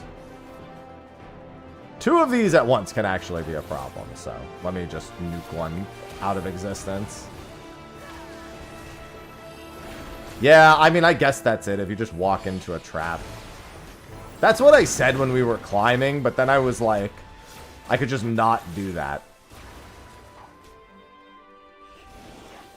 Which, you know, was as easy as I said.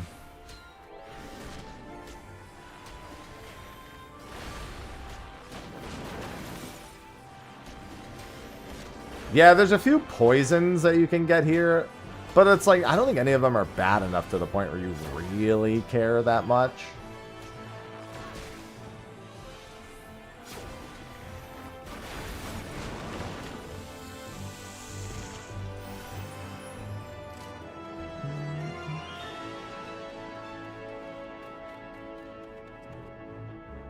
I want to wait for him to turn around. I know I still need to kill, but I could just not also.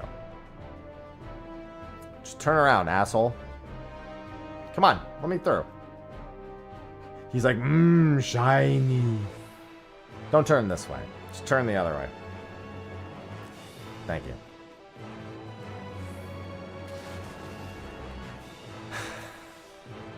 I should have seen it coming, to be fair. That one's on me.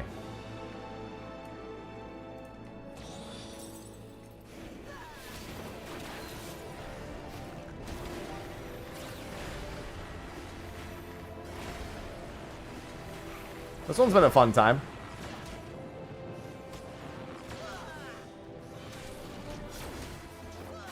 It's not a great place to be standing for Mighty Spin, but it's also mighty small.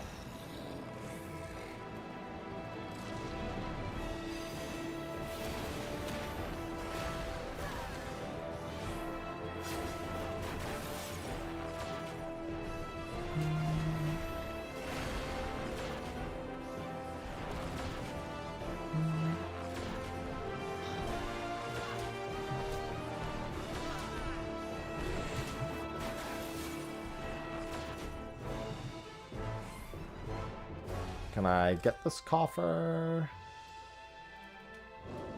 Oh, nice. That's actually great. Scythe Tail is out. I'll just re-strength before going to the next floor after I open it.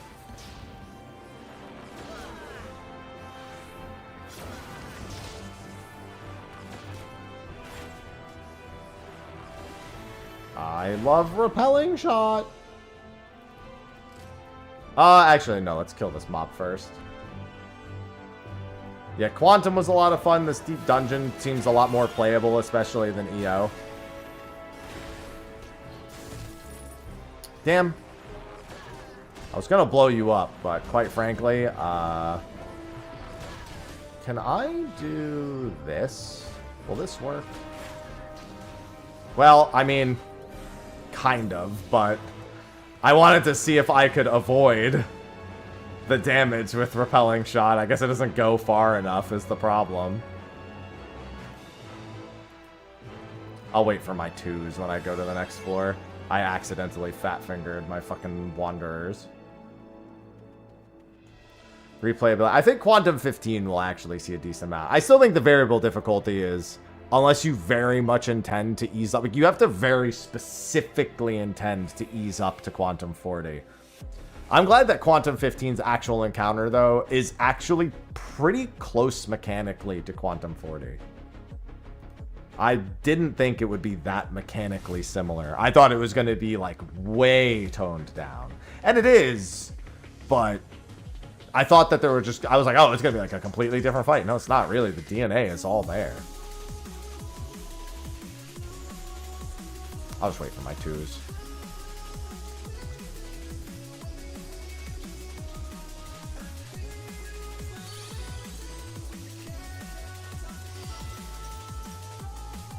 I'm still waiting for them to include traps in boss rooms, by the way.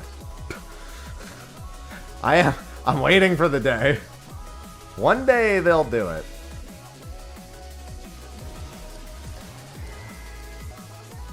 One day they'll stop being cowards and include traps as a mechanic during a boss. Hey, they do it in Delibram.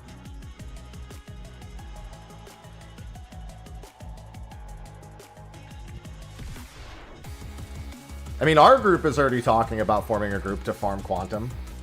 And then we're also, like, talking about friend groups that we maybe want to do it with.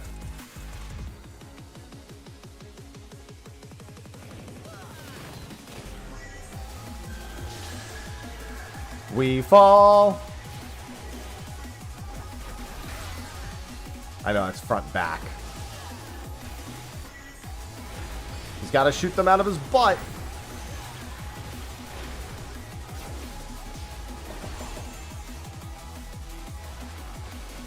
Alright. That means... Oh, no, here we go. Let's do this. Oh, actually, I'm almost certainly going to get hit here. Unless... Nope, I'm a goat.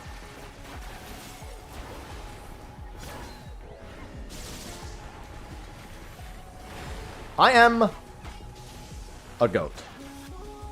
I do scream like one at the very least.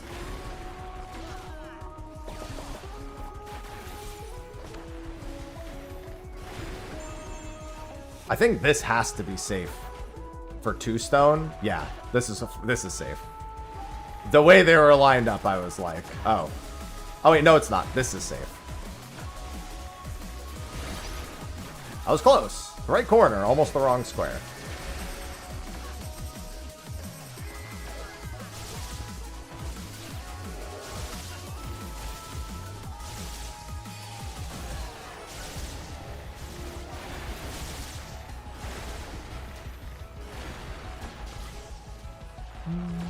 It's funny, I didn't know he could do the two stone march first. I thought he had to do that 1 second. I've only ever seen him do a 1 stone. Now when he hits me with the 3 stone, I'm gonna be really boned. Oh wow, that's a very easy pattern. Holy moly. Wait.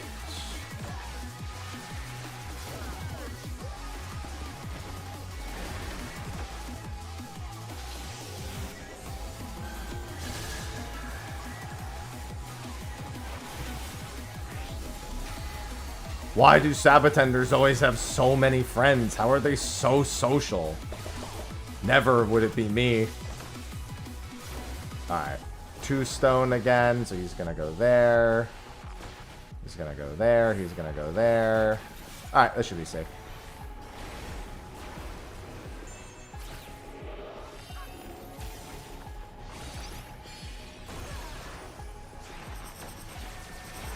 Oh.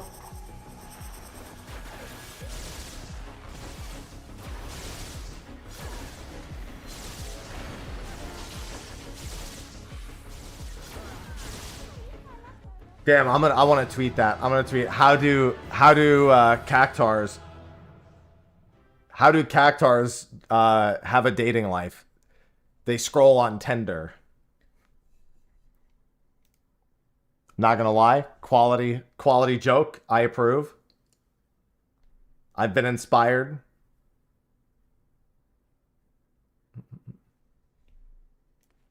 Don't give me that look.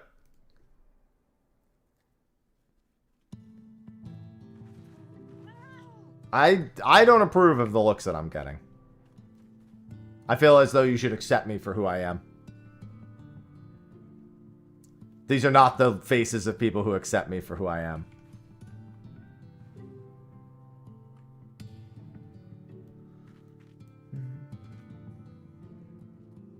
These are the faces of people who just judge me.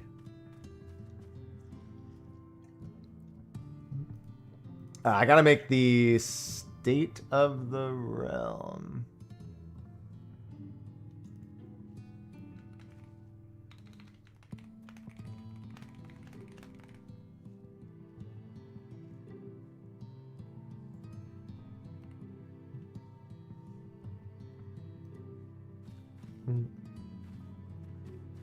Chat's still judging me, and I don't approve of this.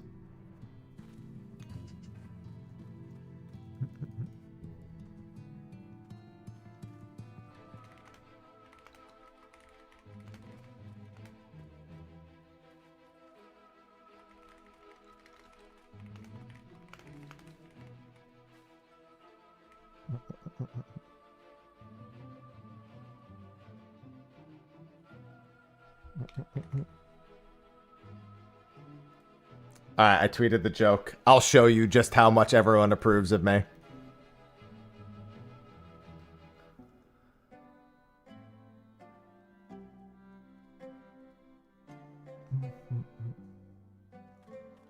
I'll prove you wrong. Look, I already have 1 like. I have 2 likes. Told you.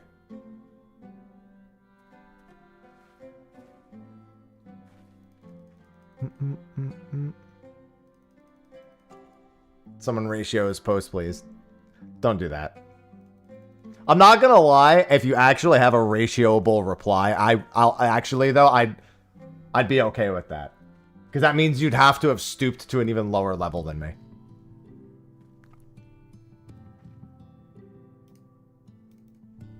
I need to check something real quick.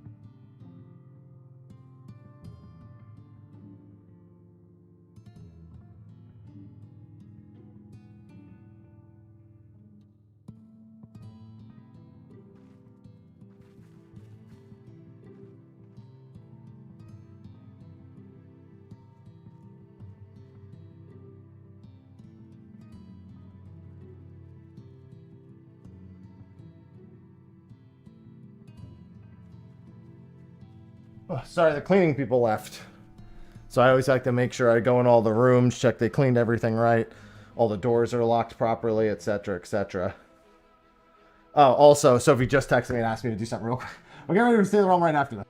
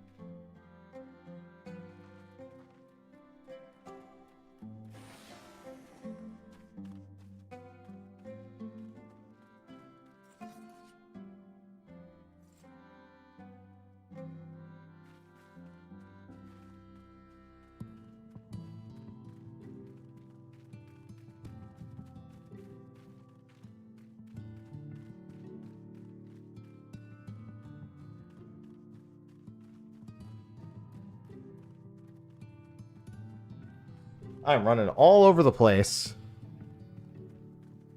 Let me just make sure. Hey, Cinnamon, no. This is the no zone. Ivy doesn't like you. You can't come in here. It's a no zone.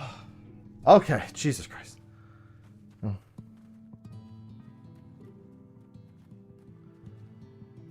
There is still one more thing I need to check. But I wanted to at least come back and take care of a few things first. Okay, we've got State of the Realm in just about half an hour. I just need to make some stuff. Poor Ivy. Yeah, where is Ivy in here? Hey, where are you? Ivy. Hey. The cleaners are gone, Ivy. You don't have to be afraid. Hey. I think it's just the cleaners. Oh, she's not a big fan of them. Hi. Come on out. Okay, let me make my State of the Realm things.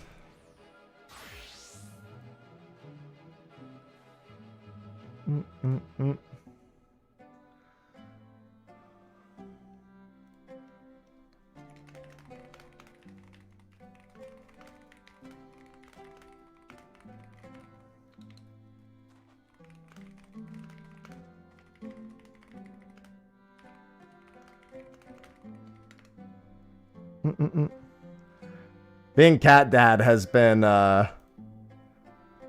it's been a time.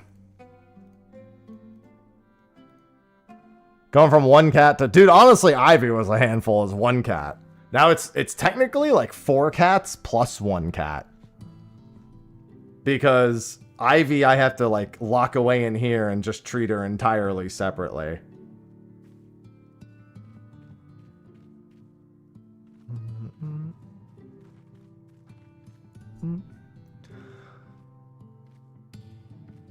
So it's like taking care of 2 separate households of cats. When she starts getting along with Cinnamon again, or even just not even getting along, she just needs to not hiss at him anytime he comes within 5 feet of her. Well, no, when she first got here, they all gave her a hard time, right? So she learned to defend herself. The problem is anytime any of them came near her after that, she'd slap them. Cinnamon got tired of that shit, and now he just like... When she's allowed to just walk about, or he's allowed in here, he just hunts her down and is like, don't come out, ever. I will make your life miserable. So in a way, they started it because she's the new cat and she came into their territory. But then she perpetuated. She's partially to blame. I blame her. She literally was like, I had to retrain her to use litter because she didn't feel safe going to the litter boxes because Cinnamon would just, as soon as she came out from like wherever she was hiding, Cinnamon would just come out and just be like, no, go back. And he would just make that his life goal.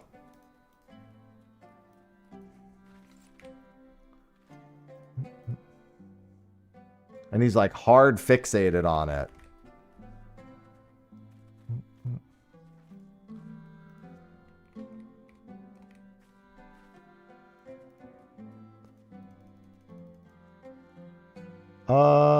Where is... Sorry, I'm just getting Twitter handles. I know Biff tweeted at all of us. There it is. The underscores. That's what it is. I knew Keo had underscores in his name. I just thought it was only one at the end. Yeah, it's been a pain in the ass. Because Ivy, obviously, she loves cuddling with me at night. So... the fact that she can't do that right now means she's ultra obsessive when I'm in here, unless she's, like, tired. Because, I mean, and the thing is we can't, like, kick him out of the bedroom to, like, let her have a night in there, because he'll throw a fucking fit. And then when he comes in and he sees her, it just creates all the trouble.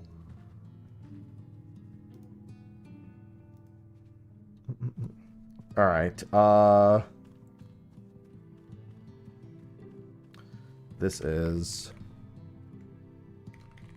Quantum overlay.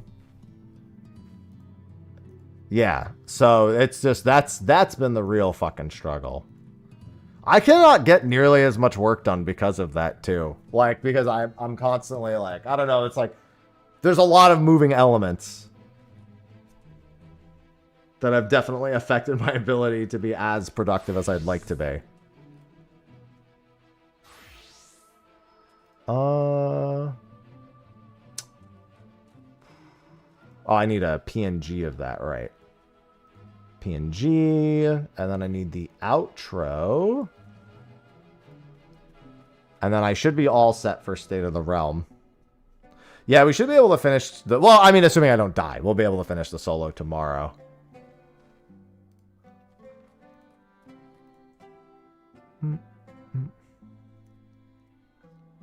Here we go. It's going to be the first State of the Realm without Sly.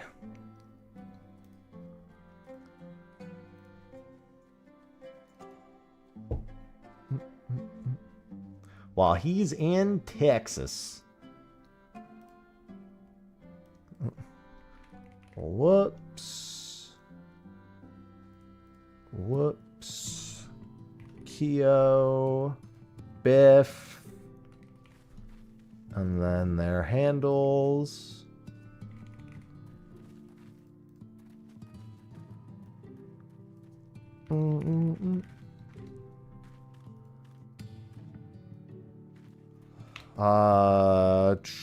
Biffalo XIV. Alright, that should be everything I need. There is, like I said, there is one more thing I need to do before I get started, so I'll be stepping away again. I'm not calling them for another 15 minutes. I just couldn't start another run. There's no way I would have been done in time. Alright, that's all done.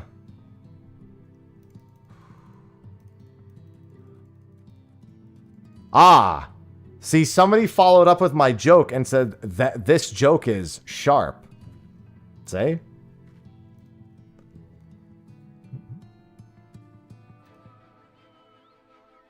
They got the point of the joke.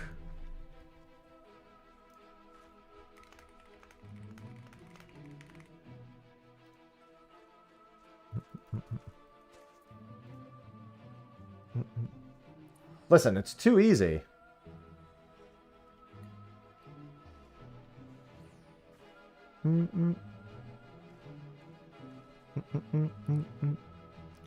Alright, that's all done.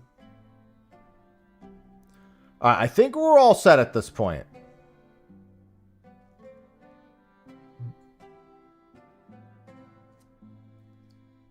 There's just, like I said, there's just one more thing I kind of want to do real quick. But we are going to have that. So let me... Okay, now comes the scary part. Swap back to this. Don't worry, this is on purpose.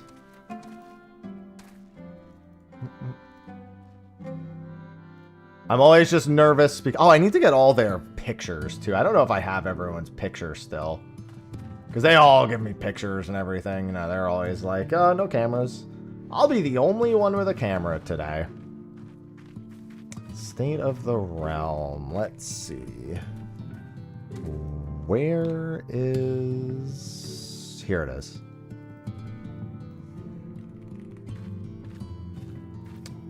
What the hell? Did I spell it wrong? I did. That's fine. Just get 3 images handy. Sly, I got that one. Obviously I don't need the Sly one, so I can just get rid of that one. Get rid of all that. And I need one more image. Coffee. I love coffee.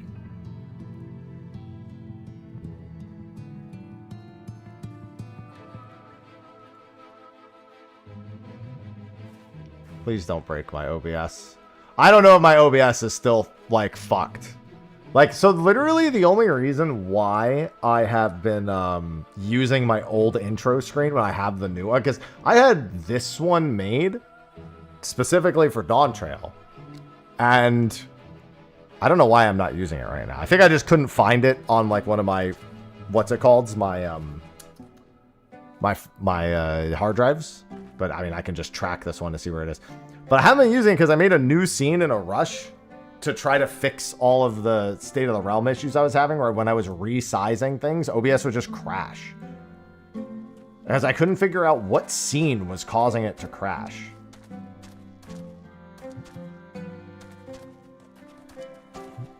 And it was awful.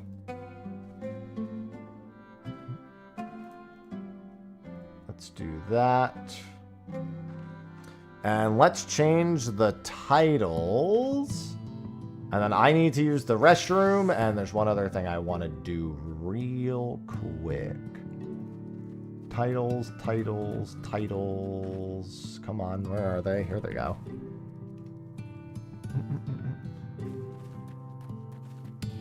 Let's see. State of the Realm. State of the Realm.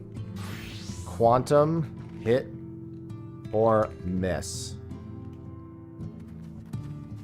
Discussion with whoops at Keonu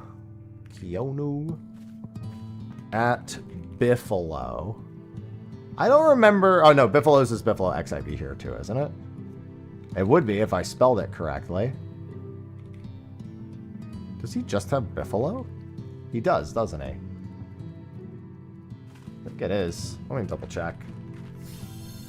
He was literally just here earlier. I just can't remember because I have the brain of a goldfish.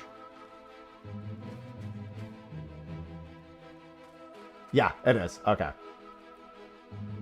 It is at Biffalo. Just wanted to make sure it was spelled correctly.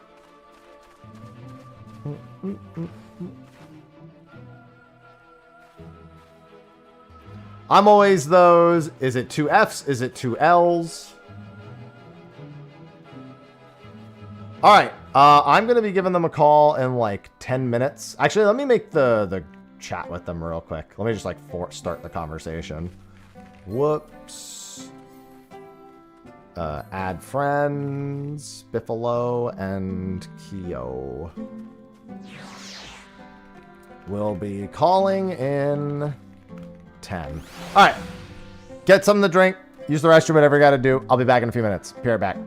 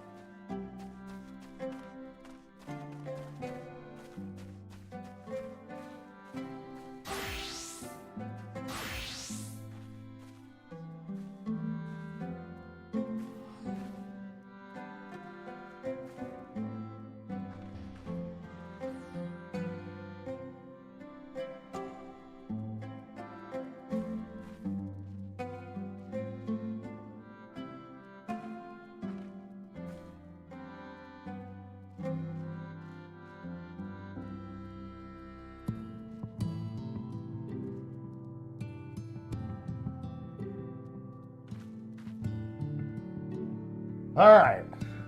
Jesus Christ. Finally. Can rest a little bit. What a day. No, I don't know when we're doing Q15 farm. Gotta figure it out. We'll probably talk about it on State of the Realm, unironically. It literally is my team that's just coming on State of the Realm.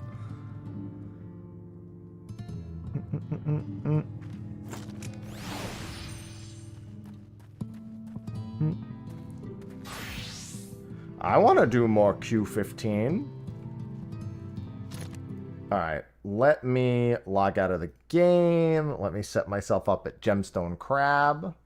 That's what I wanted to do, although I think I can probably figure out everything that's different without even doing that. Just looking at Q15 and like what the difference is. Like I've now done basically all of Q15. I've seen every mechanic that's unique to Quantum in the 15 difficulty. And I'm fairly certain I know which causes which. Agility train. God, I can't stand. To be fair, I'm group iron. I'm a group iron man. I can't stand high alking. Not yet, at least. I just need 2 more levels for my sunlight antlers. And then I need to do veil totems later. Let's see.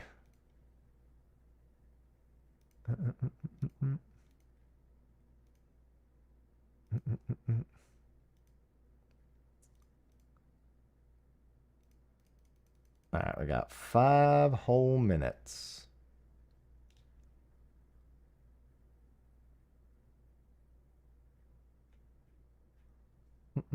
Spam guard. Oh no, that it's not the rune cost, it's everything else. I don't want to fucking I don't want to be fucking min-maxing button presses while doing agility rooftops, and B, I don't have good items to high alk. I want to actually like have decent items. I don't just want to high alk for the sake of skilling. Especially when I still have Mage Arena to do. Let's see. Or Mage Training, sorry, not Mage Arena. I don't want to fucking go anywhere near Mage Arena. Music. Right. Here is background music. I will have a Magic Spoon ad on this episode. You guys won't see it.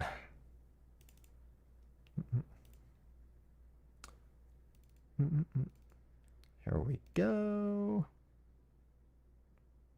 And there's something else I want to check real quick. Nope.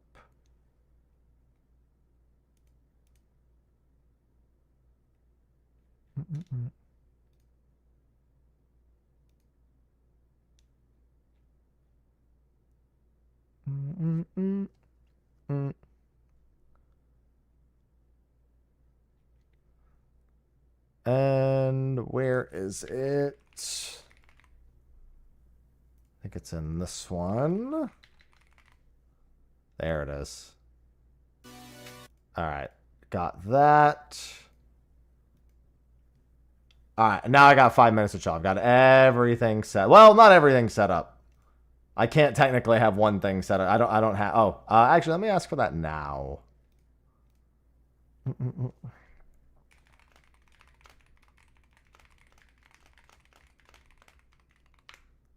I don't think I have all their images handy. So I need them to submit those.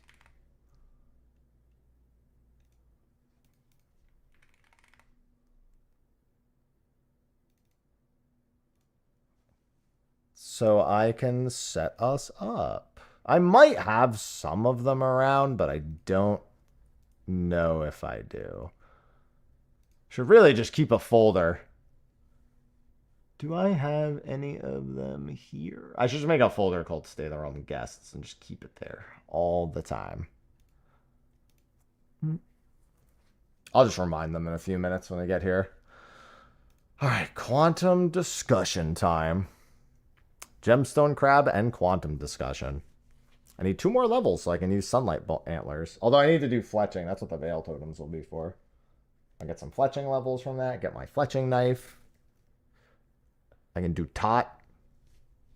Plenty of options. Must return to tot.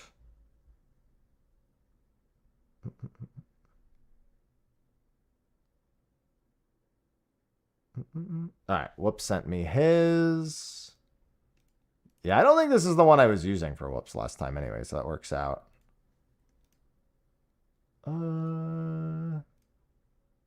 You're going there, Mr. Whoops.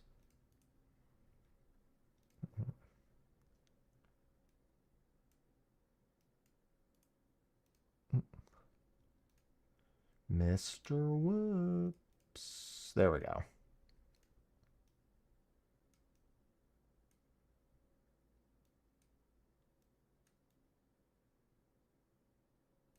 What I really should do is also window capture their, you know what? I'm not going to mess with it. There's Biff, the Black Mage symbol, of course. I definitely had this on my PC at some point.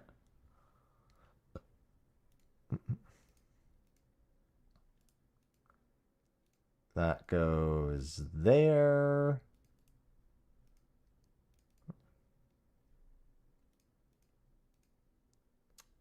Interesting. Open link. Okay, I'm going to have to resave his image because it is an AVIF, and this does not allow me to use an AVIF file. So probably did this last time too.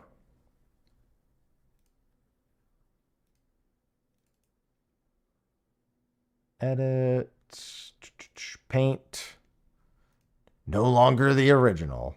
Save as JPEG.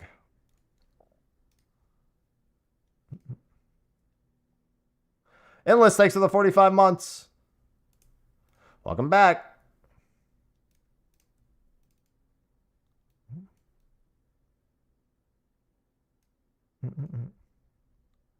And then that should be fine, I think. But yeah. And I'm sure Kia will have something for me in the next few minutes. All right, I'm giving them a call. Oh, of course, I'm going to have to reset this like I do every time. Hello. Let me make sure my... Okay, good. My audio was all sorts of a mess earlier. Yeah, it like cut out when I first joined, but yeah, hello, I'm here. All hear you. right. Everything's good. Excellent. That's one. Now I just gotta wait for the others. I'm just finishing the set up. I can finish it once Kyo is here. And then I gotta fix my camera. There we go. Let's see. Can I have my glasses on, or is it gonna give me headaches again? I was fine with them on throughout Prague, but when I tried wearing them with my headset earlier, I got huge headaches on the side of my head. Oh, yeah, like from the pressure of it pushing them in. Yeah, I know what you mean. I literally wore these throughout all of Prague. So I was just surprised all of a sudden today I was getting headaches. I mean, it could be Yeah. like a wear kind of thing. You know what I mean? Doing it enough days in a row. Fucking What's up? Hello. yo. That's two. Mm.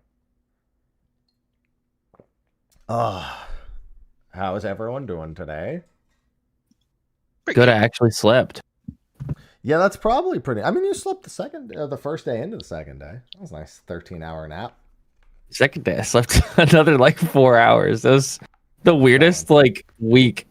It was like 4 hours sleep, 13 hours sleep, 2 hours sleep, and then I just slept like 12 hours again. Oh my god, that's not the most ideal arrangement. I feel like. Oh no. No. Oh, Discord update. Oh great, I love those. Those are historic. Oh well, there he goes. I can't believe he actually just sees those and clicks them. I don't click those until it just does it on its own, man. Like Yeah, you know what though? You gotta give him credit. He's he doesn't leave things. Not a procrastinator. he's fearless. I respect that. Yeah, fearless. You're fearless, whoops. What happened? You're fearless. I said you're fearless. What happened? You did You a just Discord click Discord update. Yeah, Yeah, I do it all the time. that's unhinged. No, Windows updates are unhinged. Yeah, but I feel like if you update one on cooldown, you update the other. It marks you as a serial updater. Now we just need Keo, who I'm really hoping is awake. I'm not entirely convinced that he is. Yeah, nor am I. Yeah, that's honestly with Keo, it's a pretty fair, It's usually like an 80% chance he'll be there before the time, it has fully elapsed. The time limit has elapsed, but for the most part, it's the moments leading up to it where your chest gets tight and you're like, is he gonna make it? Yeah. 4 online. I should really have Keo's number after all this time. And in fact, I totally could have if I had written it down. I know for a fact we exchanged it. Let's see. Oh, Mr. Keo. Although I don't know how tagging him would be any better than calling him. Let me just at Keo.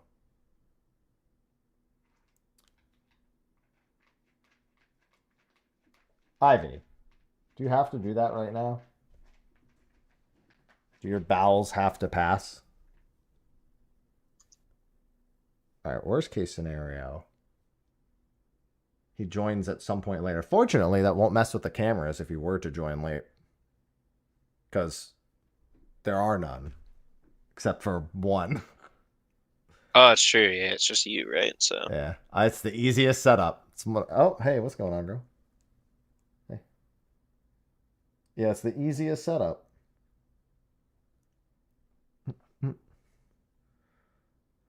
Oh, man.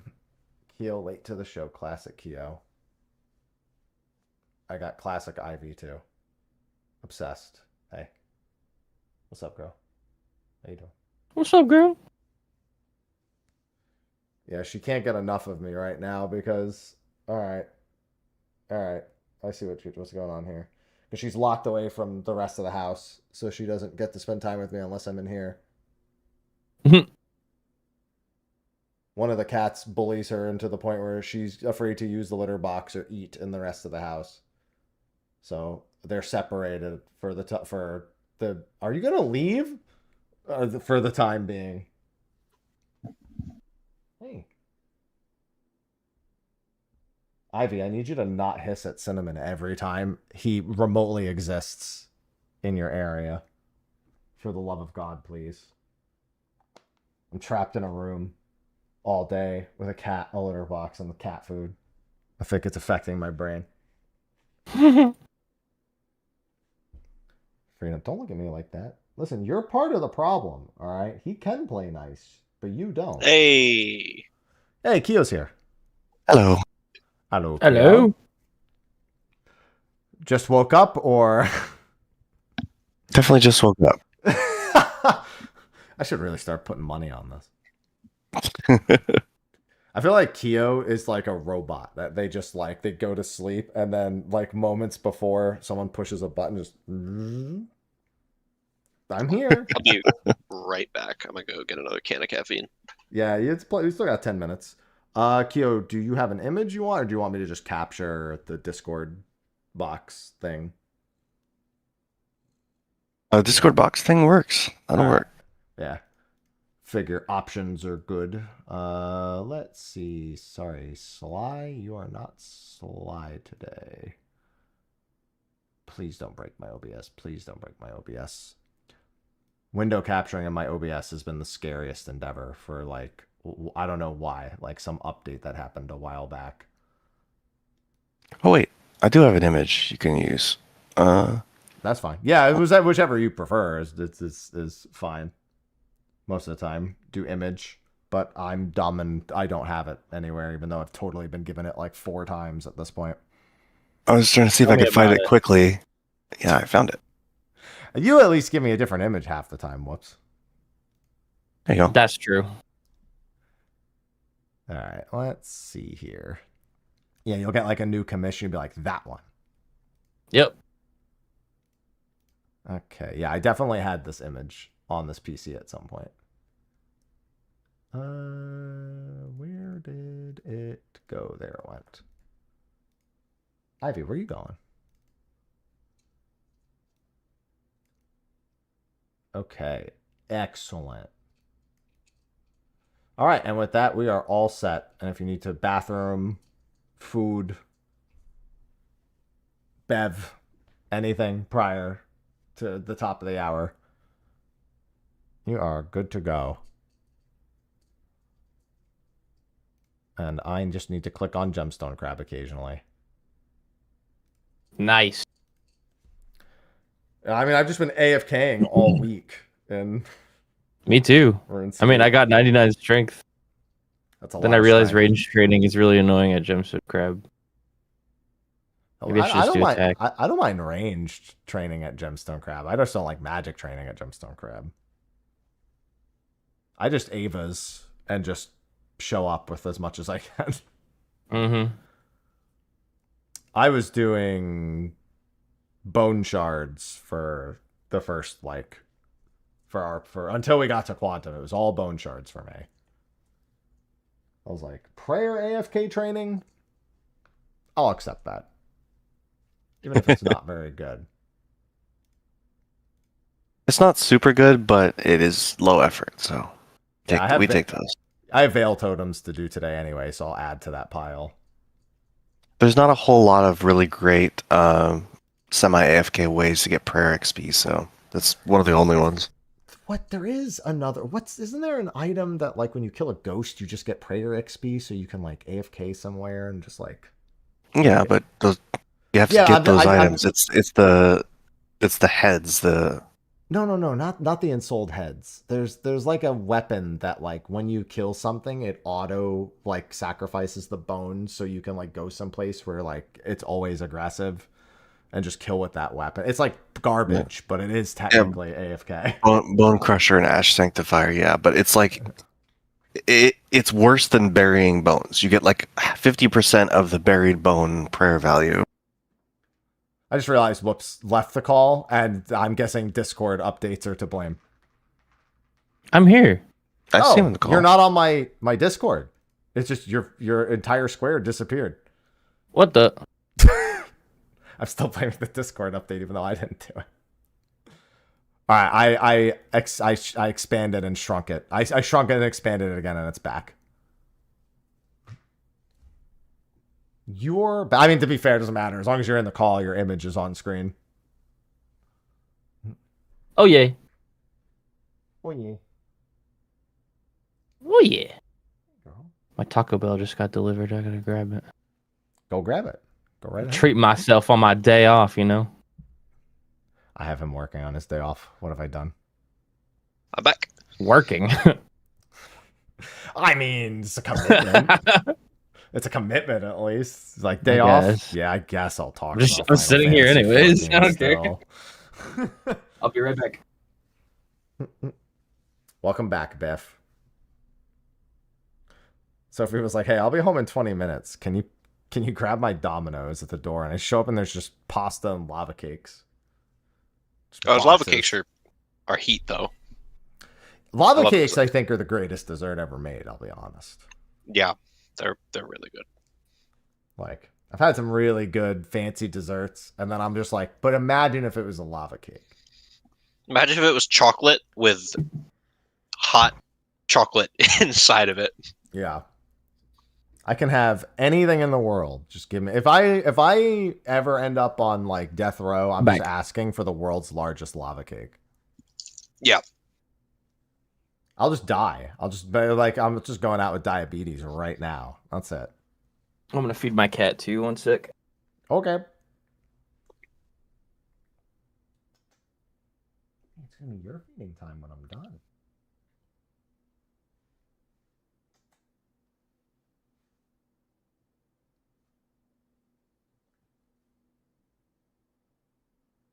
Yeah, that's right. Oh my god. Yeah, Sly's not here this week, and then I'm not here next week. I'm at TwitchCon next week. Back to my old stomping grounds in San Diego.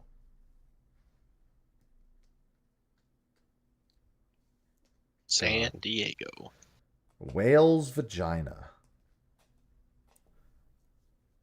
I would say fuck you, San Diego, but I really like San Diego, so I can't go with that reference. I do want to see if my favorite pizza place is still open there, too. Bronx Pizza, which is stupid given it's in San Diego, but it is pretty authentic Northeast pizza because I'm pretty sure they remineralize the water or fly in the dough or something. I know they did something. I don't know if it's changed because I haven't lived in San Diego since 2019. Yeah. I just hope they're still around, man. Hey, Ivy, you gotta relax in some capacity. Ow! Sharp, sharp, sharp. All right, once Whoops is back, you know the drill. You just mute mics and then I'll do the intro and then we'll start. I do have a quick sponsor read. The sponsor read doesn't go into the Twitch stream. I'll just be like, be quiet for 1 second and then that's where I'll cut it into the YouTube side. Sure. That will take literally All right, 2 ready. seconds. Alrighty, if everyone is good to go, can I just get a quick mic check actually real quick? Whoops first. Hello, I'm talking at a normal volume. Okay, let me do that. One more. Hello, I'm talking at a normal volume and stuff. Hello. Hi. Okay. Keo? Hello, I'm also talking at a normal volume. I just know that I have you three specifically cranked the fuck up because of Prague. So I'm making sure it's like Yeah. good. Yeah. One more, Keo. I am once again talking at a normal speaking voice. Okay, Biff. Hello, I'm talking at a normal speaking voice. No, you're staying at 200%. That's for fucking sure. Understandable. 100% keeping you at 200%. Yeah. All right. Yeah. All right. With that, we're good to go. So let's get started.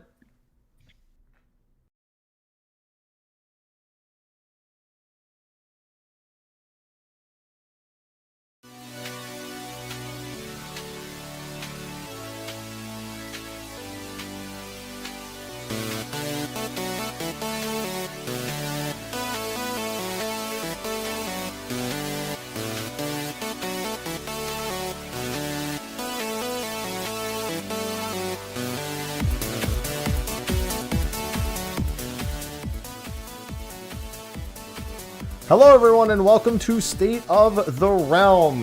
Talking about patch 7.35 here, most specifically Qunatum. I mean, we'll probably dive briefly into some of the other stuff that's here, but Qunatum is the big topic. Is this gonna save Final Fantasy XIV?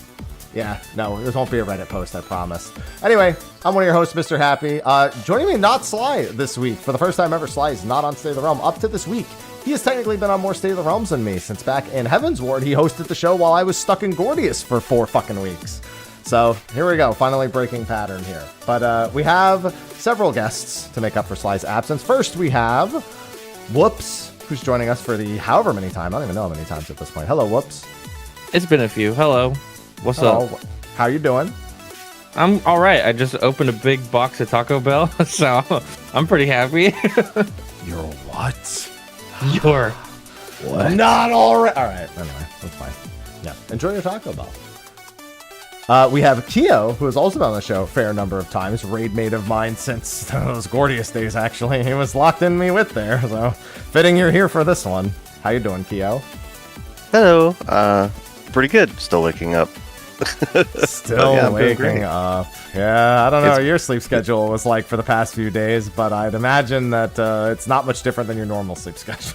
Would you believe, in addition to Prague, I have like 2 other raids that are also happening all every day. So it's just because I know you. raiding. Yes, I fully believe that because I've known very you normal for a Keo decade. behavior.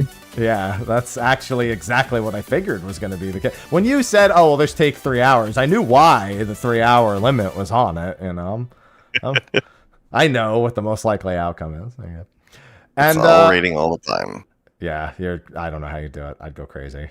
And last, but of course not least, bring it back for the second or third time is Biffalo Johnson. Hello, Biffalo Johnson. Hello, Mr. Happy. Yeah, you get the you were so shocked by the government name. I wanted to give you the government name once again. How you doing, Beth? That's good. Pretty good. Pretty good. Glad to be here. I'd assume that's the Final Fantasy government name and not the actual government name. I'm just assuming because I'm changing it to the actual government name now. That's a great idea. it's just hands. It meets everyone. Press hello, everyone. You have to say the whole thing though. It's one of those. It's like a Tribe Called Quest. You got to say the whole thing. Mhm. Yeah. Yeah. Biffalo Johnson. Hello and welcome. This is literally just the team that I did Quantum with, so it's the perfect 4-part perspective for this particular topic. We cleared it on the 3rd day after what is it, like 15 hours of like actual that particular fight Prague, I think, something in that range. I feel like it was more than that, but I don't remember. It's all blurred. Day 1 was like 12. Well, we only spent 2 hours on the fight. I mean, it's Quantum specifically, like hours in Quantum. It was probably somewhere around 20, yeah. Okay. Somewhere around there. That feels about right. Oh, Yeah. and for anybody curious, reported clears at least, we were 21st in the world. Hey, 21's one of my lucky numbers. I'll take it. There you go. Okay, yeah. Yeah. And 1, 2, 3, 4, 7, 5, 8? 6 NA? Oh, okay. That's pretty good. Nice. I've stopped paying attention to that altogether, so good to know. I poked around a little bit just because I was curious, because after you mentioned Frosty asked you, there was a World Race stream. I didn't even realize. Mm-hmm. Yeah, they did a World Race stream for Solo, Pilgrim's Traverse, and for Quantum 40. And Mr. Ozma said he watched it, actually. He was actually watching it. So I woke up every morning, he was liking my Go Live tweets. I think he was watching us the whole time, I think he actually. was watching everyone. He's been very into, since Chaotic, he's been very active on social media and Super actively like pursuing feedback in all languages and everything constantly. He's been very engaged on social media. And I think the quality of the content kind of shows it almost, if that makes sense. Oh, yeah. Mm-hmm. Definitely listening to the people who like his madness for sure. Before we get too deep into the quantum topic, though, just got to do my usual podcast shenanigans. This episode will have a sponsor. It will be Magic Spoon, but on the Twitch and live stream side, it's not there. So what's going to happen is I'm going to be like, and to the sponsor. And now we're back. And it'll be edited into YouTube, and they're good. So thanks for sponsoring Magic Spoon for State of the Realm this week. And of course, we have everyone over on Patreon supporting as well. I don't have any monetized like content locked behind it. I don't like doing it. But there are people over there who support, and we appreciate them. So thank you. So, 7.35. It's been, I feel like we've been waiting for this one in particular for a long time. Were you all, like, specifically anticipating 0.35? Was this, like, a big thing?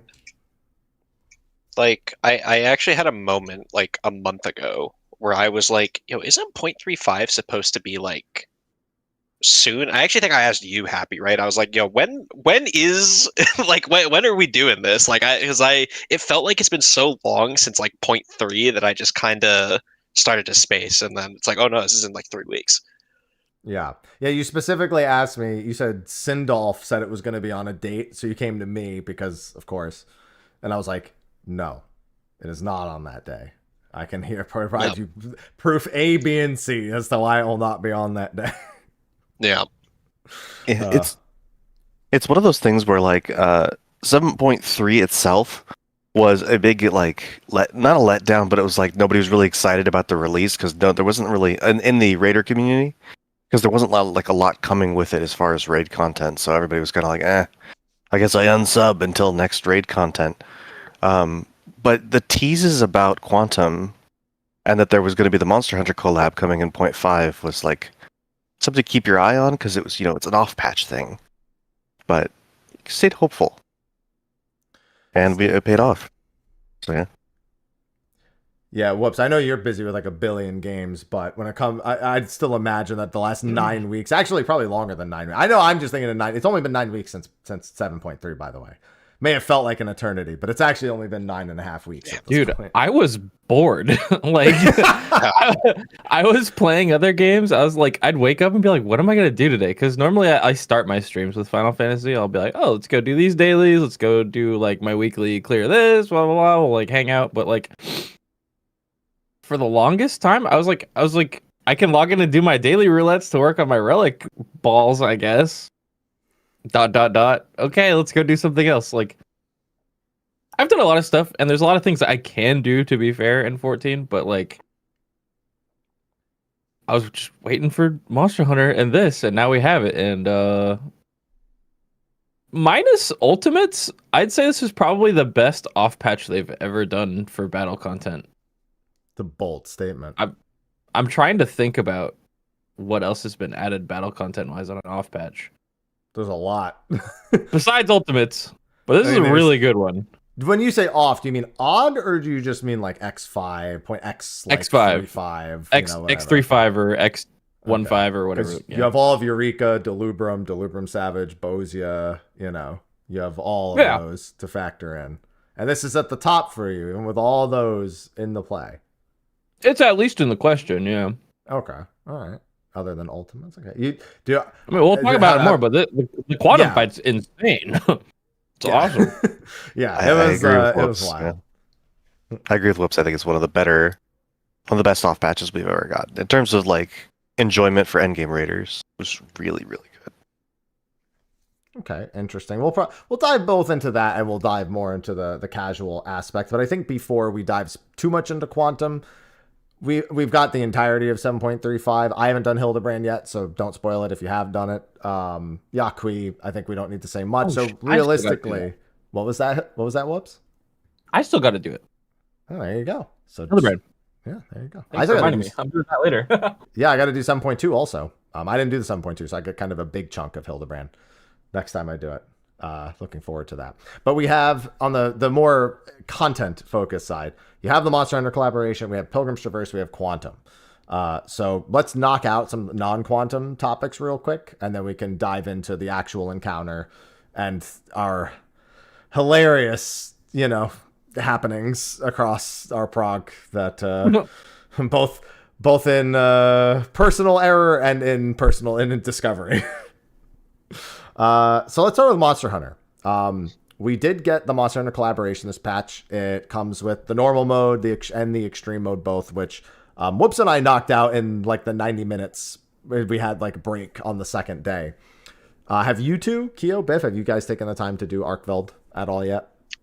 Yes, no. I was actually going to do it today, but then they asked me like 20 minutes ago to go with a blind group, and I was like, ooh, that's unlucky timing. So I'll probably pick it up after this, like after we wrap a blind up for the Qunatum day. group, you mean?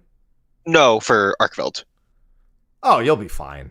Oh, you mean like 20 minutes as in you're here now, so you're not in here. Okay. Yeah, exactly. Yeah, because they asked me last night, like, hey, do you want to do it tomorrow? And I was like, yeah, as long as it's not at this time. And then it was at this time. So. But what if it was? Yeah, but what if it was? Yeah. Okay. All right. That's fair. Yeah, it's fine. We'll speak in generalities then, because I'm sure you do want to see it largely for yourself without knowing in advance. Yeah. Okay, good. So what do we think of Arkfeld? Because we obviously have the Rathalos encounter to compare it against. We, they're two entirely different kind of beasts, both literally and figuratively. Do you think that they handled this one the way that they should have, and the way the encounter was designed versus the way that Rathalos was done, or did you more so like the way Rathalos was done? I liked this one a lot more. Okay. I think it was charming what they tried with Rathalos. I like the 4-man thing with like the unique like knockdown mechanic and like the phase and like the actions and stuff.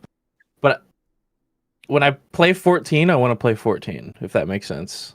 14 doesn't do other games mechanics very well. And it's not like a bad thing, but like if you're gonna bring the Monster Hunter guy into Final Fantasy, I want it to be a Final Fantasy fight, and that's what it really felt like this time. But it was still like really Arkville coded. Like he looked awesome. All the animations were the exact same. All the little tiny story that came along with it was just like Monster Hunter, but the fight itself was very Final Fantasy, and I loved it. Yeah. Kyo? Yeah, I agree. I think the sort of forced usage of the Mega Potions in the Rathalos fight, in particular, coming from a healing perspective for me, was really hard to get used to, and for a lot of people was unintuitive in the Rathalos fight. And I think the Mega Potion implementation in this fight in particular was really good, because you could survive a whole lot of mistakes and still you'd have the potion to lean on, and you could get like I think I saw people with like 5 or 6 vulnerability stacks. They could still stay alive as long as they kept chugging their potions. And that's great. And you weren't forced to. There's a lot of people that just don't even push the button, and that's fine. It shouldn't be mandatory. I think they did a great job. Much better in this implementation than Rathalos. And I have played Monster Hunter, so I assume it's still pretty good representation of the Monster Hunter Arkveld too. What? I mean, did you play World? Yeah. I had not played any Monster Hunter. I mean, I played like the original one for like 2 hours. That's it. Can we play Monster Hunter, please? Yeah, we gotta we have an obligation. Whoa! I don't mind. I'm He's open. got like I've never 5 had anyone to raid play groups. with. When's he gonna find time? I'm sure we could find time. It's just like another raid group at this point. I would love to do a stream where we just play World and Rise and Wilds with Kyo. That'd be great. I'm not opposed, but don't expect me to be any good at it. Oh no, Get this man an Elatrian. But it's totally okay. Yeah. Oh, it's so off topic. We'll talk about this later. Wow. Yeah. Well, I mean, actually, it's a little bit on or off. Obviously, we, at least for Whoops and I, we did Omega in Monster Hunter. We did the flip side of it. So, yeah. Would you say that when Omega's put into Monster Hunter, it still feels very Final Fantasy? But do you think that it's like achieves that while still being more of a Monster Hunter encounter than I'd say the other way around? Because I'd say that's more Final Fantasy in Wilds, and this is more like just the Wilds boss, but done in a 14. Like they're not done entirely the same. The main thing that I was trying to get at was that they didn't force the other game's gameplay style / mechanics into the game that you're actually playing. Okay. So like, for example, in the Omega fight in Wilds, you're not like, I don't know, what's a good example? You're not like queuing up with 8 people and like stacking and like spreading, and it's not like synchronized swim. It's a chaotic like Monster Hunter fight, but he's doing like, Final Fantasy attacks that you're just playing Monster Hunter in, if that makes sense. It's kind of hard to describe. You're not doing Looper. Yeah, you're not standing there like just running around doing like a really easy rotation, doing Looper for 2 minutes before you can get to the rest of the fight. Yeah, that's a good way to put it. Yeah. Okay. I heard a rumor they did add the starboard larboard PTSD though, right? Is that Yeah, they did, true? but like you have to It's not play a around rumor. it. That's very true. You have to play around it in a Monster Hunter style. It's not like you have to go walk under the boss and then move left, right. Like you're attacking and you have to like dodge roll, or like you get on your sacred and like you ride away, or you like outrange it. Like those aren't things that you can do in Final Fantasy when you're doing those mechanics, Mm-hmm. It's really cool.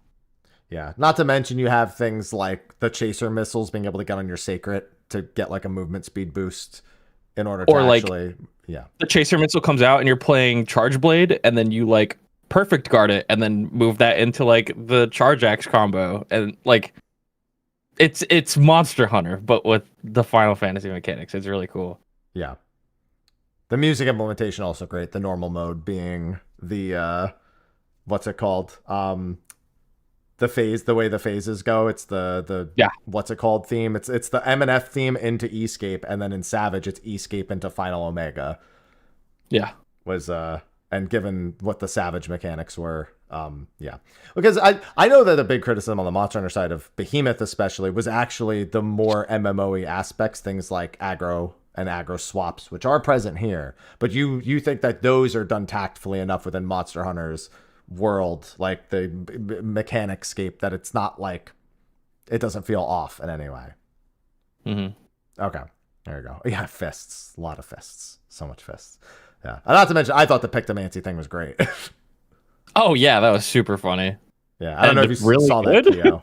Yeah, is that why you play Picto and well, that's something we'll get deeper into. Yeah. Partially, yeah. Like I kind of did it like at the start as a joke, but then I was like, yeah.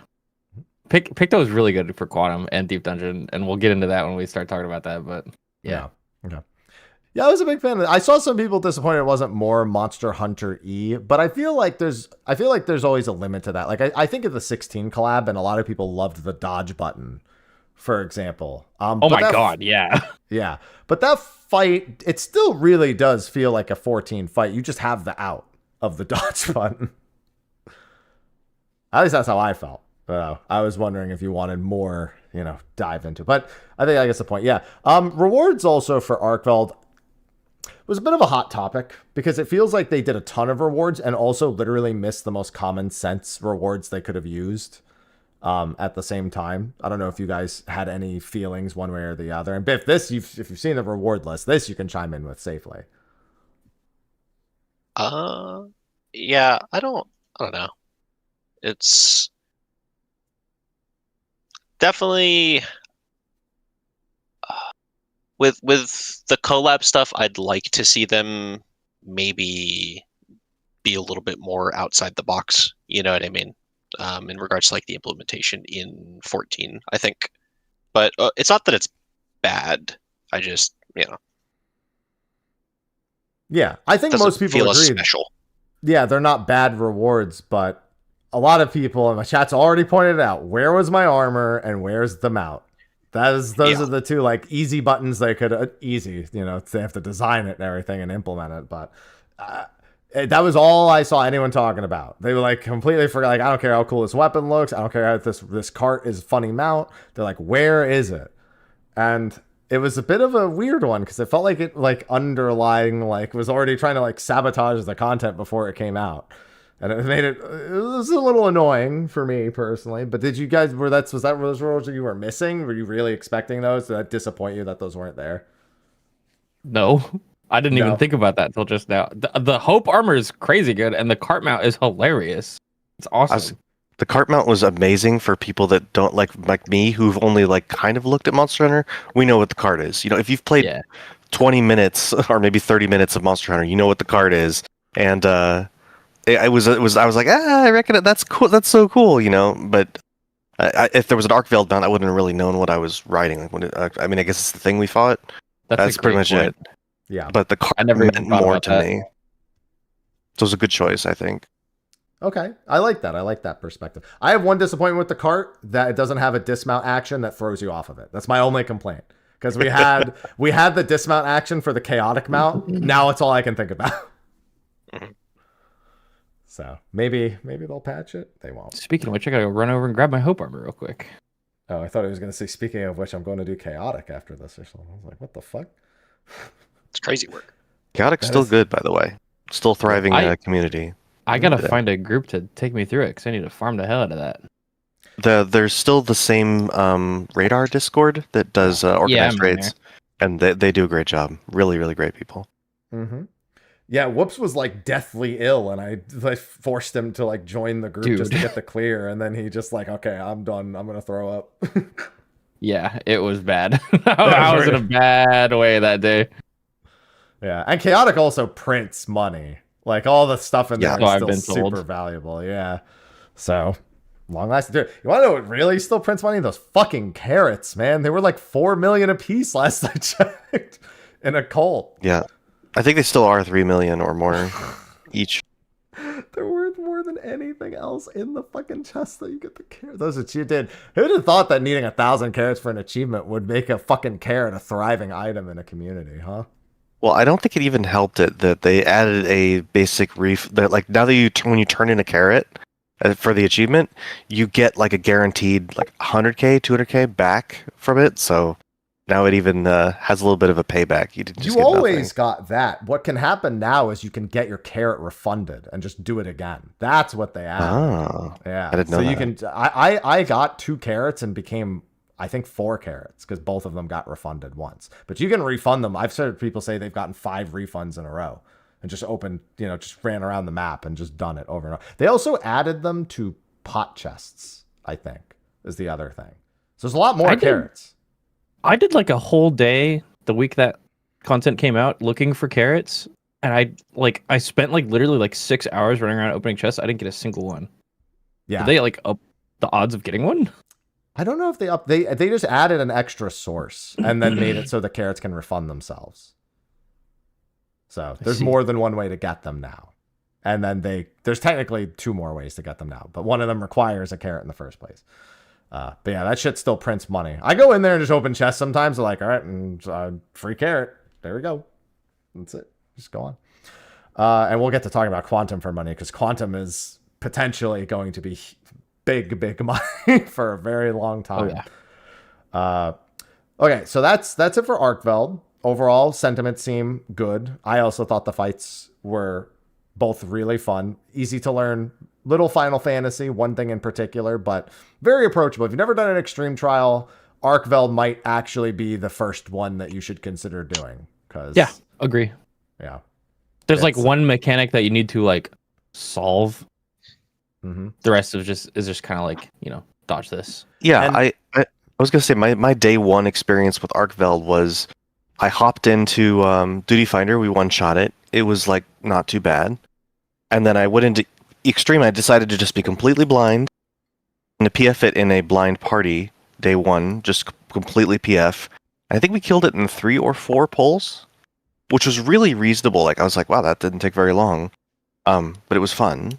So I didn't think the difficulty was super high. It's very approachable for somebody who's never gotten into extremes. You can kind of just intuitively go through the fight and get smacked around a little bit, but you'll get it pretty fast. Low stress, in my opinion. Everyone was very chill in the PF with all the mistakes being made. I don't know. It's just really a great experience. And I farmed it a bunch more after, and it was all a great time. I still get a lot of bone stacks. It doesn't kill me. It's fine. Yeah. But I had like 8. yeah. Then Mr. Hammer was like, yo, K whoops. I'm like, yep, mega potion. I was chugging them. Chugging back potions the whole time. Yeah, that's how that mechanic worked out. Yeah, and I will say the one thing you have to solve is if you've never done high-end raiding is something you really should learn how to solve if you're going to go into other raids. So it's probably the single most important thing to fundamentally be able to see when you go into something you've never done before and be like, all right, let's do it. Lemon cut. Yeah. I didn't want Lemon to show cut. it. Oh, spoiler, sorry. There you go. There's a limit cut. Oh no, what a shock! Never could have seen it. If this was Who would've Endwalker, every fight in Endwalker has limit cut. They're just like, how do we do this? Yep. Limit cut. Okay. Yeah, that'll work.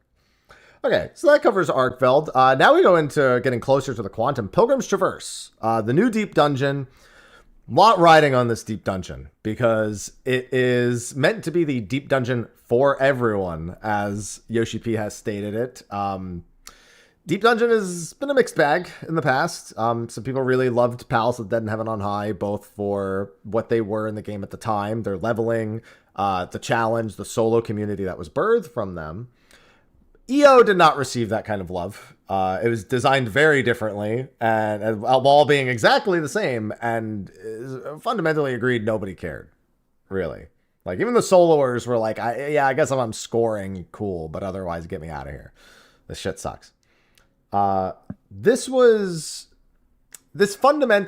entire system was meant to be an indication of the direction of 14 content going forward.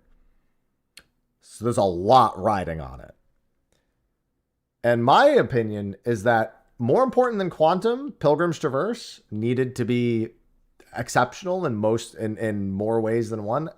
And at least for the longevity of soloing and the value of leveling and the challenge, I think they've nailed that, in all honesty. Personally. I don't know if the sentiment is shared, because we went in with a group of 4 and mowed through the whole fucking thing, other than like some boss mechanics that just threw us for a loop. And a bomb. And a bomb. Yeah, I had forgotten about that. Thank you for reminding. I mean, I hadn't forgotten about the luring trap I soloed when all 3 of you got murdered after Keo was like, feeling kind of disrespectful right now. 3 HP bars at 0. I mean, yeah. I think they really nailed it as far as like 4-man, you can have a very chill time. I've heard one of my friends went in their duo and managed the floor 100 clear in his duo, which was really cool. I think the difficulty scales really nicely, and it's obviously I've already seen people casually soloing and generally being pretty disrespectful of like mass pulling things at like level floors like 50s and 60s, and it's not a free thing. It looks still pretty challenging. I think they did a really good job of keeping the experience accessible to however many people you want to bring in. As I'm seeing tons of floor 100 screenshots from people getting their clears, people that don't normally run this content. It seems like everybody's running it right now. Like all my friends are running Pilgrim's Traverse, and that's great. That's great to see. So I think they did a great job. All right. Biff, we can have you as part of the last discussion, so I'm going right to you now. Yeah. So it's worth noting that my deep dungeon experience, I was not around when Heaven on High came out. I was on a break from the game. So it was like the original Palace of the Dead and then Orthos prior to this. And original Palace of the Dead, like when it first dropped in like, what was it, 3.2, 3.3, something like that. It was not what it would turn into when, it would go up to like floor 200 or whatever. So it's really mostly Orthos, and I liked this a lot more than Orthos. And I'm not entirely sure all the reasons why. A big one for me was, man, the Aether Pool generation just smooths out so much.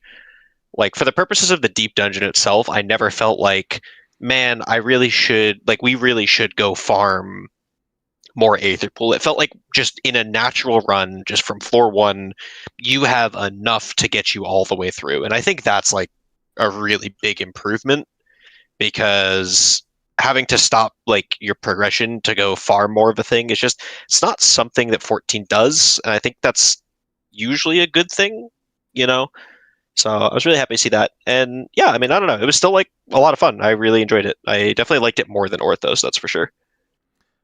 I can probably narrow down the reason is the enemy HP. I think.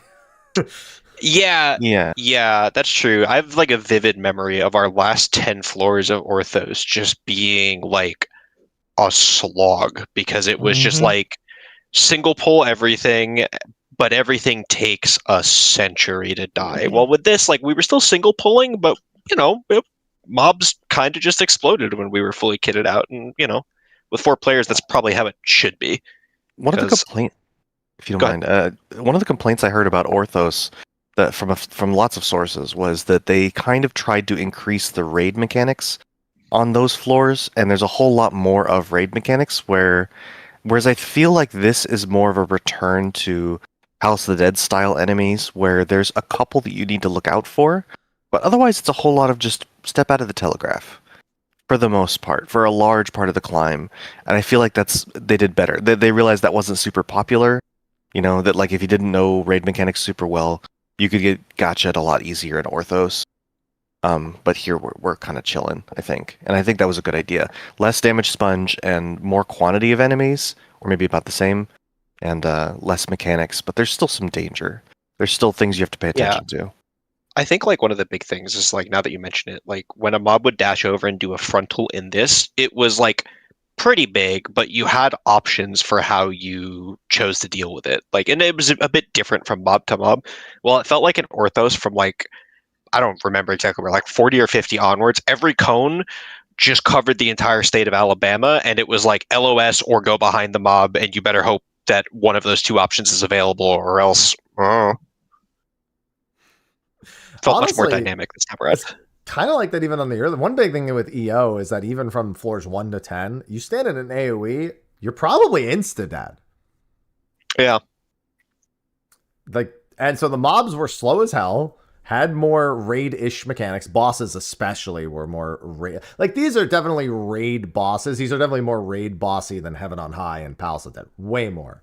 But they weren't as, they're more like, they're toned back from EO, where EO was like full-blown, like, 10-minute slogs against bosses that like had like 4 or 5 different things going on at the same time. And yeah, it was...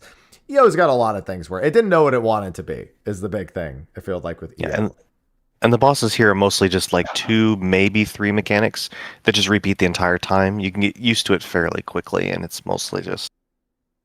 it's fairly easy to solve. It's just sometimes there's a couple tricks with the execution. Like, for example, the floor 10 boss I've seen in solos. You may not have anticipated it, but the ads, if you don't kill them fast enough, really quickly kill you. So there's a couple little things to it. Yeah. They just start like tank buster knockbacking you over and over again until you die. And they do it during the leaps, so there's really no way to get out of it once they start flinging you around the arena while leaps are going off at the same time. I was warned about that because I started my solo today at up to 60. I don't anticipate it to be a very hard solo, to be completely honest with you, but gotta get it done. We did EO, and then I was like, thinking on the way up, I should probably solo this at some point. I want to get the achievement in the title. And then by the end of it, I was like, I don't want to enter this ever again, I think, because it just takes so long. Yeah. But with Pilgrim's Traverse, I genuinely feel like I could be like, oh, let's go knock out a quick clear one day. It'll still be challenging. It won't be like crazy easy. I might have to reset once, but like if I do have to reset, right back up because it's super fast. Yeah. It's a fair point. I've never soloed a deep dungeon, and after Orthos, I had zero inclination to. Like, the thought never crossed my mind. But with Pilgrim's Traverse, like, after we cleared Qunatum yesterday, I was like, oh, maybe I'll just, like, go do it on Machinist or something. You know what I mean? That there's a real chance that I actually do it. So that's probably a really good sign. Yeah. It's EO, same for me. I started an EO solo, and I was, like, 30, 40 floors in, and I was like, I could just not do this. Also. Yeah, exactly. I could just literally, I could just turn around right now. I don't live my life. Yeah. I had the same inclination with Orthos. It especially didn't help because my EO group actually got all 4 clears to get the bonus mount too. So I didn't still even have that hurdle to do. Yeah, I did 4 100 clears of EO on content. That is, by the way, a thing here too. There is a thing for buying the items from the top floor several times. So do you have to start from 1 for that to get the? No, I think you can just do 71 to 100 here. Oh, that's great. That's not even hard at all. It just everything feels so accessible. Another thing is just like the duty finder. I don't know if you people who've done Palace and Spec when it came out. The duty finder for the in between floors. So you had 51 to 60, super active. You could always get your queue even months later after the content came out. But anything beyond that is just a dead queue. It's really difficult to get a queue. Yeah. But with the addition of the challenge logs, which are actually pretty good in this, and the multiple tiers of different floors, you could really start from anywhere, and it feels like there's a good incentive for those queues to be full because people want to get their quick and easy, quantum sacks basically from their weekly. Plus, I think the oils, that's the only way you can get them, right? Is from the challenge log, I believe. If it's not the only way, then they come from sacks too. They might come from actual gilded sacks. Oh, okay. Not the blessing ones, not the blessed hordes, but the other sacks. They come from. Yeah. It's something oil, but yeah. Yeah, luminous oil. Oh, the blood. Mm-hmm. Yeah. So I think they did a fantastic job with that. It feels like I'm actually going to use the duty finder, whereas before I would only go in with premates. All the other deep dungeons, I only ever wanted to go in premates. I didn't want to, unless I was farming Aether Pool. But feels like there's pretty good incentive to queue. Yeah, and to break that down a little bit further, as Chad has said, you can get Blessed Hordes 5 a week from your challenge log, and you can get a 40 mil mount, or however much it's going to be worth in a few weeks from those. We didn't get jack shit from our Quantum Clear. You can get a 40 mil. I know somebody who got the 40 mil mount on his first clear up, and jealous. Yeah, But yeah. that was me. I got a Night Pegasus the first time I ever went above floor 150 in Palace of the Dead, so it just happens sometimes, all right? Sometimes that just works out. But the challenge log has Luminous Ethers. It has Blessed Hordes. And on top of that, leveling. That's been a big thing that was missing for several expansions now. Deep Dungeon, Heaven on High, 21 to 30, crazy popular during Stormblood. Amazing leveling function. Palace of the Dead, 51 to 60, same deal. Massively popular leveling option. EO, no. Nobody would dare ever level from EO. So we haven't really had a deep dungeon leveling option for quite some time. And the numbers are pretty staggeringly good. For reference, 71 to 80, which you can queue right into, technically, is one full level. Just straight up 100% of a level. What? Yeah. Wow, I'm gonna finish all my jobs there. That's amazing. Yeah, so it's with armory bonus, of course. Without it, it'd be half a level, but that's not bad either. And yeah, even the other floors are, a pretty decent chunk of EXP as well.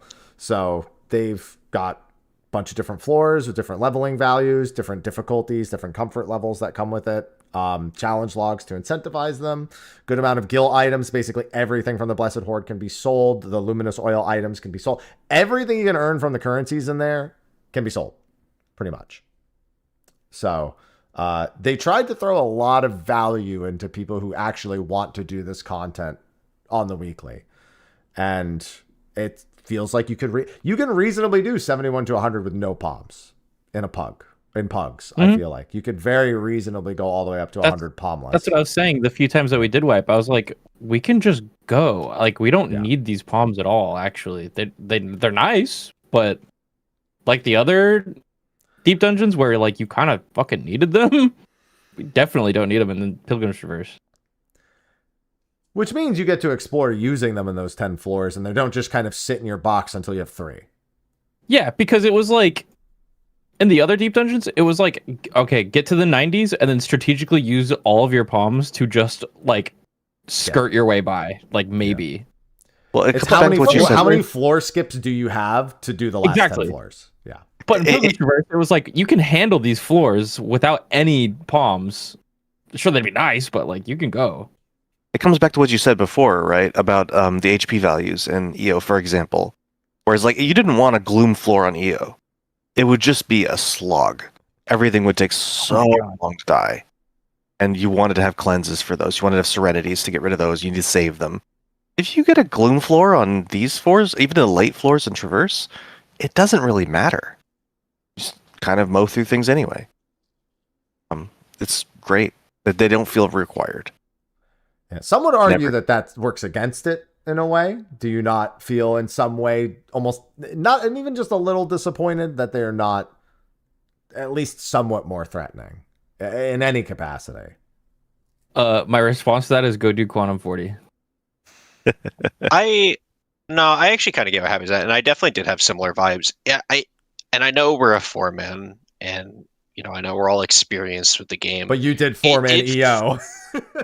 Yeah, and it did feel weird that, like, yeah, we could handle the last floors because the mobs didn't do anything. I think even if, like, they probably shouldn't be quite as vulnerable to as many CC effects as they are on average, I'd say. Because, like, it really just meant that even things that we weren't, like, blowing up with burst, they just didn't do anything, right? Like, yeah, I don't know. Like, I definitely think there's something to maybe slight tweaks. So, I'm not saying like go full EO where like if you got gloom damage down on 93, that was, that was from personal experience, that reference, I can tell. Yeah. But like probably would have been nice to have the mobs able to threaten and do a little bit more, I think. Like, I think it says a lot when like the mob that we interacted with the most was the one who did something we couldn't CC after it died. And The bomb, you yeah. know, yeah, right. Like that's the one that we had to care the most about what it did. Everything else, it was just like stun it or sleep it, or if you can't, just rip burst on it and it explodes.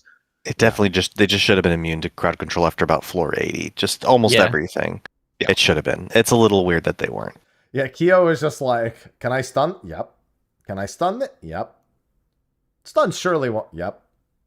It's not going to be as easy to do that when you're solo, though. To be fair, On Paladin it will be, but nobody sure. else. But then yeah. you're in melee range nonstop, and nobody else is doing damage GCDs while you're shield bash spamming. You know, Yeah. it's still gonna be tough to manage. I think there's like I something don't to be think said I don't think it needs to be super hard because in content like that, the downside or like the risk is that you have to start over, right? Mm-hmm. So like whenever I was in a deep dungeon, and this is coming from somebody who soloed Heaven on High, like it sucks when like the enemy is air quotes hard, because if you like miss something just barely, you just die and go back to the beginning and waste 3 hours. I don't think that's fun. I don't think that's challenging either. I think it's just bullshit. That's fair. That's fair. I just know that obviously different people have different vibes, especially people who do deep dungeons more. So I always try to think of, you know, how like a soloer feels doing this versus maybe they enjoy the pressure of the auto attacks being monstrous in Heaven on High, or like needing to know how to pat around mobs and deal with situations. Whereas here, the only situation you really deal with is how many pats walked into the starting room, which, you know, that's always thrilling every single time it happens. But no, I've really enjoyed it. I've been doing my soul. I'm up to 60. It's been pretty chill. Honestly, my biggest fear is that we killed everything so fast in the group. I don't even remember what half the shit does because it was stunned or die. Yeah, I had the same experience actually. I was just like, I don't actually know what most of these things do because we stunned them all. The only thing I remembered was like the Malika's well boss, because I had like the sleep timing down. That's the only thing that I like really yeah. actively stands out. You know, everything else was just hit phlegma on it and it explodes. I did have one experience where that almost got me killed, but I killed the mob before it happened. So one thing, by the way, Tortoise Stomp is a very small AoE, so it's not a game ender. Learn that. I let it go off, and it was not really any big. Just the turtle auto AoE, the auto attacks with the vulns is literally the chief mechanic that they have, and that's it. But there was like a wolf mob, like a Sin Eater wolf mob.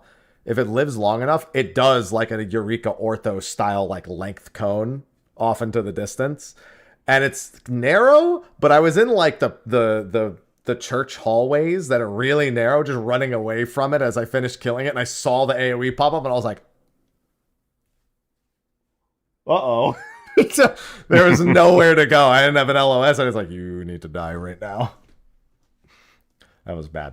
But yeah, for the most part, that was fine. And I think they really do just want people to feel like it's not the end of the world to pug. They effectively said most of our community only does a third of this. Let's try to make most of our community do all of this. Right. And that's why the existence of Quantum is so great. And like the fact that the deep dungeon itself isn't like crazy difficult and you can start at higher floors. Mm-hmm. I love it. And you can practice the boss that leads into Quantum as much as you want. And I briefly also want to talk like rewards. They knocked that out. Like they just decided finally just have everything. All the reward lists for everything are massive in this patch. There's just so many things to get. There's so many like mounts. There's so many minions. There's so many Orchestrion rolls. They just flooded us with rewards, and I think that's pretty cool too. Yeah. I will also say one of the kind of unintended, maybe intended, but kind of unrecognized benefits is that with the floors not feeling like the end of the world, you actually do go for accursed hordes on the higher floors instead of just being like, I'm not fucking stepping over there. So, definitely, yeah. Yeah, you're even a little more encouraged to engage with that system on the higher floor. Like, if you're going for the Night Pegasus in a solo Palace of the Dead 200 run, you're out of your fucking mind unless that floor is sighted or safetied. Like, I don't know why the fuck you would go near one of the intuition things on those floors. But here, it's like, all right, I'll just, whatever. I got time. I'll clear the room real quick. And, just grab it or whatever. If Witching, if I get a luring or whatever. And also the votives, not much of a gamba. I'd say you pretty much always take those. I don't see really, there's not enough downside to really warrant not taking the votives, I feel. Have you been able to tell what the trap votive even does? I still haven't seen like it does anything. It actually, so apparently it is not 100% chance that every room has traps on the floor. It makes it so there is 100% chance that every room has one trap on the floor. We treat every room like it has a trap anyway. So it doesn't do anything. So it really doesn't do anything. And then, yeah, there's what Gloom and Blind. Now, something I hadn't noticed, we noticed they got rid of the no ability debuff on all the floors, which I think is fair. That's a very unfun debuff. That's like that's what we call a serenity check.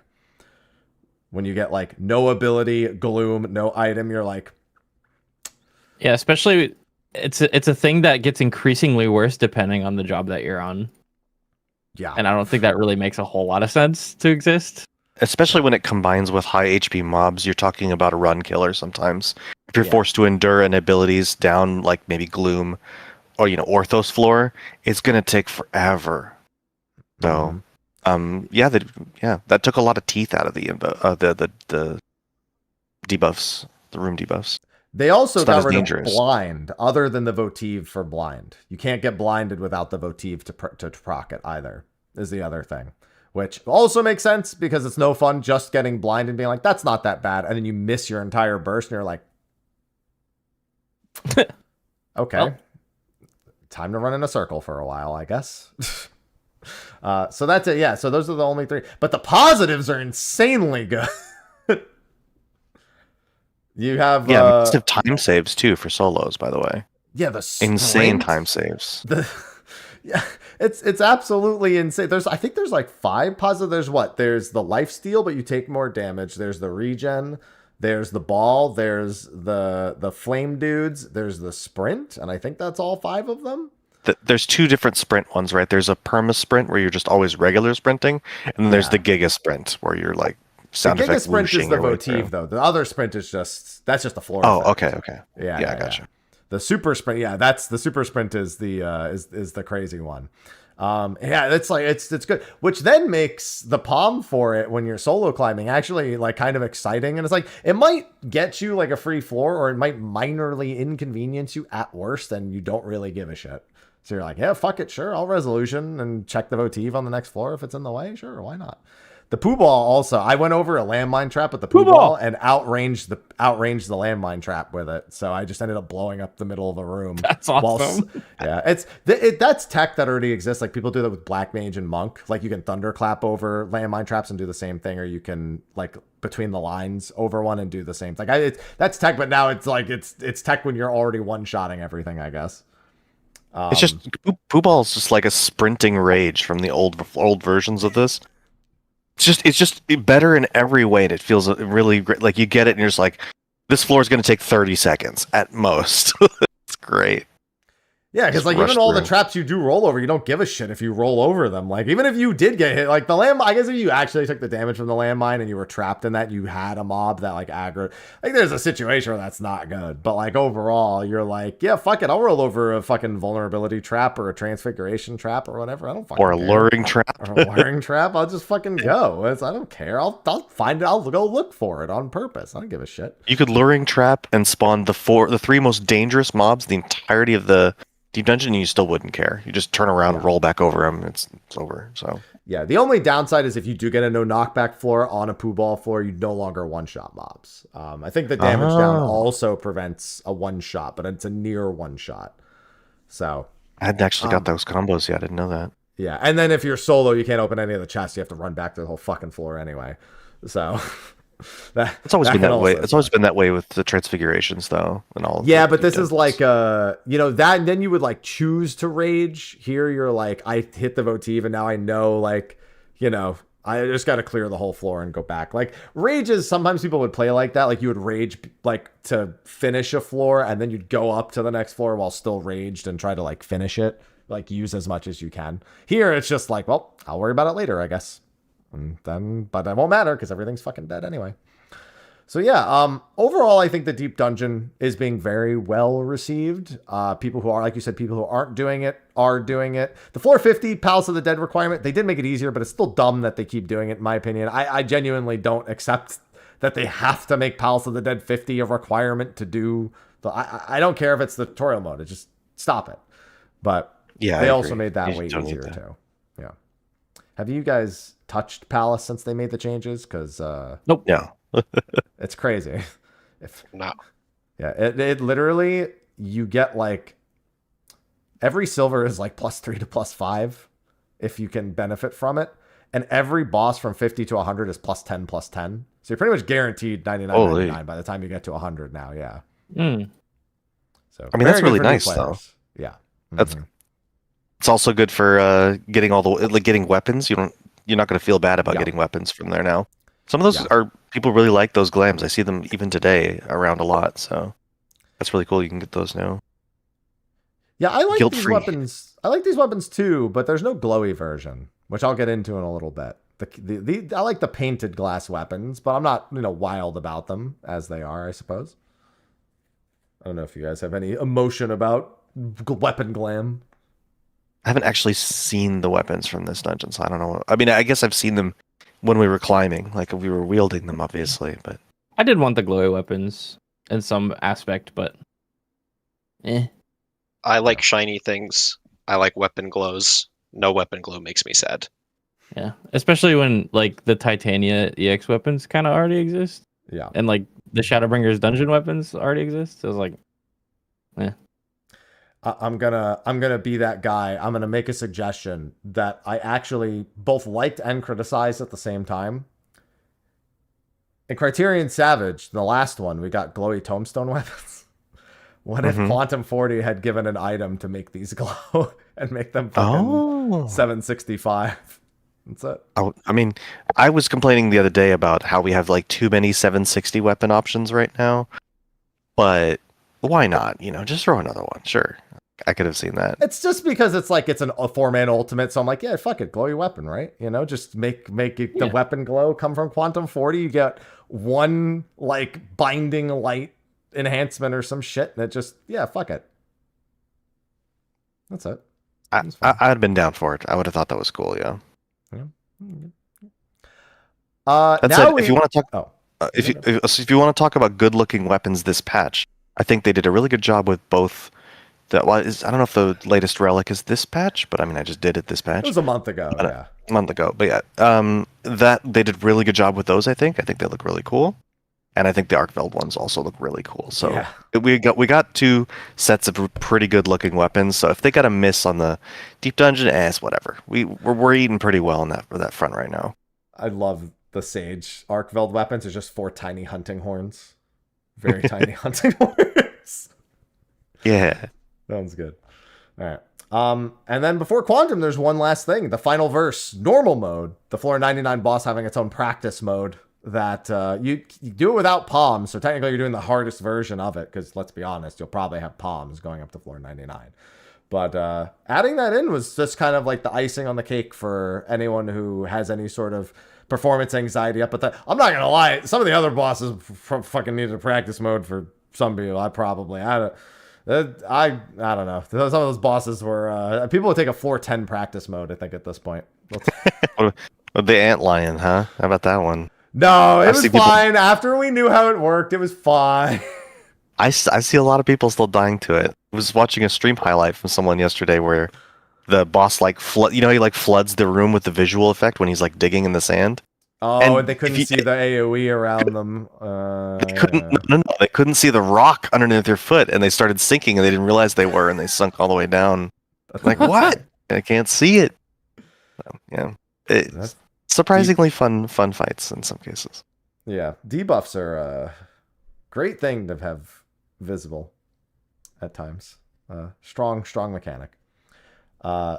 Yeah, I don't know if you guys, even just the normal mode, like I don't know about you guys, but the floor 99 boss, on par, I think, with Excalibur for me, maybe even liked it a little bit more, just on just the basic bitch floor 99 final verse boss. Excalibur I thought was a great fight, but this was, I don't know, for me it was a lot better. Excalibur was Orthos? Yes, that was Orthos. Yeah, yeah. 99, Yeah, I which was really a liked that surprise, by one. the way. Yeah, I do think that is like a point for Excalibur, is like getting the jump scare 99 boss was pretty cool. Like it Yeah. was. I also like somewhat related, just because like I'm thinking of it regarding Excalibur in specific. I kind of like how they handled our like Magicite and stuff this time around, because when we knew that Excalibur was there, we didn't see anything. We just ripped 3 Giga dudes, and he died in 37 seconds. And that doesn't work this time around. So I think that's cool that you have to like fight the final boss. You know. Yeah. Yeah. I mean, when you do have to fight Excalibur, cool fight. But true, you just don't when you have a group of 4 and just have 4 dudes. This one, they also specifically countered it. They made sure that if you were using a Magicite, you could only use 1 per floor. It's funny little text. If you try to use a second one, it's like, your beautiful branch is already assisting you. Don't be greedy. Yeah. Thank you, Fail. And she's a monster in and of herself too. That electrocution like doubles your boss kill speed. Like I've been using just bark, whatever, the bark one on bosses, and Bark just bomb. when bark bomb, she electrocutes, and it's just like, it's just fucking done. Like their health bar just starts to In a shrink. solo, it doubles your DPS almost. It's really powerful, you know. Yeah. She also full heals you, and then she'll CC the mobs and everyone. But yeah, it was really funny just to have her doing that. So yeah, Pilgrim's Reverse, I think big win. I would encourage anyone, even if you don't do deep dungeons, you can easily get through Palisade 1 to 50 if you never have before. There's probably a little more interest in general, but even soloing, it's very easy. There's tons of guides out to do it, and it's not all that threatening. Heaven's Ward bosses have they do one thing, and that one thing is not a concern up to 450. I promise you that. So go and get that. Easy to get into, lots of fun, incredible rewards, and there's no ceiling to it. You can keep going. If you really, really enjoy the content, you can look into the highest level floor and Qunatum potentially if you really like it. You know, there's lots of depth to the content. Really recommend people trying it out. It's really good. Yeah. And if you have shit to level and you didn't do it before they nerfed Aglaia spamming. Because I don't think they should have done that anyway. I think Aglaia should still be a leveling method. Just saying. Just throwing that out there. They shouldn't have nerfed I think all content should. Yeah. Yeah. Yeah. I agree. Buff some fates. I'll fucking do some fates. I'm down. I'm good. I do them anyway. They don't need to convince me. All right. Finally, we come to the main topic, Qunatum. This was a kind of a weird reveal when we first got it. We didn't really know exactly what to expect. For anyone who doesn't keep up with patch, the way Qunatum works is when you clear floor 100 for the first time, you're given 8 of 5 different types of offerings. You can get these offerings from accursed hordes inside of the deep dungeon as well, and you can sacrifice as few as 15 of them up to 40 of them in order to challenge the floor 99 boss, but a harder version. Depending on how you do your offerings, the boss gets stronger in some ways and maybe weaker in others. For example, if you do 33 of each of the offerings to meet the 15 minimum, the boss just has most of the same mechanics it would have at 40, but there's less follow-ups, there may be less ads, there's just and the boss has less health, deals less damage, all that stuff is less a factor. But you could crank 8 into fire, and now you just have you have all this extra burn damage coming out, an extra ad to deal with later. You got crank, I think it's 5 into HP, and now the Exaflare spacing is, far more strict than it would have been before. Actually, I think that's 8 damage, but you can choose to customize the boss in a way that allows you to learn it kind of as you go. And you don't actually lose the offerings unless you clear. So you can practice without literally using any offerings and then go into max offerings, and you at least know how everything works fundamentally. The idea being that the rewards are the same at all difficulties, but you get more of them at 40, and there's a bonus title for beating the 41. And the 41 is basically an ultimate tier 4-man boss. We all challenged it together, and it was a fucking time. I think I speak for all 4 of us when I see it. It's a great fucking time. Unexpectedly really good end game content. I wasn't expecting ultimate level difficulty, even though they said it. You're just like, oh, okay, ultimate level, whatever you say, you should be. But no, it was. He was easier than Gordius. Sorry. Sorry. Oh, what? Sorry. Say that again. I said Midas will be easier than Gordius. You know. That's- Yeah. No, Savage level difficulty. Something. the exact quote from Midas was between second and final coil. Oh, that's right. Yeah, yeah. That was that was the classic. largest crock of shit I've ever experienced in this game. Was that exact That statement? man got on camera and just said that to our face, and we were all like, "Oh, okay." But we should have known, because he also said normal mode Gordius would be coil with echo. So, like, the red flag was already there. Okay. Yeah, yeah. To be fair, all the advertisements were on point for this. It was ultimate level. It was extremely difficult. The checks were very tight. It's great, and it was unexpected. I mean, it was hinted at, but we had no idea it was going to be this much, and it's a wonderful surprise for endgame raiders. Think of a hard mechanic from an ultimate or a savage. It's in that fight. Like, they included everything, and it was a nonstop juggle of a fight, keeping everything, alive. The two bosses that you have to target with the puddles on the floor made DPS actually think about, I need to go grab this real quick so I can hit this boss so that my tank doesn't get fucked and my healer doesn't get mad at me. But I got to do this mechanic, and there's a fucking twister, and I'm chained here, and I can't move. And like that, just 10 minutes straight, just nothing in this game makes me feel like super anxious. This fight very much did.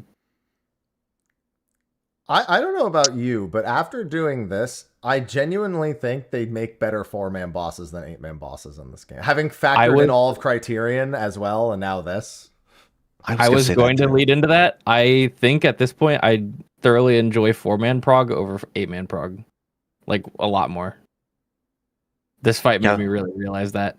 Like, I'd be mad if they got rid of 8-man raids, but I really hope they make more 4-man raids, because it's so much better, in my opinion. I think I like this stuff and like Criterion more than Savage, but not more than like my favorite ultimates regarding like 4-man versus 8-man. Part of that's probably like a length thing. I just naturally favor longer fights, and ultimates just innately play really well into that. Right, like the idea of like a 19-20 minute fight is something that like excites me. Like I love that, you know what I mean? While with this, like, it's a fantastic fight. It's excellent. I enjoy it more than most Savage fights we've had in, however long, whatever fight I happen to pick out of a hat. Yeah, it's really good. I think their 4-man content is really good. I would just like to add, especially when we're talking about the most difficult 4-man content, like as an example is Criterion Savage. Yeah. When I came out of Criterion Savage, like finished it, most people had the mindset of like, I'm never doing that again, or I'm not going back into that. That's really hard. If people want to do it, they got to commit the time. It's going to be a slog. Whereas I feel like, especially Whoops, when he finished this Qunatum, was just like, I'm going to do it again. I want to come in and need to heal this. I want to come in and play. It was such a great time. Even though we struggled, it was like, I can't wait to go back. And that's different. That's a stark contrast to Criterion Savage. I think Criterion, it's just like, I mean, even just regular Criterion, most people weren't like itching to get back into it. I mean, at the end of the day, it was effectively 4 to 5 minute extreme to savage levels encounters with some fairly interesting trash pulls in between, but there just wasn't a motivation to get back in there, in my opinion. And maybe that's because mostly because the rewards weren't there. Yeah, I will say that. Then we're going to get into that because that's still an important topic here, and I don't think they've completely solved that problem here, and I think they are really pussyfooting about what is the obvious solution to making more people want to do stuff like this. But I mean, even without too much of a reward, like, I don't know. Listen, wait, I have you guys won't be able to hear it here on this Discord call, but I have an exact quote from Whoops about the rewards that he received for clearing Quantum 40 that I included in my clear VOD, and I will play them for you on stream right now. The fuck? This shit sucks. Preface, it was half joking, but I am somewhat serious. I pulled it up 16 minutes and 21 seconds into a 16-minute and 25-second video. I made sure it was in there right at the end. It was the capstone of the clear VOD. I was like, I'll include the post-clear discussion and the analysis of opening the 6 coffers that you received at the end. That has actually still been an active criticism of Quantum Forwarding. Most of the discussions around it have become about the actual reward of doing it. Now, I'll say this. One of the main reasons I do ultimates isn't actually the weapon. It is the challenge of the fight and the title. Title hasn't been good in a long time, so it's really just become about the challenge of the fight. Mourner of Light, pretty fucking solid title. I'll give them credit on that one. Mourner of Light is a top tier. I beat this. Perfect for when someone screws up. You go Mourner of Light, by the way. Rolls right off the tongue. Love it. At least it's not nothing. And there's always you can sell the mounts, right? That you get from those currencies. Every single thing. Yeah. Every currency's rewards can be sold. It's not exciting rewards, but I do like that there's a meaningful reward, and it's a reward that will scale because you can sell more mounts. You can just keep going and sell more mounts. It feels like there's a payoff for struggling through the content, and there's a reward for if you want to farm because you enjoy the content. You'll get something for it. I think they did. I think they didn't want to add too much to it because they don't want to make people feel like they're forced to do it. And there's no real reason that you're forced to do Quantum for rewards in here. It's just a reward. It's just a monetary reward essentially. At the end of the day, if you've already got the mounts, which you could get through like weekly challenge logs, right? So yeah, if you wanted to do the low effort method, or just buy it, but you have an accessible way to get it without an ultimate level raid, so it's not gating people out of an item through the difficult content, but it is a nice reward for making the challenge. I think it's great. I'm just, why are they so averse to gear from 4-man content? Is how I feel. It's like, listen, we love it. Just give us okay, I have seen people who are adamantly against gear coming from the 4-man raids. They are like, no, I do not want any piece of my BIS to come from Criterion. I do not want any piece of my BIS to come from Quantum. It's like, what the fuck do you want then? I mean, okay, as someone who's like, I wouldn't say I'm like adamantly against gear from the 4-mans, but part of the reason that I play 14 over other MMOs is that our gearing system is very stable, so to speak. But I'm also in the camp where like my reward is doing the fight, right? Like Q40 or like Top or Criterion Savage or anything like that could literally give me nothing, and I would still take 2 weeks off work to just go do it because I want to do it. You know what I mean? So yeah. It is a motivator for a lot of people. I mean, Yeah. I respect that That's too. true. It is for me. I feel the same as Biff, but I feel like for a lot of people, especially when you're talking about convincing a group, everybody needs to feel that same motivation, and it's difficult to get for people who have that same, thrill of the game sort of mentality to it. So the old Savage second coil suffered from this back in the day. The fact that there was basically no reward for it meant literally nobody was doing it. I mean, except for just a few groups. I do think that sucked. Sorry, go ahead. I do think there is something else I just thought about too. Savage inherently kind of gets easier week over week for groups regarding like BIS acquirement, right? Is, the more weeks you go, the more tomes you get, the more power you get. With things like this or Criterion, if you have a piece that winds up like being BIS for an ultimate that's possibly in like the same patch, I know it didn't line up this time, but like it did last expansion with Criterion and Top. There's no world for you to like really outgear this, you know what I mean? Like there's no way for you to have Q4 get easier over time. And I think if you start putting pieces of BIS behind this stuff, you're starting to put BIS behind things that maybe I would say are probably a bit higher than you probably should be in this game relative to like what Savage asks of the average group. You know what I mean? Because I'm not even saying 40. I mean, 15 could have it, and I think 15 is not asking for that much more. sure, personally. yeah, that's fair then. Yeah. Yeah. I see what you're saying. I'm a big proponent that if something is BIS from the hardest content, like Ultimate, it should largely be a novelty. You know what I mean? Yeah. Like, that weapon is BIS, but who gives a shit, right? Right. You've already beaten it. Like, who fucking cares? And that's why I feel that way about getting gear from this. It's like odds are you can already beat it. The gear doesn't even matter for this fight, but gear doesn't matter at this point in the patch cycle fucking anyway. So like, even if you wanted to make it to like it had the exact same stats as Savage Gear, like it's literally no different, right? And somebody could be like, oh, I'll try that to get gear. Like there's something, right? Maybe it just becomes a glam farm for like Cloud Dark stuff was like that with Chaotic, basically. Yeah. And this all just leads back to the same root problem that whenever people ask for like a way to get bis on a patch with something that isn't Savage, or a way to get gear with something that isn't Savage, it's just like, what for? At the end of the day, ... And it makes me want, it's probably never going to happen, but it makes me want to move towards a system like Guild Wars 2. If you guys are familiar with that, where it's a one-time account-long grind for your bis, and then that's it forever. And then you might be wondering, oh, what do you even do in that game then? What's the point of logging in on a new patch? There's like so many different hundreds of ways to reward players other than gear, and like I thought it was weird at first, but then I learned to appreciate it and like it, and I don't know.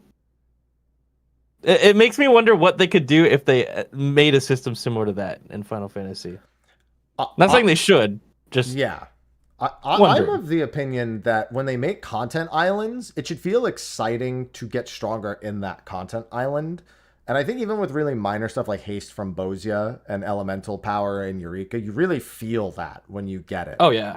And I get that Etherpool kind of achieves that here, but I think they really need to explore that it's functionally similar. If they are going to add something, it's functionally similar, doesn't really stand out, but inside the content, you feel like you're having more fun doing it while you're doing that content that you got it from.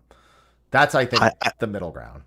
I've always really appreciated in other games when they do something like that, where the reward for completing the content. My favorite throwback is the bazooka in Resident Evil. It's like once you finish it, you got to just play around with a rocket launcher, whatever it was called. You get to play around with just blowing things up, and it was just fun.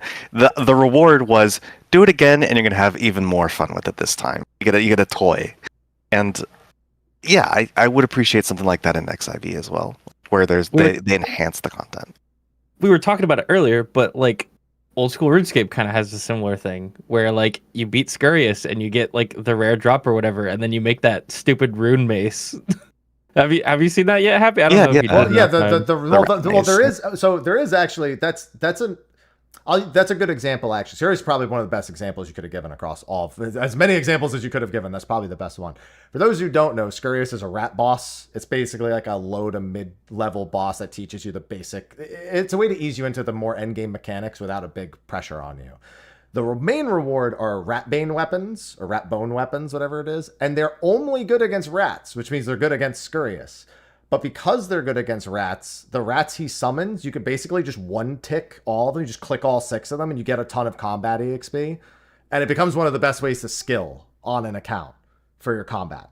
So it's only good in that. It's basically a weapon it's a content island weapon that has a functional like gain in everything. And that's very important. And it's really fun to use. One ticking all the rats feels really great to do. It's just well done. And then, like, not like it's a bad thing, but that mace is only useful in that fight, and that's fine. Like, it's all right outside of the fight, I guess, but like the main draw of it is that you did the fight, and now you get this, and now you can use it in the fight to do it even more and have more fun. Hey man, I got a Brine Rat Slayer task, and my eyes light up. And pull that weapon out of my store. Yeah, like it could have like small little uses like that too, right? That's pretty cool. But I think that while 14's had a very macro expression way of doing it, because Elemental Affinity, let's be honest, is not like wholly interesting inside of Eureka.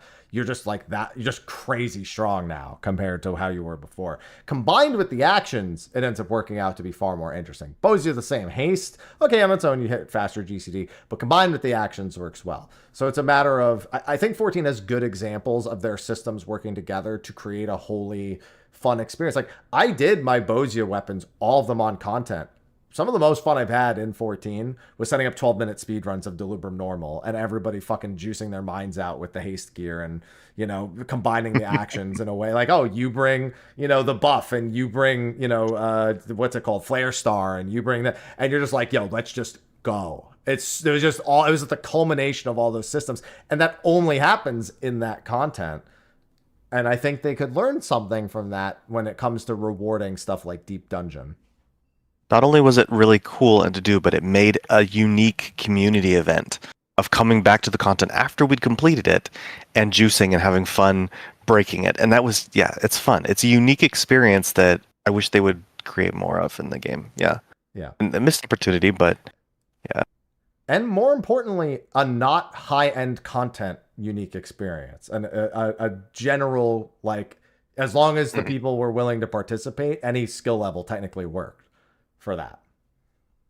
Which, you know, I don't want you to think that it's just like, you know, it's just hardcore raiders want hard, like, it's not even talking about Savage. Like, yeah, you can juice Savage too, and that's fun in its own right, but it's not the same as juicing normal.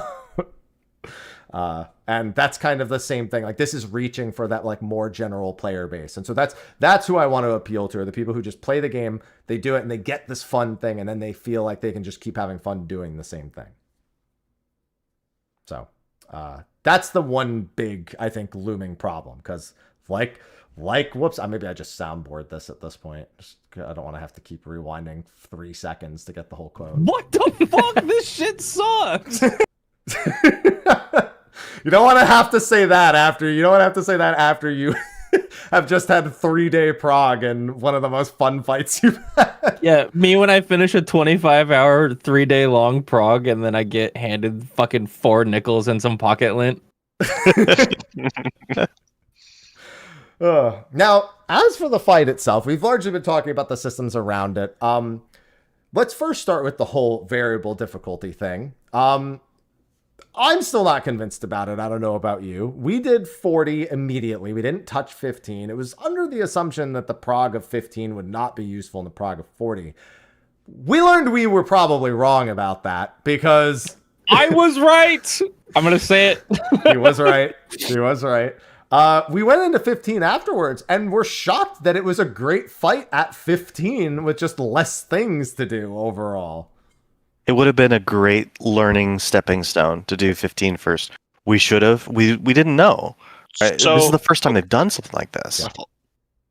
No, go ahead, Biff. I think there's a couple major things that would have made it not quite as applicable as it might seem on the surface. Mm-hmm. The big one being the different length of timers. Like, even on 15, they were like 2 minutes as opposed to 1. And, like, I don't think in Q40 we were ever, like, really truly stumped as to, like, how we could do something. A lot of it was just trying to find, like, the least scuffed way to do it for, like, every individual to not overload their mental so they still remember to do the shorter timers. You know what I mean? Like, I feel like a large part of what made the 40 hard was very explicitly the damage tuning and the debuff timers, and neither of those were present in 15. You know, like, I don't know if it would have saved as much as it might initially seem. I think that was so intuitive in terms of, like, we understood immediately how to resolve it, whereas 15 would have given us time to figure out how to functionally resolve each mechanic under less pressure, so that we can make the adjustments for those other things as we went into 40. That's my assessment, because we've seen every mechanic. Even though we memed about and didn't actually kill it, we did see through to the fire guys, which is the last new mechanic in Qunatum. Yeah. And there was a good chunk of pulls in that 25-hour prog that we just kind of lost because something did so much damage that we had to sit down and talk about. I'll move this here. I'll move this here. I'll press this button now. Whereas we were, like, trying to figure out how the fuck does this debuff work, and we, like, couldn't figure it out because we'd die before then, or we'd, like, lose some pulls, or, like, try to, you know. Yeah. No, I can see the good and the bad of taking the time to do Q15, but I think it would have been beneficial. Yeah. Like, obviously, like, let's say you did Q15, and then you went into Q40. And when we say Q15, we are talking about 3-3-3-3-3. It'd be a lot different if you did, like, 8-3-2-1-1. You know, Oh, yeah. you'd be adding a whole new mechanic. Like if you did 8 fire, you'd suddenly have a ton more fire damage, and your positioning has to completely change for 2 separate mechanics because of that. But strategies would have had to immediately change. I don't think they would have been difficult changes. I think the moment we saw the mechanic in 40, we found our final result basically in the single pull, and that would be the fire crosses that come out. That is exclusively if you have 8 fire offerings, right there. Whereas in 15, you just break chains, and then that's the end of the mechanic. You know, you don't have to worry about that last little scuffle around to make sure that the chains break, or that you're in the right position after the chains break. So it's a lot less pressure, and it's one less mitt tool that's needed as well. There's definitely a dichotomy in strategies there, but I think fundamentally understanding how everything works, like I think there's a lot of benefit. I think a more casual player might actually feel okay after doing 15, trying 20 or 25 or bumping something to 8. I think it is a functional stepping stone. I just don't think it's going to be used that way. I think people are going to do 15 or 40, and that's going to be it outside of like very fringe select groups. Yeah, probably. I agree. So I think those that are going to go after 40 are just gonna. It's the Final Fantasy way, right? That's how we've approached every fight. It's just if you want to do the fight, you should go into the fight and learn it as it is on the difficulty. So it'll probably be that way, yeah. But it's nice that there is an option for people who don't want it to be that, like want it to be like maybe more efficient for like repeats. Like let's learn 15 because we're going to spam it, and it'll be less of a razor's edge difficulty. That option is there. It's cool. And I'm sure people will science out the like other paths too, like maybe like 8 of this one and 0 of the rest is worth it, or 2 sets of 8 and 0 of the rest. Maybe this is a particularly easy version. There's just so many combinations that it's going to take some time, I think, before people get what's optimal or what actually changes from each one. Biff? Oh, yeah. I mean, I mostly agree. Like that, I'm not sure. In a way though, it's nice. I like the dynamic system because while I don't know if it'll be used as like a practice or a stepping stone, which might have been the intention, I think it does just serve as like we referring to us 4 have Q40, and a lot of people probably won't enjoy the prog experience that Q40 provides, but they still get something out of this. And having that whole sliding spectrum, while the rewards might not be better at 15, you know, if there's a group who's like just bored on an off patch, right? Like they have the option of like, instead of 15, let's do like normal 15, but instead just like ramp the fire up to 8. And I think that's cool that it kind of lets people maybe really fine-tune what they want out of it, you know? Yeah, we'll have to continue to watch it as it unfolds, but I can't help but feel it's going to be a system where it's like, well, you could have just done 2 difficulties, 15 and 40, and it could have been the end. I'm not sold. I haven't been since they unveiled it. Like if people would actually use it for its functionally intended thing, or if there was enough use to put that much work into a system. Now the system's made, repeating it probably not as bad, but I wonder, because if it's all the mechanics you're developing anyway for both difficulties, then it becomes what's the harm in even just leaving it, you know, just doing it again and having that system. But even if it gets treated that way, you know, there's still no downside to that, realistically. Now, the actual fight on 40. Oh boy. Woo! Yeah. That was listen, you know they're trying when the fight doesn't start with auto raid wide. It's true. It was auto open your fucking eyes for 8.5 minutes is what it was. Yeah. So I really, really liked the fight, especially as a healer. It does. I don't know. Do you guys want to go first? Because I'm gonna go on a kind of like a long-winded thing about like overarching game things and how they like now represent. We gotta know though, Beth. Now we gotta know. So you go ahead, yeah. Sure. I think that in small man content, shield healers have been like really, really strong, and you can even argue in 8-man like that shields are the more capable on average. Astro kind of gets like a cutout because it can bring mitigation to parties. But in Final Fantasy, like mitigation is better than raw HPS numbers. And this puts White Mage in specific in a really bad spot. And with the addition of Pilgrim's Potions, which give the most juiced Medica 2 of all time, it really just feels even worse. Like they're not being a shield alternative to the potions, just really feels like it nails home. You know, obviously you can clear with anything, but you probably should be on a shield healer. And like I don't necessarily like that, because something 14's historically been really good about is the differences in classes, even in the top end content, are, you know, we have the luxury as a community of being like, oh, Machinist is 3% worse, it's unplayable. Like there are other MMO communities that would commit crimes to be that close. And I do have some concern about that regarding like small man content going forward, you know. Yeah, and I think that's fair. I mean, even that was not that long, Biff. Well, the other thing is like kind of going on to Pilgrim's Pots. Like, I understand why they're not unlimited in Deep Dungeon. I really, if the healing is going to be seemingly tuned around at least some degree of usage for them, again, I'm sure you could get through this fight with nobody using one ever. You know, if you hate your healer and like want to give them a heart attack by age 30, but I wish that there was some way like in Q40 for it to just be like an item with a cooldown, something like that, like some duty action or something, because it feels really bad to be at this point where like you're putting a pull count, like a time limit on the amount of pulls you can do, because if you hypothetically run out of Pilgrim's Pots and that was part of your healing plan, like what do you do? And like farming them isn't that easy. You know, you have to go back and do more Deep Dungeon, and it's like I don't know. You could spam the normal mode trial that does do Pilgrim's Potions. Can I piggyback a little bit off of what you're going at here?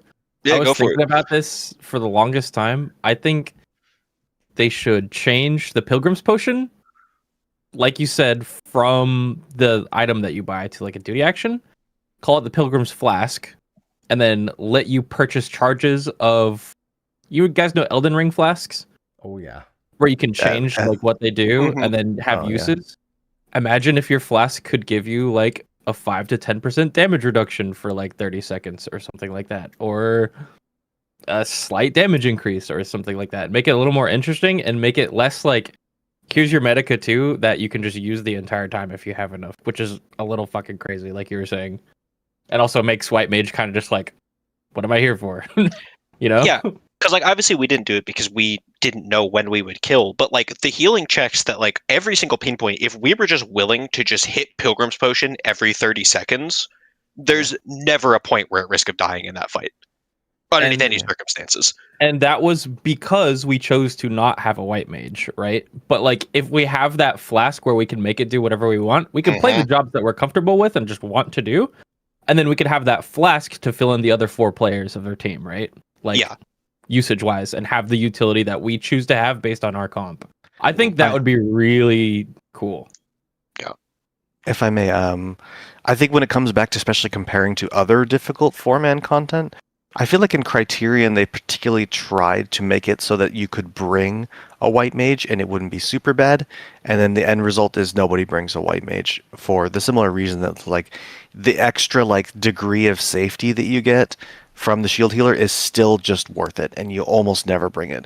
But it's like, so even in the situation where I think Criterion was a good use case for saying, okay, we're trying to make it accessible to the regen healers, to White Mage in particular, they still didn't achieve that. So I think I agree that they need something on a mechanical level to change to make it so, like the flask suggestion is a good idea, to make it so that you can use the regen healer and like swap to a shield more system.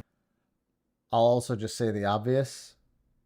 White Mage probably needs the most help in 8.0, right? Yeah, I mean, this is not exclusive to 4-man, right? Like, let's be real. Like, in high-end like rating, Astro has just been pretty much strictly better since Shadowbringers, with the only exception being it's a larger mental overhang to play in prog. But if you have the ability to prog on Astro, you just do, and that's not great. Not great Yeah. if you like White Mage. I mean, let's not forget in the first tier of Endwalker, there's literally an entire mechanic where you press Macrocosmos and erase the entire mechanic. Mhm. Like, Yep. Yeah. and it does that unintentionally in a lot of other mechanics. But that mechanic in particular, it's like, oh, healing reduction? Wow. That would matter for me if it did. I wish that mattered, but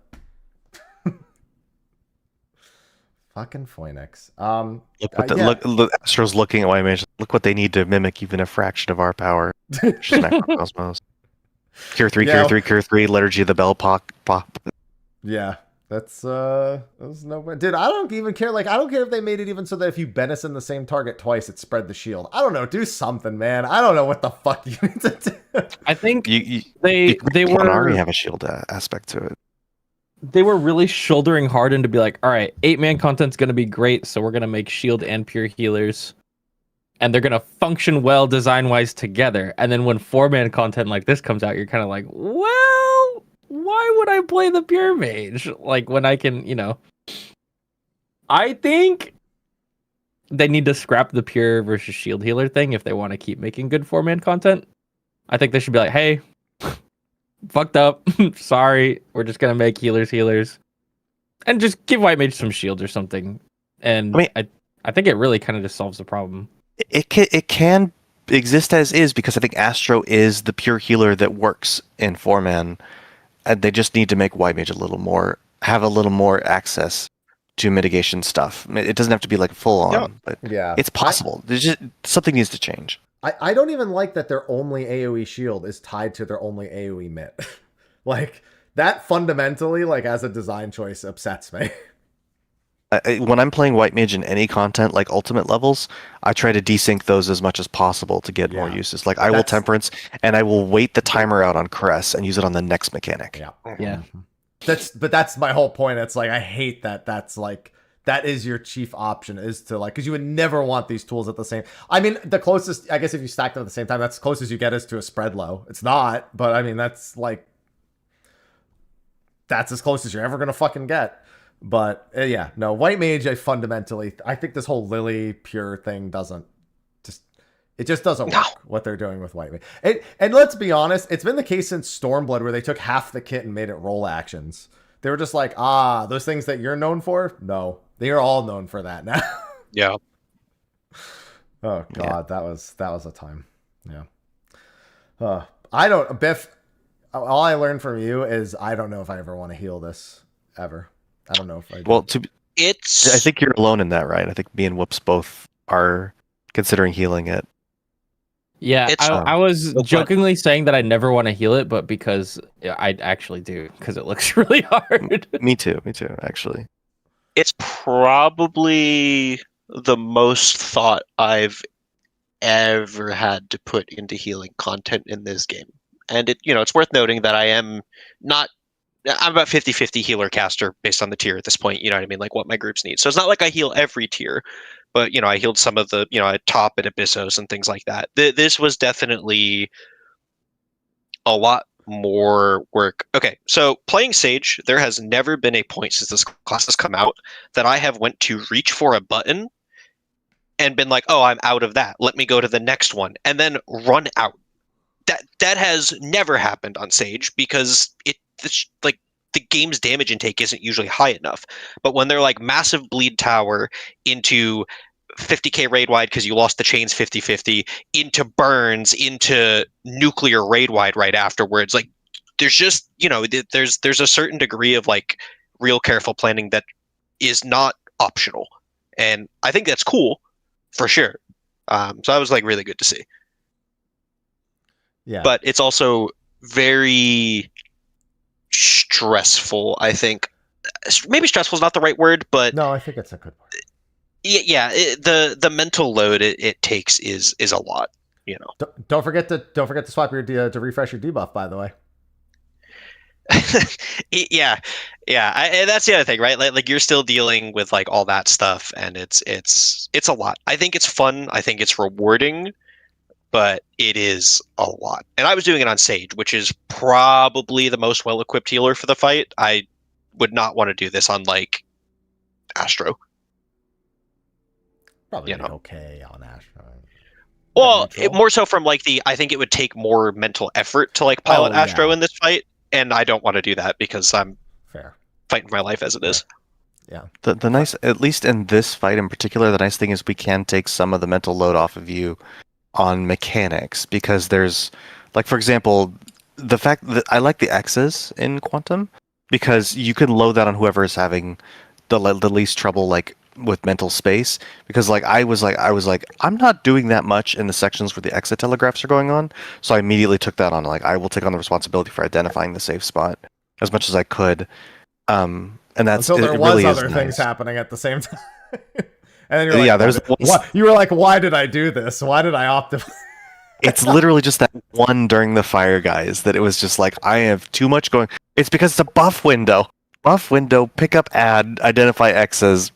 Ugh, Yeah, they gosh, didn't give a just that one fuck spot. about your buff windows in this fight. You know, we talk about like when they design fights around 2-minute buff windows, and they're like sometimes there's like nothing, and sometimes there's like something, but it's not the end of the world. No, they didn't give a fuck when your 2 minutes were in this fight. They were just like, no, just we do the fight. Just stop complaining. And we can only pray that they bring that to 8-man because it's so much more like engaging and rewarding to do correctly. Yeah, Like, I mean, in 8-man, I think one of the hardest times to remember to 2-minute or even to not 2-minute, I think is P12S phase 1. Because you have to do a 2-minute during the dark light, the first dark light part, and then in the second dark light part, it comes up, but you have to delay it because why the fuck would you do it during that? So it's just like both muscle memories are kind of weird in that fight. Is that, did you talk about, that's Super Chain? Athena. That's P12? Yeah, super. Yeah, that's Super Chain. Super Chain. Yeah, the second usage is right at the start of Super Chain 1. Yeah. And yeah, I think most groups still didn't hold that third usage. That you're just saying, like, why would you do it? They still just ripped it there. Yeah, it's just such And a yeah. common like logic thing that you have, and especially like it's just like, oh, there's a hard mechanic, but like I'm not missing my twos. Like that's just how people have been programmed with twos. But like that's the only other fight where I think of like there are other like fights and mechanics and like ultimates and stuff where you have to do a twos during like a really fucked time. During our DSR, in when Whoops and I were still in Oversleepers, we made our Dark Knight do 2 minutes during Nidstinian's towers when he needed to pop go. 5 minutes. And he didn't like- complain, he just said okay. I think it's really important for keeping DPS engaged during mechanics too, because like, you know, obviously DPS players are doing like the same mechanics that supports are most of the time, but there's been quite a few fights in this game and quite a few sets of mechanics over the years where like it's supports are doing the same like trio as the DPS plus bonus. And you know, like DPS having to like really think about how they're going to solve their 2 minutes during the mechanics, I think is like how we should be getting them more engaged with the fights. 100% agree. The only thing I would say as a caveat to that is that, like, especially when Astro specifically adds more to them, even on top of what you're already complaining about. But that seems like mostly just an Astro problem. Yeah. If you opt into Astro, you knew what you were signing up for. At that point, or do you really earn the right to complain about it? That's true. That's true. Yeah. And yeah, I agree. Because that's the thing. 2 minutes feel like more bogged down when the design seems to focus around the fact they exist. When the design ignores the fact that they exist, it changes the dynamic entirely. For the better, I think. For the better. Yeah, well, I mean, when we had 1, 2, and 3 minutes, like, we used to have buff windows every 30 seconds, effectively. Like, somebody was lining up with something. That was up to Shadowbringers. That was the general design. Up to and through Shadowbringers. Like, you saw Battle Voice being 3 minutes, and some stuff was not, like, Leylines 90, and, like, just, you had to think about it a little bit. And when we lost that kind of, like, it still felt like the fight didn't really give a shit when your burst was. And in fact, it didn't seem like anyone really gave a shit. You just had to do it. Like every 30 seconds, something was happening. And this is the closest I felt to that is during this fight. Like the fight does not give a shit that I have a 2 minute buff window. There's like one part where it feels like maybe they cared briefly. And even then I'm not convinced because you still have to make sure you're on the right color and that you didn't tab to the wrong one and fucking ruin everything during that. So, and every clear VOD I've seen, somebody's hitting the wrong target for like 3 or 4 GCDs. Every single one. Yeah. It's just so easy to have happen. Yeah. Like, there's so many little puddles all over the floor that like even something as simple as in that late sequence, you're like the last 20%, you run out to your chains, you hit a dark puddle. That's probably not like the first thing you're looking at. So it's easy to be like, oh crap, I just dumped 9 bajillion potency into 0. Dude, there was times in that fight where, especially towards the end, where that exact thing would happen, where you would go to 1, 2, 3, or 4, right, to dodge the Exos, and then like there would only be one puddle there, and you kind of just like gotta touch it. And then I look at the bosses, and they're 14% apart, and I can only hit the one that's way lower, and I'm like, what the fuck do I do? Yeah, I was making a really conscious mental effort to go around the puddle and tuck in whenever I saw that was happening. But but then that's a good thing. I want to have to make that decision. Exactly. Yeah, I was going to say, that goes with what Biff was saying before about engaging the DPS. Oh, I'm lagging, sorry. Oh, are you? I'm not noticing. Oh, that's weird. Your Discord like visual stream was lagging.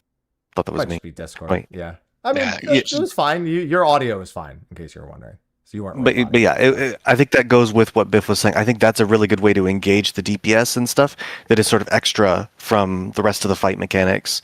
That it was nice that I felt like largely I didn't have to concern myself with the equalization because it was something that you and Whoops could both focus on in that fight, and it was good. It was that extra layer that I didn't want to think about it. I was already doing a lot. I didn't want to think too much about the equalization.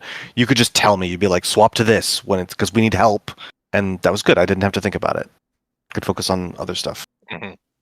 Yeah, and that's filled that void. It filled that void of when there's like, how as a DPS, whenever the tanks and the healers are talking about MIT and like they're having that whole conversation, it filled that void where I'm like, hey, I got something to fucking worry about too. That MIT problem was because I was just slamming on this boss and forgot to slam on that boss, so I need to figure this out and blah blah blah. I need to move this ability here, and I need to delay this, and I need to go touch this photo. Like it was a whole extra dynamic to Prog that I really liked. In addition, it wasn't just that if you failed, it would be a stress on the tanks and healers. If you failed, it would regen, which was also very cool because it would counter your damage directly. So just really well thought out. I thought it was very cool. Mm-hmm. Well, I will say this: the light one always gets regen, and the dark one always gets damage. So if the light one's lower, the regen it's hurting you overall because you don't want the bosses to be getting health back. But in a way, it does help close the gap a little bit. But if it's the other way around, you're fucked. It's sending you like, it's deeper like, into the pit. Yeah, it's definitely a deeper into the pit moment. And I think that's kind of. I'll say I think the biggest strength with 4 players, specifically 1 tank, 1 healer, and 2 DPS, like that, like even if it was any other arrangement, I wouldn't be able to say this. There's so much less you can lean on that you have to think of more. Like I was like, oh, when you don't have 2 tanks, you can do so much less. And then this fight was like, you sure about that? Yeah. Because Kyo is the busiest I think I've ever seen a tank. Period. Ever. Well. It's because traditionally, like, MIT mapping on tanks is about, okay, here's a buster, where do I put my cooldowns? This fight is, hey, nothing's going on, 6 auto attacks for your entire HP bar. And I'm like, what? Oh, I need to shuffle some, There were times where I had to do 2 back-to-back Sheltrons when nothing was going on, because you just get super chunked by autos. And it's like, the first time we went through those sections, Biff was, like, flailing, because I was just getting annihilated. And I had to like really pay attention to the parts where I had to shuffle my short mitts in to cover the gaps. And it was very distracting. It was really required you to stay focused. You didn't forget. Like I'd be like, okay, as soon as we do the color matching and I equalize color with Whoops, I need to pop a Sheltron. If I don't, I'm going to be at like 10% HP in 2 seconds. And it was just really engaging. Really kept me focused. And like for context, for people who haven't seen it, like when Kyo says like, for your entire HP bar, it's not a joke. It's like healer GCD, like Adlo bombing was not keeping up with it, right? Like it was incredibly significant, which was really cool to see. As well as like, I mean, this sounds weird, but like on the pulls where we had to go Exa out and you had less gauge, like it was noticeable. You know what I mean? Because that's how tight things were being ran. Like you losing a Sheltron use if we had to go like Exa out the first 2 times was like, it was real, like you felt it. And I couldn't just like, oh, I have gauge, let me pop Sheltron, because if I didn't have Sheltron for the big busters, I would just die. Like if I didn't have Sheltron for the tether for the tower, I would just die. If I didn't have it for Spine Lash, I would just die.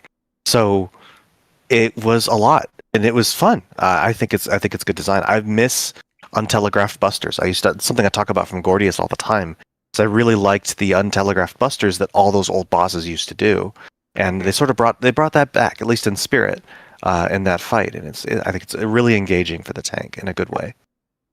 Maybe in a bad way for the healer. For the tank, it's a good thing. Depends on how no, I think it's a good engaged way. you wanna be. Yeah.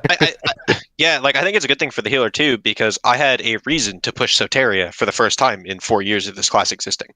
Like that's like kind of a joke, but I not love that right. button. Like I had a reason to like map Soteria. I had a reason to be like, this is a 60-second cooldown. I kind of like want this at specific spots, but I also really want to get like every usage I can.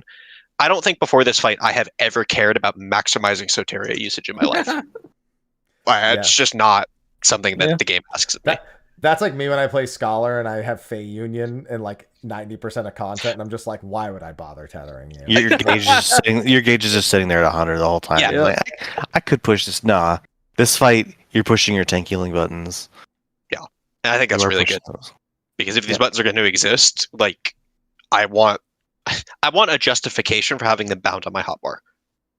You know? Yeah. Another weird advantage of 4-man chat just brought it up. Not having an LB3 is an oddly like while the LB2 is obviously valuable, we used it as a MIT plan. Not having an LB3 is actually a pretty major factor when you go. If you had an LB3 at several points in this fight, the amount that it could relieve is really important. And I think that's also a result of the shorter encounter. Like, you really can't be like, oh, we'll get LB3s here, whatever, you know, if we have heal. Like, there's no saving healer LB in case something goes wrong. It's just, you're like, if something happens, then okay, too bad it happened, you know? And I think that plays another really important role in everything. But tank LB, of course, I agree. king. Always tank LB. Yeah. I actually do want to like say one thing, like a quick little side note about LB, something that I hope that they find a way to change for the future with like these 2 target bosses where you can only hit one.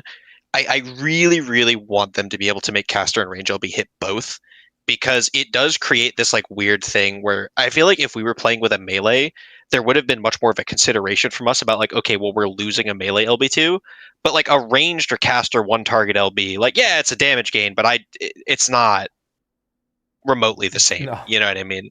So like it was much more free for us in our comp to just be screw it, throw the tank LB.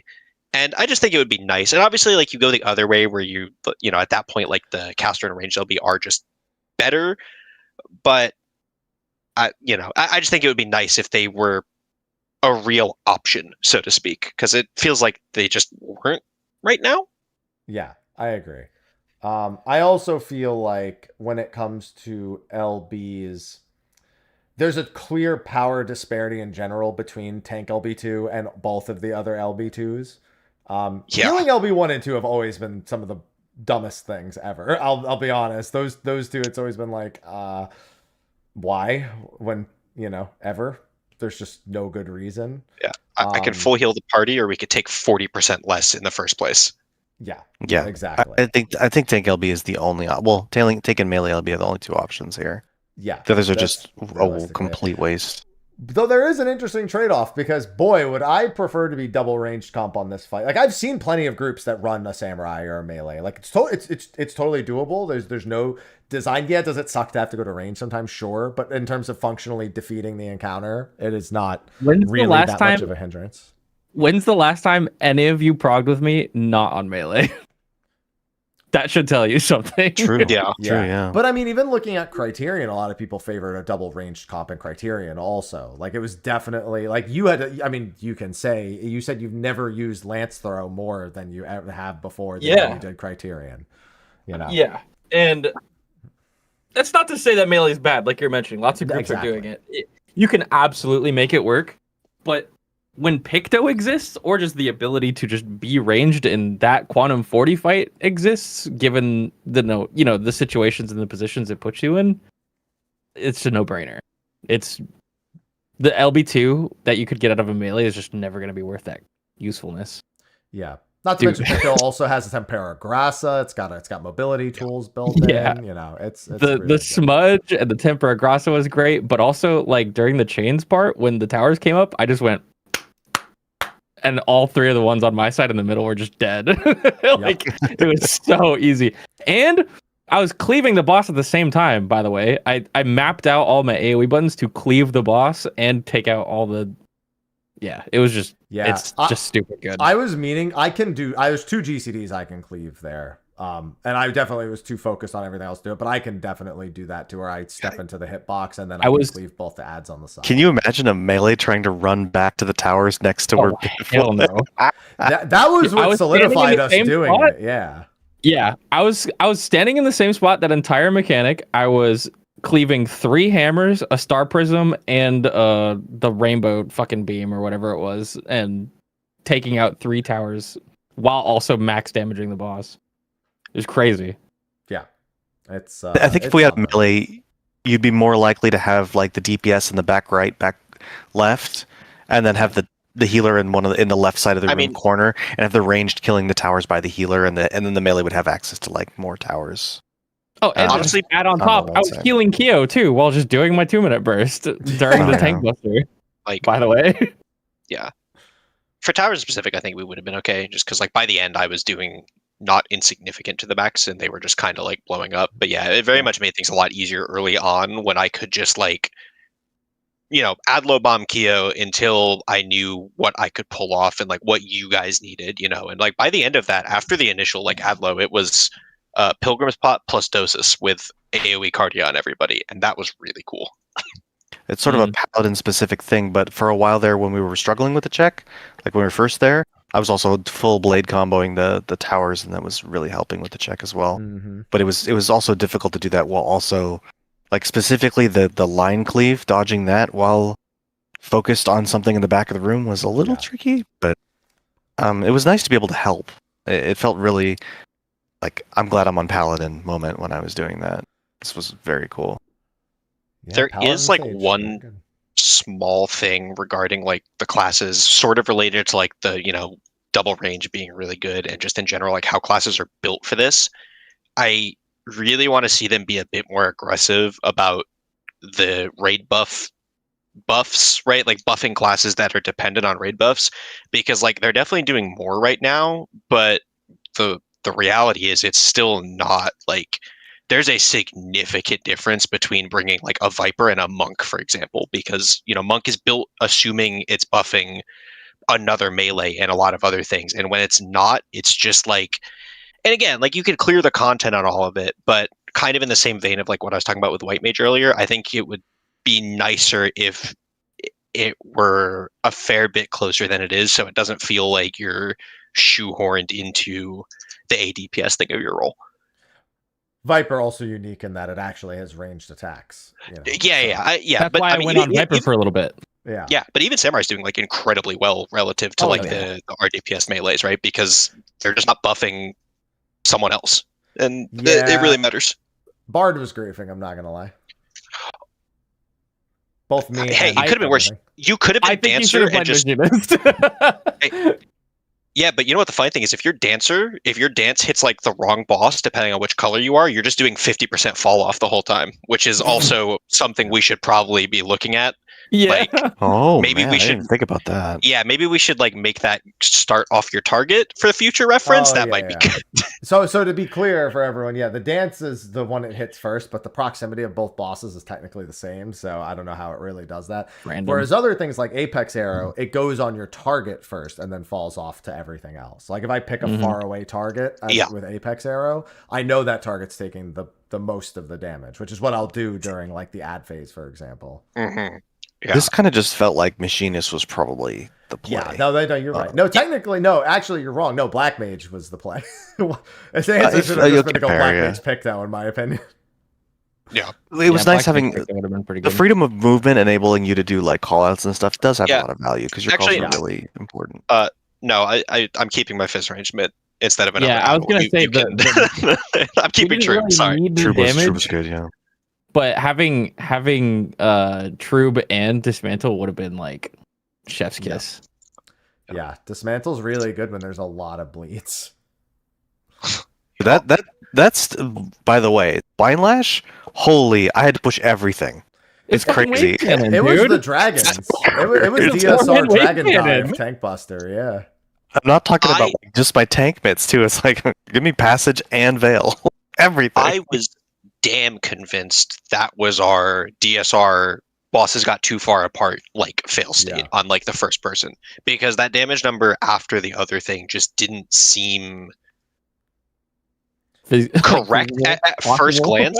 I like, yeah, it's one of those things. Like, it just did. You know, sometimes you see numbers like so big in this game, and you're like, your brain goes, "Oh, okay, that's like a failure to resolve correctly," right? Yeah. And it felt like it was in that territory for like a 4-man with the rest of the damage intake around it. Yeah. For context to the listeners, with our full raid mitts up, so we had like Adel Reprisal, we had Caracoli, we had other Sage buttons for AoE mitt, and I would pop Rampart and Bulwark and Sentinel, or sorry, and Sheltron, and all basically everything up except Guardian, and I would get killed by 1.5x my max HP, and I was just like, huh? All that stuff up, and I die by 50% extra of my max HP. I have to have everything. It's just either everything or invuln, and it's such a hard hitting buster. It's crazy. Yeah, it just as what it definitely is. reminds me of the Dragon Dive at the end of Phase 6 of DSR, because that was that. Now, to be fair though, that's a single instance of that being a thing, and most people could just invuln it. But like that, it hits that hard, but in a 4-man setting. Yeah. So yeah, that's that was brutal. I will say this: at least I had talking about relieving the mental state of Biff. I did have the Peen to help with 1 Doom on bar. It was so nice. It was so nice because I had to top everybody before those fire bleeds came out, which were nightmare.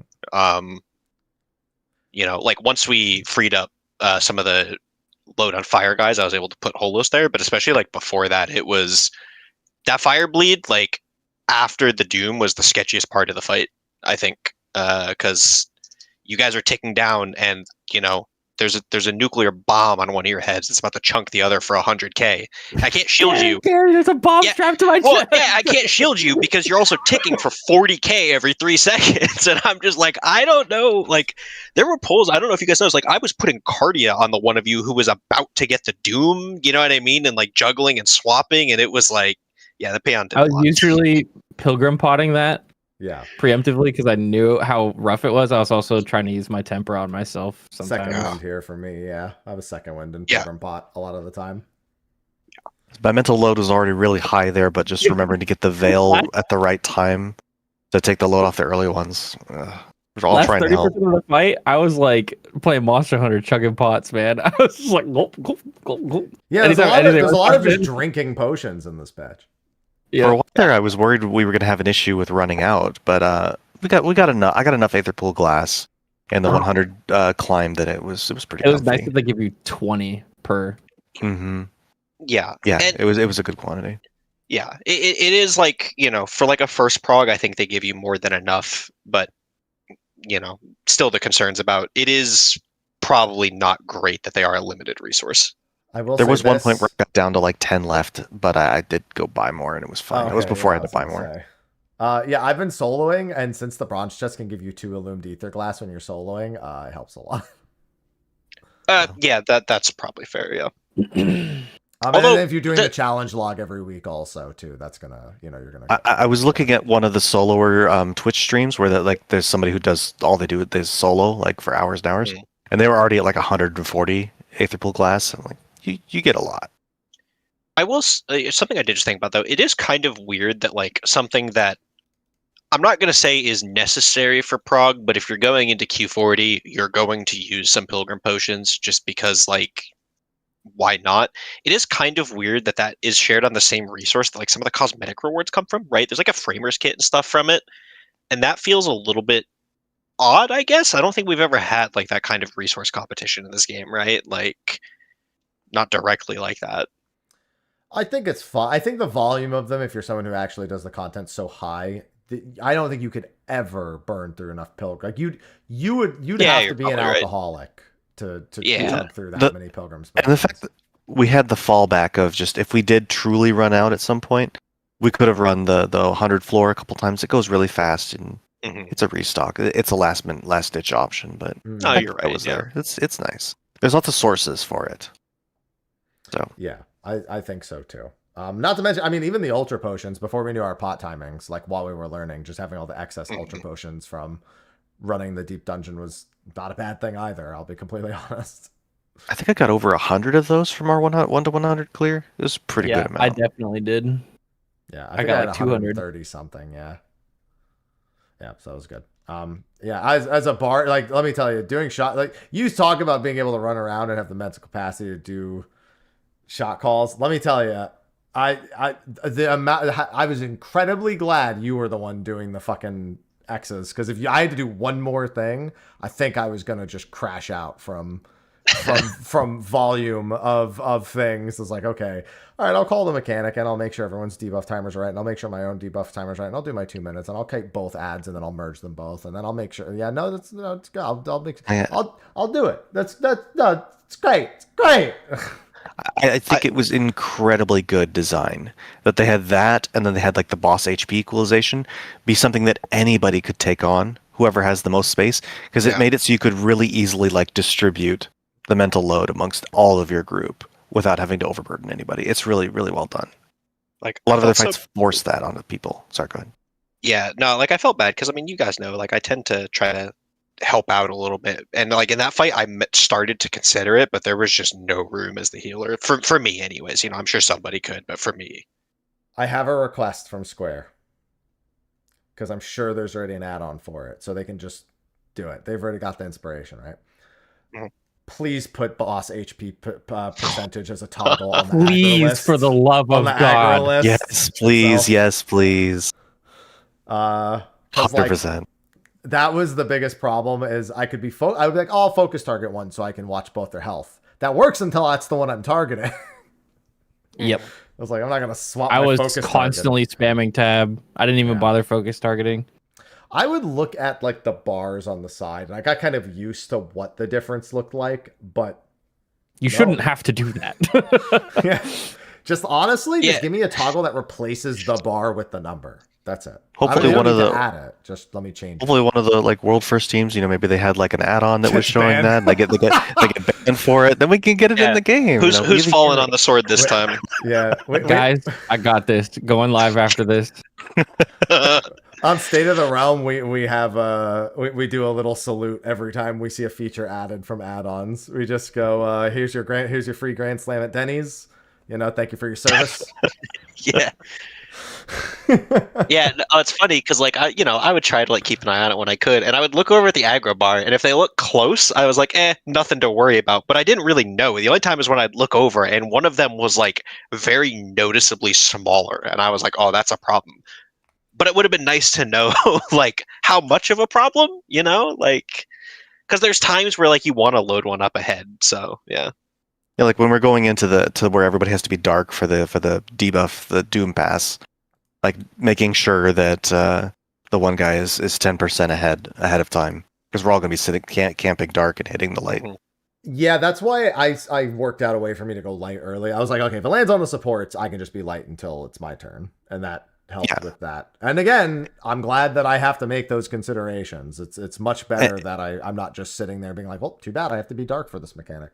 And you discovering that and discussing it actually let me also, a couple times I also utilized that. Like when I knew I was going to be, you even said it, I think. Supports are going to be late, so you can camp a little bit of the light debuff to help with the check. And I did use that, and that was really good. Yeah, there was a was lot of fight-specific micro knowledge that helps out. Now, if they do stuff like that. And I'll say this, I don't think I've seen most of these mechanics iterated this way anywhere else either. So it's not, well, a lot of it's like familiar to 14, not like a complete, shock. I'm not gonna lie, even just seeing the Exaflare animations used to designate donut and or point blank was very, very confusing to my senses initially. But they made sure that every single element was something that even if we'd seen it before, it was not a wholly familiar thing that we could just kind of rely on past knowledge entirely to use.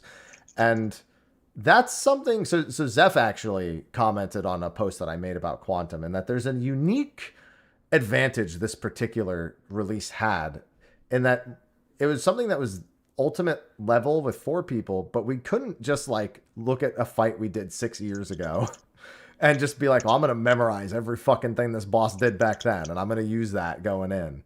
You know what I mean? There was a lot that everyone had to kind of take it all in at once. And that was also an experience that on this level of difficulty, we don't normally get.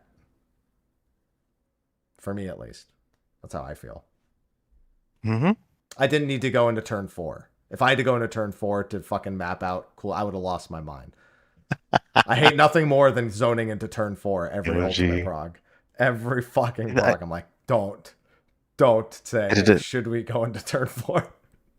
They did a very good job of encapsulating all the difficulty within the instance with very instance-specific challenges. I think it's a masterpiece. I didn't want to glaze the content too much out the gate, but I think Qunatum is a masterpiece. It's really good. Great content. Yeah, I agree. Agreed.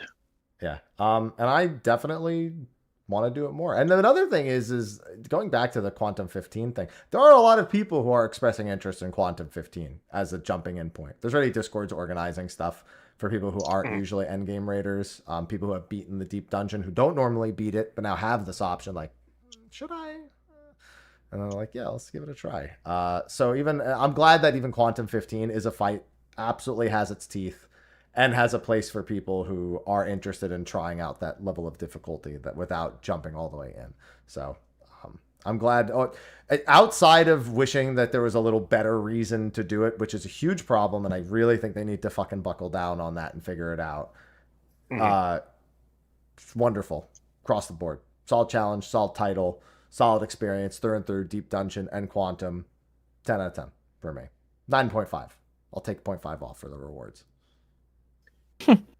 Yeah, I was like a little bit hesitant just because like deep dungeons aren't my favorite thing in the world. Like I enjoy them and I have fun with them, but you know, I'm not a deep dungeon player. They're not why I'm here. So I was a little bit hesitant about like taking time off for Quantum, but I think definitely like after this one, it's made sure that I will be back for the next one.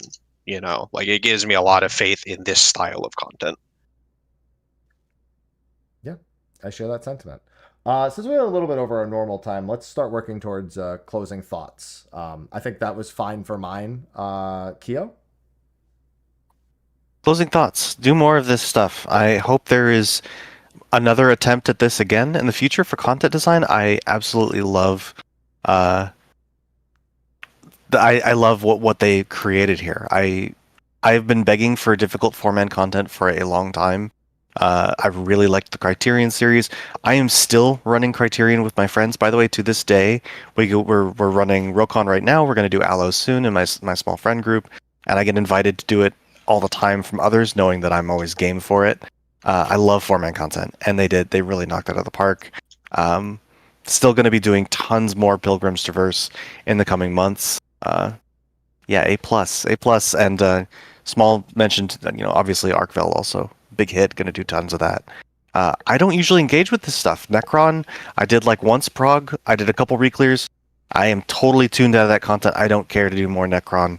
I think it was a pretty bad trial, in my opinion, and so much better here. I'm really happy with this patch. That's all I say. Sorry. Yeah, that was a lot. Yeah, no. Yeah, I pretty much share a lot of the sentiments that Keo expressed. I'm really, really happy to see it. I just, if anything, I really just want to see them. I want to see them do more of it, like for sure. I think this is really good. I love that for 2 expansions now we've gotten good like 4-man content, and I think that's really, really cool and great to see. I just hopefully they can figure out what they're doing with the white mage side of things is really my only small negative, but otherwise fantastic content, fantastic patch. Like, yeah, really happy with it. Whoops. What's that face? I keep saying it. I'm resisting. Yeah, this patch was great. I mean, there's nothing I can say that hasn't already been said. I love the 4-man content. I love how difficult it was. I love how easy it was at the same time. I think it's really important, and I think Square has recognized at this point that when there's content, there's all different levels of familiarity and skill and time commitment that people can put towards something. And I'm really glad that they're adding something for every step of that ladder, to where you could commit a little bit of time or a lot of bit of time, or you could do something really hard, or you could do something really easy. And no matter what you do, you can have fun doing it, and you can get good rewards at the end. Of course, like, the reward after the 25-hour quantum prog is like whatever, rolls my eyes, but like there was a chance to get a good mount. There's the sack rewards, and of course there's the title, which is like great, and that's the real, meat of it for us as like end game raiders and stuff. I liked the Arkfeld fight as well. I'm glad they made it more of a Final Fantasy fight and not like a Monster Hunter in Final Fantasy fight, if that makes sense. And I don't know. I really hope they... My like crazy stretch goal, I guess, is hoping that they go back and change the rest of the deep dungeons to be more similar to this, which you might think isn't something they would ever do, but like they have gone back and changed content before. They actually already said they would go. They considered, if depending on how this goes. Really? They did say that. Yeah. They said they'd go back and change Palace and Heaven. They didn't say them by name, but they did say that they would consider it. Now, to be fair, they've also been considering ultimate weapons for the old jobs for fucking 6 years. So who knows what that actually means? Yeah. But That's like, fair. if they announced, they said, hey, we revamped Palace of the Dead to be more similar to Pilgrim's Traverse, I'd be like, I'm doing nothing else for a month, probably. Like, that'd be amazing. So, yeah. Great patch. Yeah. Period. Thoroughly enjoyed it. I will say on one thing Keo said, as a reminder, this is not the last time in the near future we will be seeing the quantum mechanic. We know for a fact that Variant will be featuring something identical to it. We don't know how that's going to be implemented at all, because it's just not a similar style of content. But they did say that there was a quantum-esque system being incorporated into the next Variant release, which is in 7.4x. So we will see a separate implementation of... You guys down? Yeah. Here we go. Hell We yeah. got the group already. Yeah. Same group. One more time. Run it back. Run it back. Yeah. But yeah, so we will see what this looks like in other content soon, which is just as important as seeing how it worked here. And hopefully it is as much of a grand slam. The Criterion was beat to hell. As much as people like it, the encounters, everything around it otherwise is beat to hell. So we'll see if they can make Variant and Criterion into something that actually sticks around a little bit longer. Maybe we see 3 of them in an expansion again when people actually want to do it. Mm-hmm. Fingers crossed. I just want to say before the end of all this, shout outs to Mr. Ozma. I love your work. You are my hero. And thanks for specifically looking into the community's reception to things. He watched the World First race. He was watching streams. He tries to get feedback in all languages on social media, which is regularly most people just assume if you don't speak Japanese, the dev team has never heard anything you've ever said. Mm-hmm. That's been a long time joke. 3 weeks ago, he was like, hey, in English, he's like, hey, what's everyone's favorite dungeon? Yep. You know what I mean? Just like, that was like really cool to see. Yep. It says, doesn't matter what your reason is, follow-up tweet, everything. So he's trying to be very involved. And that's been the case since Chaotic, it's really been, we've seen him a lot more on social media. Because he was doing the same there. He was like, okay, let me know what you thought of Chaotic. Make sure you tell me, just tweet at me, just, do whatever. So he's really trying to bridge the gap of what seems like unheard feedback, specifically regarding battle content. So any effort in that, I obviously would praise it and want more of it. And so, yeah, big shout out to him as well. And also shout out to Frosty for putting a world race together for something like this, which is not as traditional, nor a much more, is also a more unknown thing. Like, we went into this not really knowing what to expect, but to have an extra motivation for people to go through and try the Solo 100 as fast as possible, the Quantum 40 racers, everyone appreciates when Frosty puts the effort together. So this is the first time he's covered anything less than 8-man content, right? In the race. It's really cool. I don't remember He if did he did anything Criterion. for Criterion. Yeah. I did think he Criterion? did. Okay. I don't think he did He the did the first first one. one. Did he do the first He did. one? Oh, right. He did the first one. I don't think he did the other ones. I think he might have only done the first one because that's when his kid was born after that. So Right. that might be why I don't Also, remember. before we get too far away from it, I just want to say it'd be totally different if Mr. Ozma was like getting involved online as more of a show of face, but like you can very clearly see that the feedback is being taken and implemented like quickly.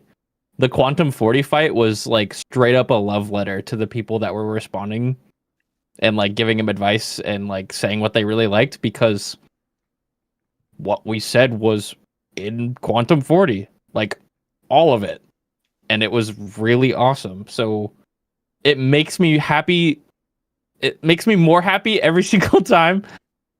Like I see this kind of content come out after he keeps talking online with people and watching it, because I know that he's listening. So I don't know. I hope he listens to this and, takes some inspiration, perhaps.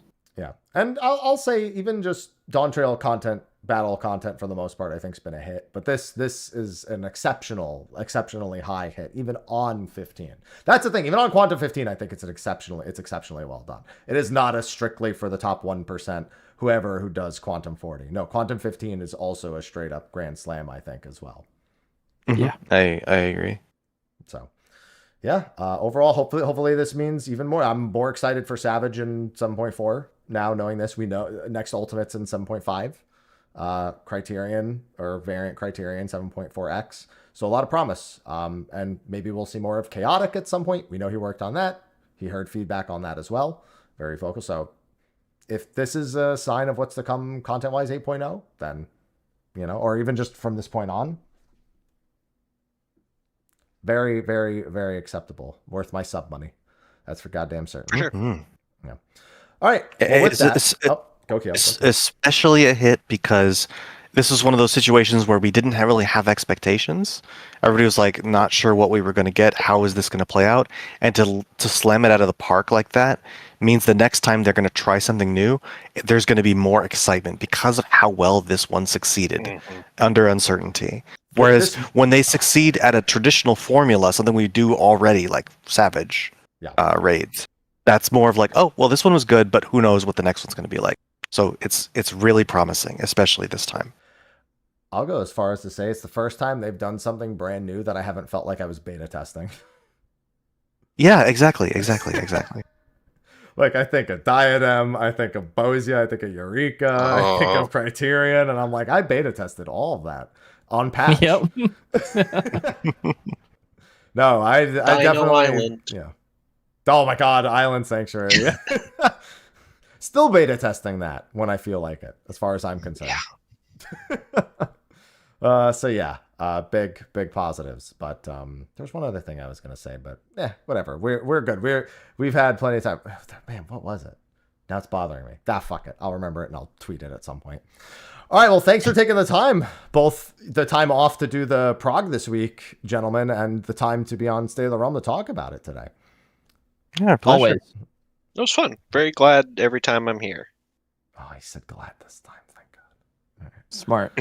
Smart. I'm learning. I didn't even think about it, Not me having an aneurysm resisting every time. If Sly was here, I would have just looked at his face because he just reacts automatically when he hears a guest say it. He goes, all right. Well, with that, thanks everyone for joining. Now we had final words, but now the usual actual, podcast outros and all that, where to find you, the exciting stuff. Let's start with Biff. Biff, outro, please. Yeah. Well, thanks again for having me on. I'm Biff. You can usually find me on Twitter at BiffaloXIV or streaming once in a blue moon, usually Final Fantasy on Twitch at twitch.tv Biffalo. Yeah. Thanks again for having me. Yes, you can also find him crashing out about Black Mage on any given patch until it's changed. That's true. Forever. No, one day. 8.0, I promise. I can't make that promise. That's not. You can't make that promise. I made my peace in Stormblood. All right, I'm chilling.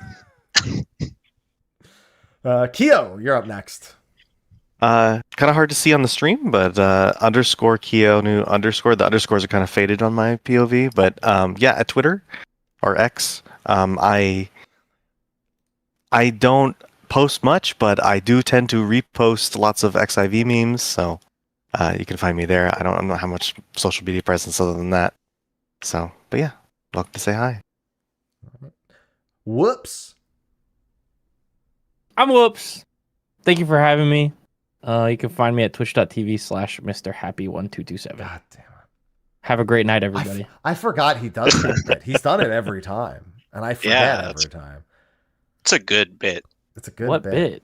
Yeah, that's true. Yeah, that's yeah, you're right. No, that's you're him, and I'm Whoops. Although you said I'm Whoops and I'm Mr. Happy though. Now I'm even more confused. You said both. Who am I? Who knows? I don't even know anymore. If anybody has any extra Destined Rivals packs, hit me up. Speaking of, that's Pokemon. Doesn't the League of Legends one come out this month? The TCG? I think it does. I couldn't care any less about anything. That isn't Pokemon? No, I just hate League of Legends.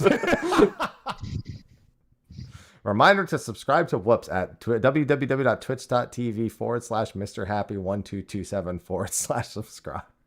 True. True. And I'm Mr. Happy. Yeah, I host this. You probably already knew. I don't know. No one cares. Anyway. Yeah. I don't even know if I'm me anymore. So just be there, I guess. It's fine. Okay.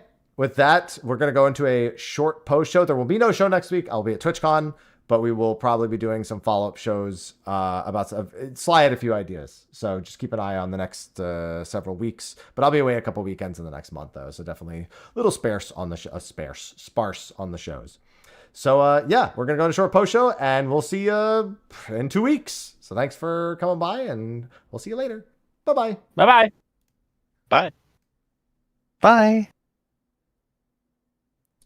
All right. And that'll be the cut for the YouTube. Perfect. Excellent, excellent, excellent. A little over time, so I'm not going to stick around because I got to feed the cats. I know Keo has raid in 38 minutes as well. So Do not. you asked me for a 3-hour. That would have been really funny if he did. I said it might have raid. People were asking, but it didn't actually end up happening. Okay. So It was a maybe raid. Oh, I love RNG raids, dude. That's my favorite kind of stuff. at least as long as they confirm 24 hours in advance, I don't worry too much. Yeah. Keo's like, sure. put it in my calendar. Shared calendar. Do you just have a shared calendar with everyone you raid with, and they'll just like pop it in there, and you'll just get like an alert? Oh, on man. your phone?